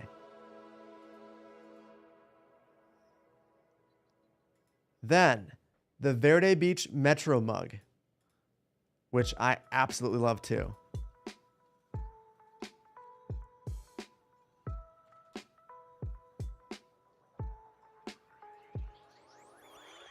And let's see when I get in trouble from my credit card company. Okay, then I'm gonna give away the Respect the Topography beer glass because I absolutely love this one as well. I drink from this one all the time. And it's good for more than just beer.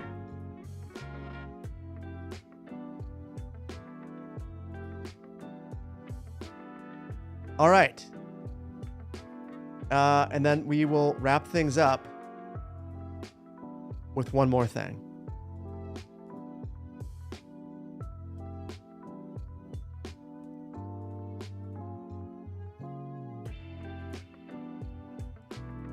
One more hoodie. All right. I don't exactly know how this is going to work, but jump on over. Jump on over. So it should be going absolutely crazy now. My chat's broken. I can't see anything. So all I see is join, and it just stopped moving. So I can see what is live on Twitch right now, and that's all I can see. So if you're on YouTube, hop on over. There's 5 giveaways going on. And again, thank you so much. That's super generous of you. Really, really appreciate that. Segundo Beach mug is GOAT. I love this mug. It's a sick mug.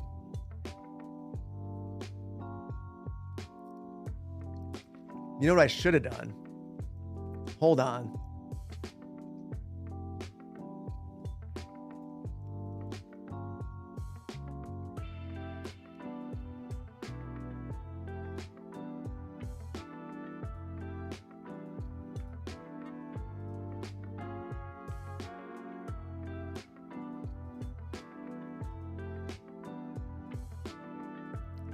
I'm going to give away one more thing.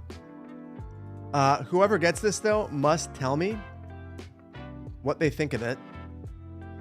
Because it's brand new. Brand new. I haven't even seen it myself. And I need to order it for myself as well. Let's see.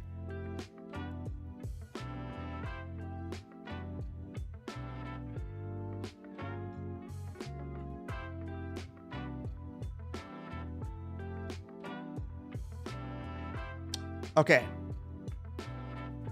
The final giveaway, and I'm going to disable it right away, is a new Banff t-shirt.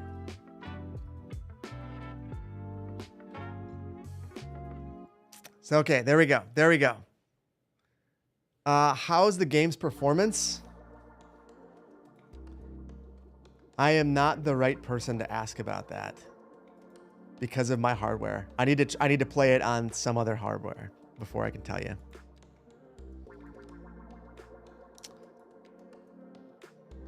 We are catching up to Segundo Beach. That is crazy.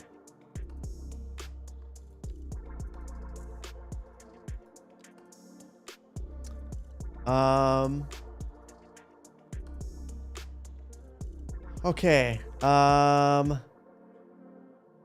Admir, thank you for the 6 months of tier 1 join. Lan, thank you for the prime. Lyric, thank you for the prime as well. Okay. The giveaways are starting to end. I don't know who won. If you did win, you probably got a link and you have to click something. So please do that.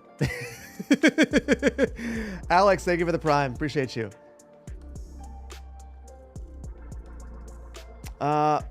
Follower goal met. Nice. Nice. Well, guys, thank you. Thank you.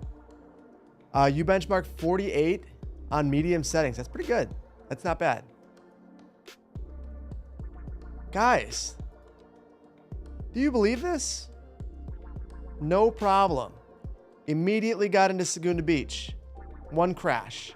Saguda Beach has some serious problems with silly movements. Saguda Beach Boulevard is a train wreck. The next video, I don't even know what the topic was supposed. Oh, I know what the topic was supposed to be. But traffic is like a thing that's like percolating in the background. But yeah, we're in. I'm gonna let it run for a moment while we're doing this. Hold on. If I go faster, I can't. Yes, I can.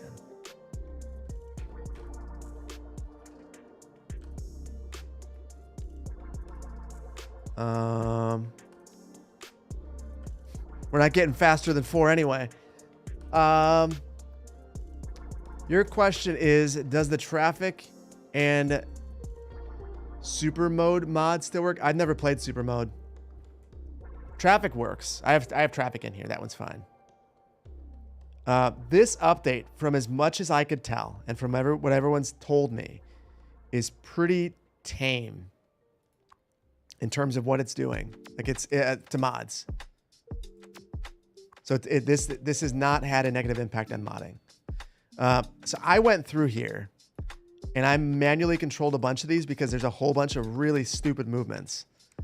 And it was leading to the traffic backing up. So by removing those adjustments, we should see things.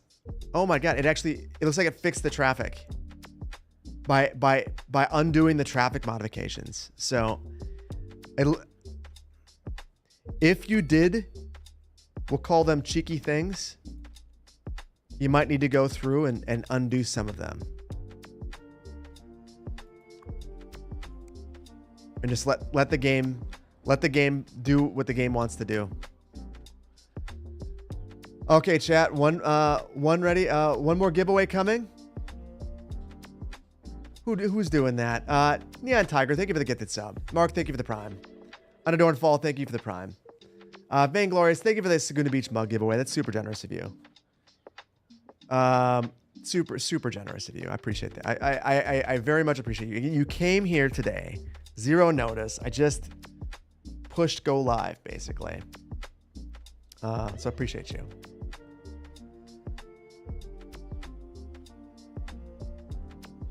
And I still can't, my chat's still not working. It's chaos. I think the only way to get it to work would be to straight up, to me, it says hype train level 3. And the last message I have is from 8 minutes ago from AZ Ricer. It says join. That's the last one I got. So it's done. So this doesn't make me feel good. Hold on, guys.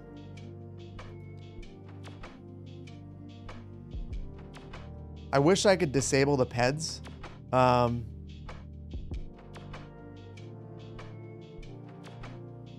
So this was the whole movement that I was struggling with. I'm not sure if it's a now thing, but you can see that the cars are coming down Saguda Beach Boulevard. They're taking a right, a left, a left, and a left. And they're going back up this way. And I don't know why they're doing that. It is incredibly frustrating. Unless I've got to go through. No, this one's vanilla. So I don't know where they're going. But it appears that the traffic is doing some interesting stuff. Yeah. So, you know, progress is progress. I don't see a bunch of weird U-turns, but I still see some weird pathfinding that I can't personally describe why it's happening. Funny thing is, actually, maybe it's improving. Maybe we just need to let it go longer. That looping movement is still...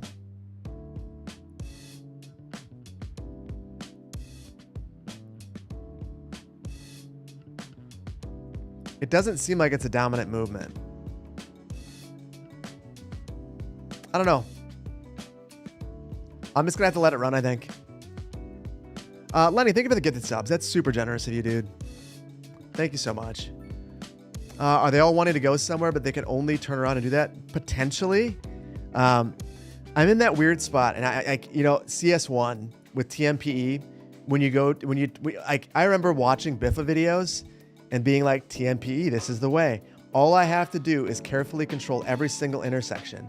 And then I would break one somewhere along the way and not know what's broken, and it would throw everything off because I so carefully controlled everything. And then you think about the real world, and there's a lot of control, but there's also a lot of areas where things are not controlled, where it's just like there's not enough demand to make it make sense. And if you over control things, you're funneling everything. So you don't want to do that. It's tough.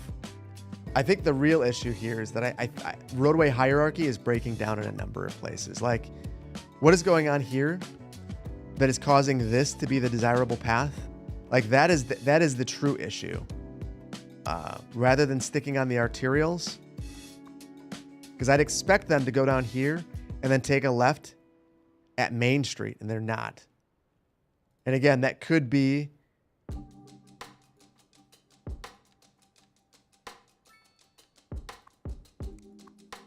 that I've screwed something up, right? Like, here's one. This, oh my gosh. Look at this, guys. This is part of the issue.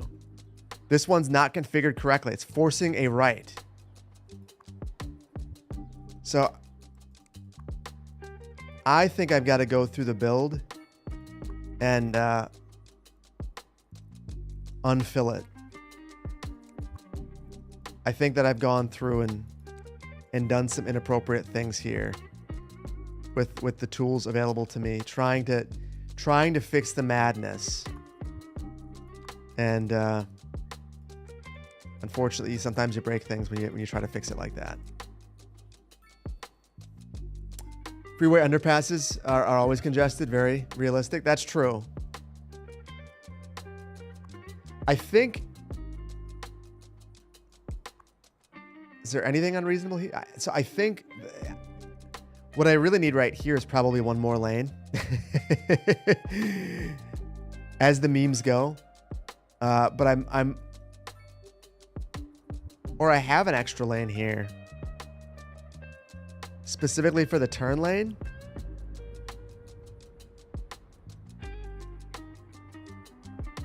Now, there's a lot of weird stuff happening.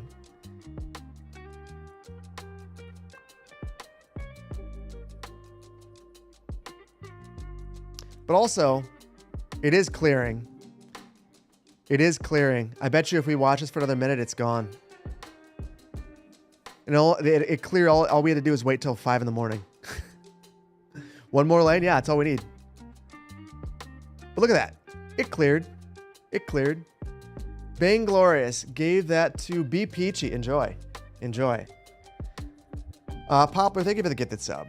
Appreciate you, buddy. Appreciate you. And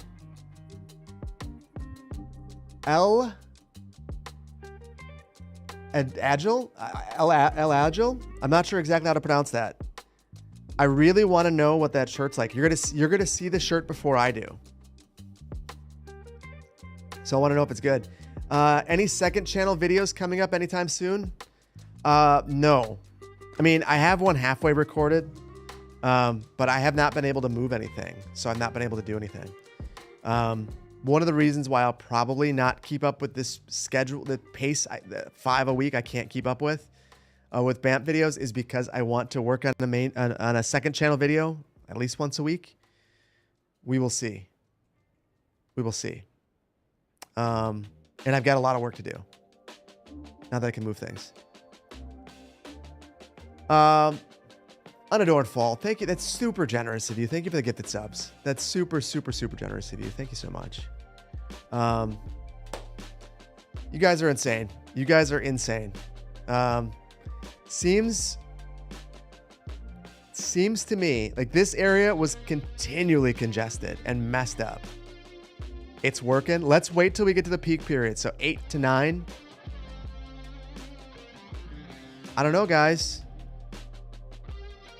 I don't see traffic anywhere. No backups, no crazy backups. Like, there's stuff happening here, but it's not terrible. Unadorned fall. Again, that's super generous of you. Peak hours in CS2 are often 1 hour later than you expect. Yeah, that's true. The tram congestion in New Banff happened starting at 9 a.m., which is an hour after I'd expect. So this would be it. You can see there's a little bit of backing up right here at the signal. That's manageable though. Here we're getting a bit again as they make that. Yeah, there's that weird movement, but I don't think it's actually looping. I think it's actually coming from here. Yeah. Oh, would you look at that? We have a lack of east-west connectivity. So Tyler Street and Coolidge have become arterial connection.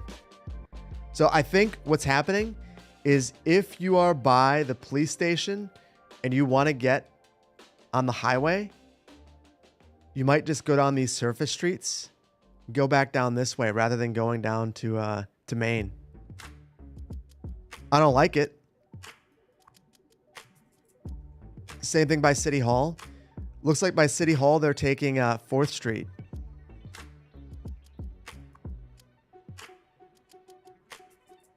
They're definitely not taking the roads that I intended for them to take. But it also makes sense. Oh, I hate this. I know exactly. This is my fault. This is bad planning. Look at 4th Street. Look at all of the density right here, and look at how direct of a connection it is to Saguna Beach Boulevard. This is my fault. This is 100% my fault. There's also not an easy solution. These are those streets that in the real world, like, you're just like, why? Who planned this so stupidly? It was me.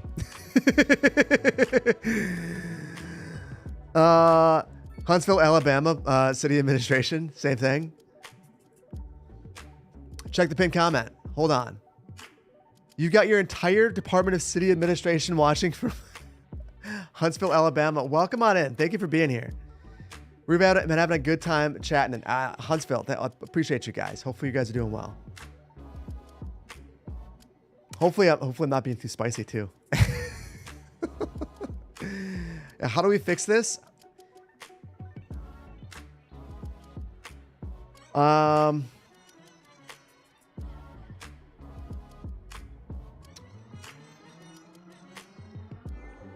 You could take 4th, change the priority of 4th, like just accept that this is an arterial or collector rather. Accept that the way that it's functioning. You don't necessarily need to change the geometry, but you could change this movement. So rather than going into Bayview, this goes into Saguna Beach Boulevard. Maybe you throw a roundabout right here, although though it might fail because of capacity problems. And then you have Bayview T into 4th. Or you just cul-de-sac it and you say, I don't want that movement at all. Those are, you know what? Let's just try. This is essentially the same thing. We're not going to save anyway. So this is essentially the same move plus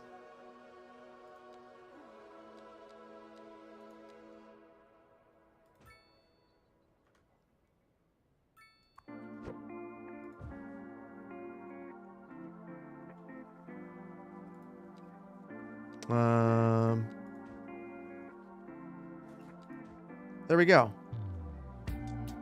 That roundabout's not big enough. There's not enough capacity there. But I would think now we've just kind of accepted this road for what it is. Look at all that. It's all funneling onto 4th now. That's the fix. We could figure out capacity there and maybe add an additional lane or even just add capacity with turning pockets. That might be enough. But I think this is what would fix it. Logic. Move the basketball court. In the real world, the chance of that happening, next to none. But yeah, we could. Turn them into one-ways. That would be another way to handle it. So we could just say,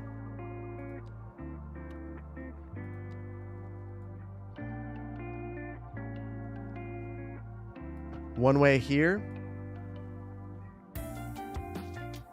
one way here. Arterial couplet. And then I could probably get rid of the roundabout. Holy cow. Look at how much traffic that's drawn out. These are immediately filling up. Immediately filling up. But it looks like that's another solution that could work. And the nice thing about, actually, I think I like that solution more, because if we didn't want to widen the road at all, we could do this and get one more lane. So if we wanted to add one more lane, that's a way. And then we removed all the parking too. So all that circulation that would happen on here now is not going to. So that is right there another solution. Lane math is off at the end. Oh yeah. Yeah, look at that awkward movement right there.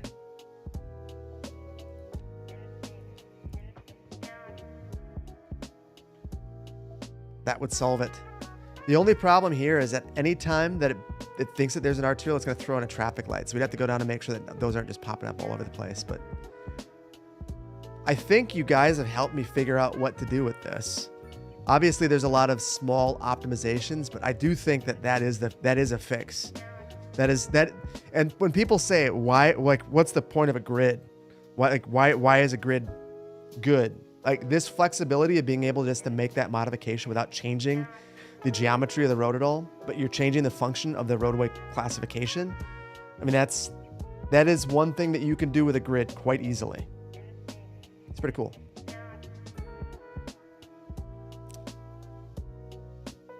The satellite map of Huntsville and surrounding areas is visibly more reddish because of the amount of development. Hold on. You guys can stare at me for a second.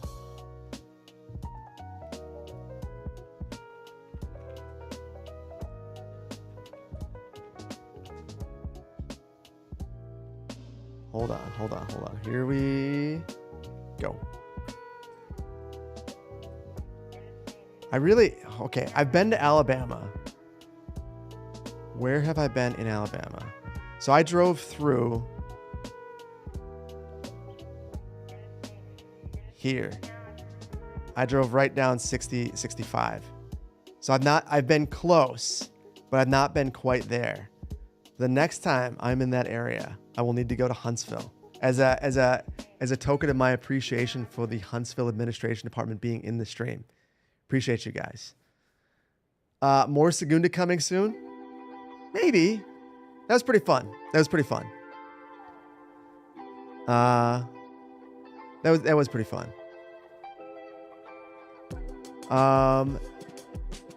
Have I seen the city planning for Savannah, Georgia? Yeah, firsthand. Yeah, I actually went to Savannah last year. We vacationed in Savannah last year. My wife's family does basically whenever all the grandkids spring breaks line up, we'll go on a family vacation. They worked last year, so we went to Savannah, incredible city, really, really cool. And 2 years or 3 years before that, we all drove down to Panama City Beach. That's how I ended up going past, because we basically drove straight from Madison south. I think we went maybe through Indiana and then straight down this way, stayed in Clarksville, and then started our journey. So yeah, it's good. How long of a drive? Forever, man. We spent the night, so we did I think it was like 10 hours one day and like 8 the next. It was Buff. It was a long drive. Long drive. You're heading to bed? Hey, guess what I'm doing? I think we got to call it. It's been a good stream, impromptu stream. No video tomorrow, but there is a video in 6 minutes. So I want to give you guys the opportunity to do that if you like. Recommend Drury Inn and Suites so I have a direct view of the Space and Rocket Center. I'm going to do that. I forgot. Oh, hold on. That's right. You guys have a gigantic aerospace industry. So how far... I got to check one thing. So Clarksville is always...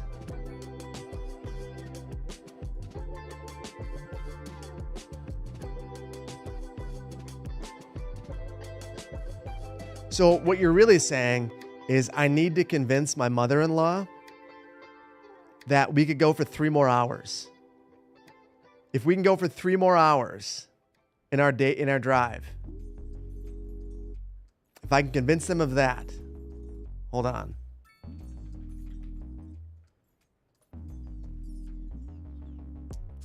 That's pretty doable, actually. So that's what I need to do.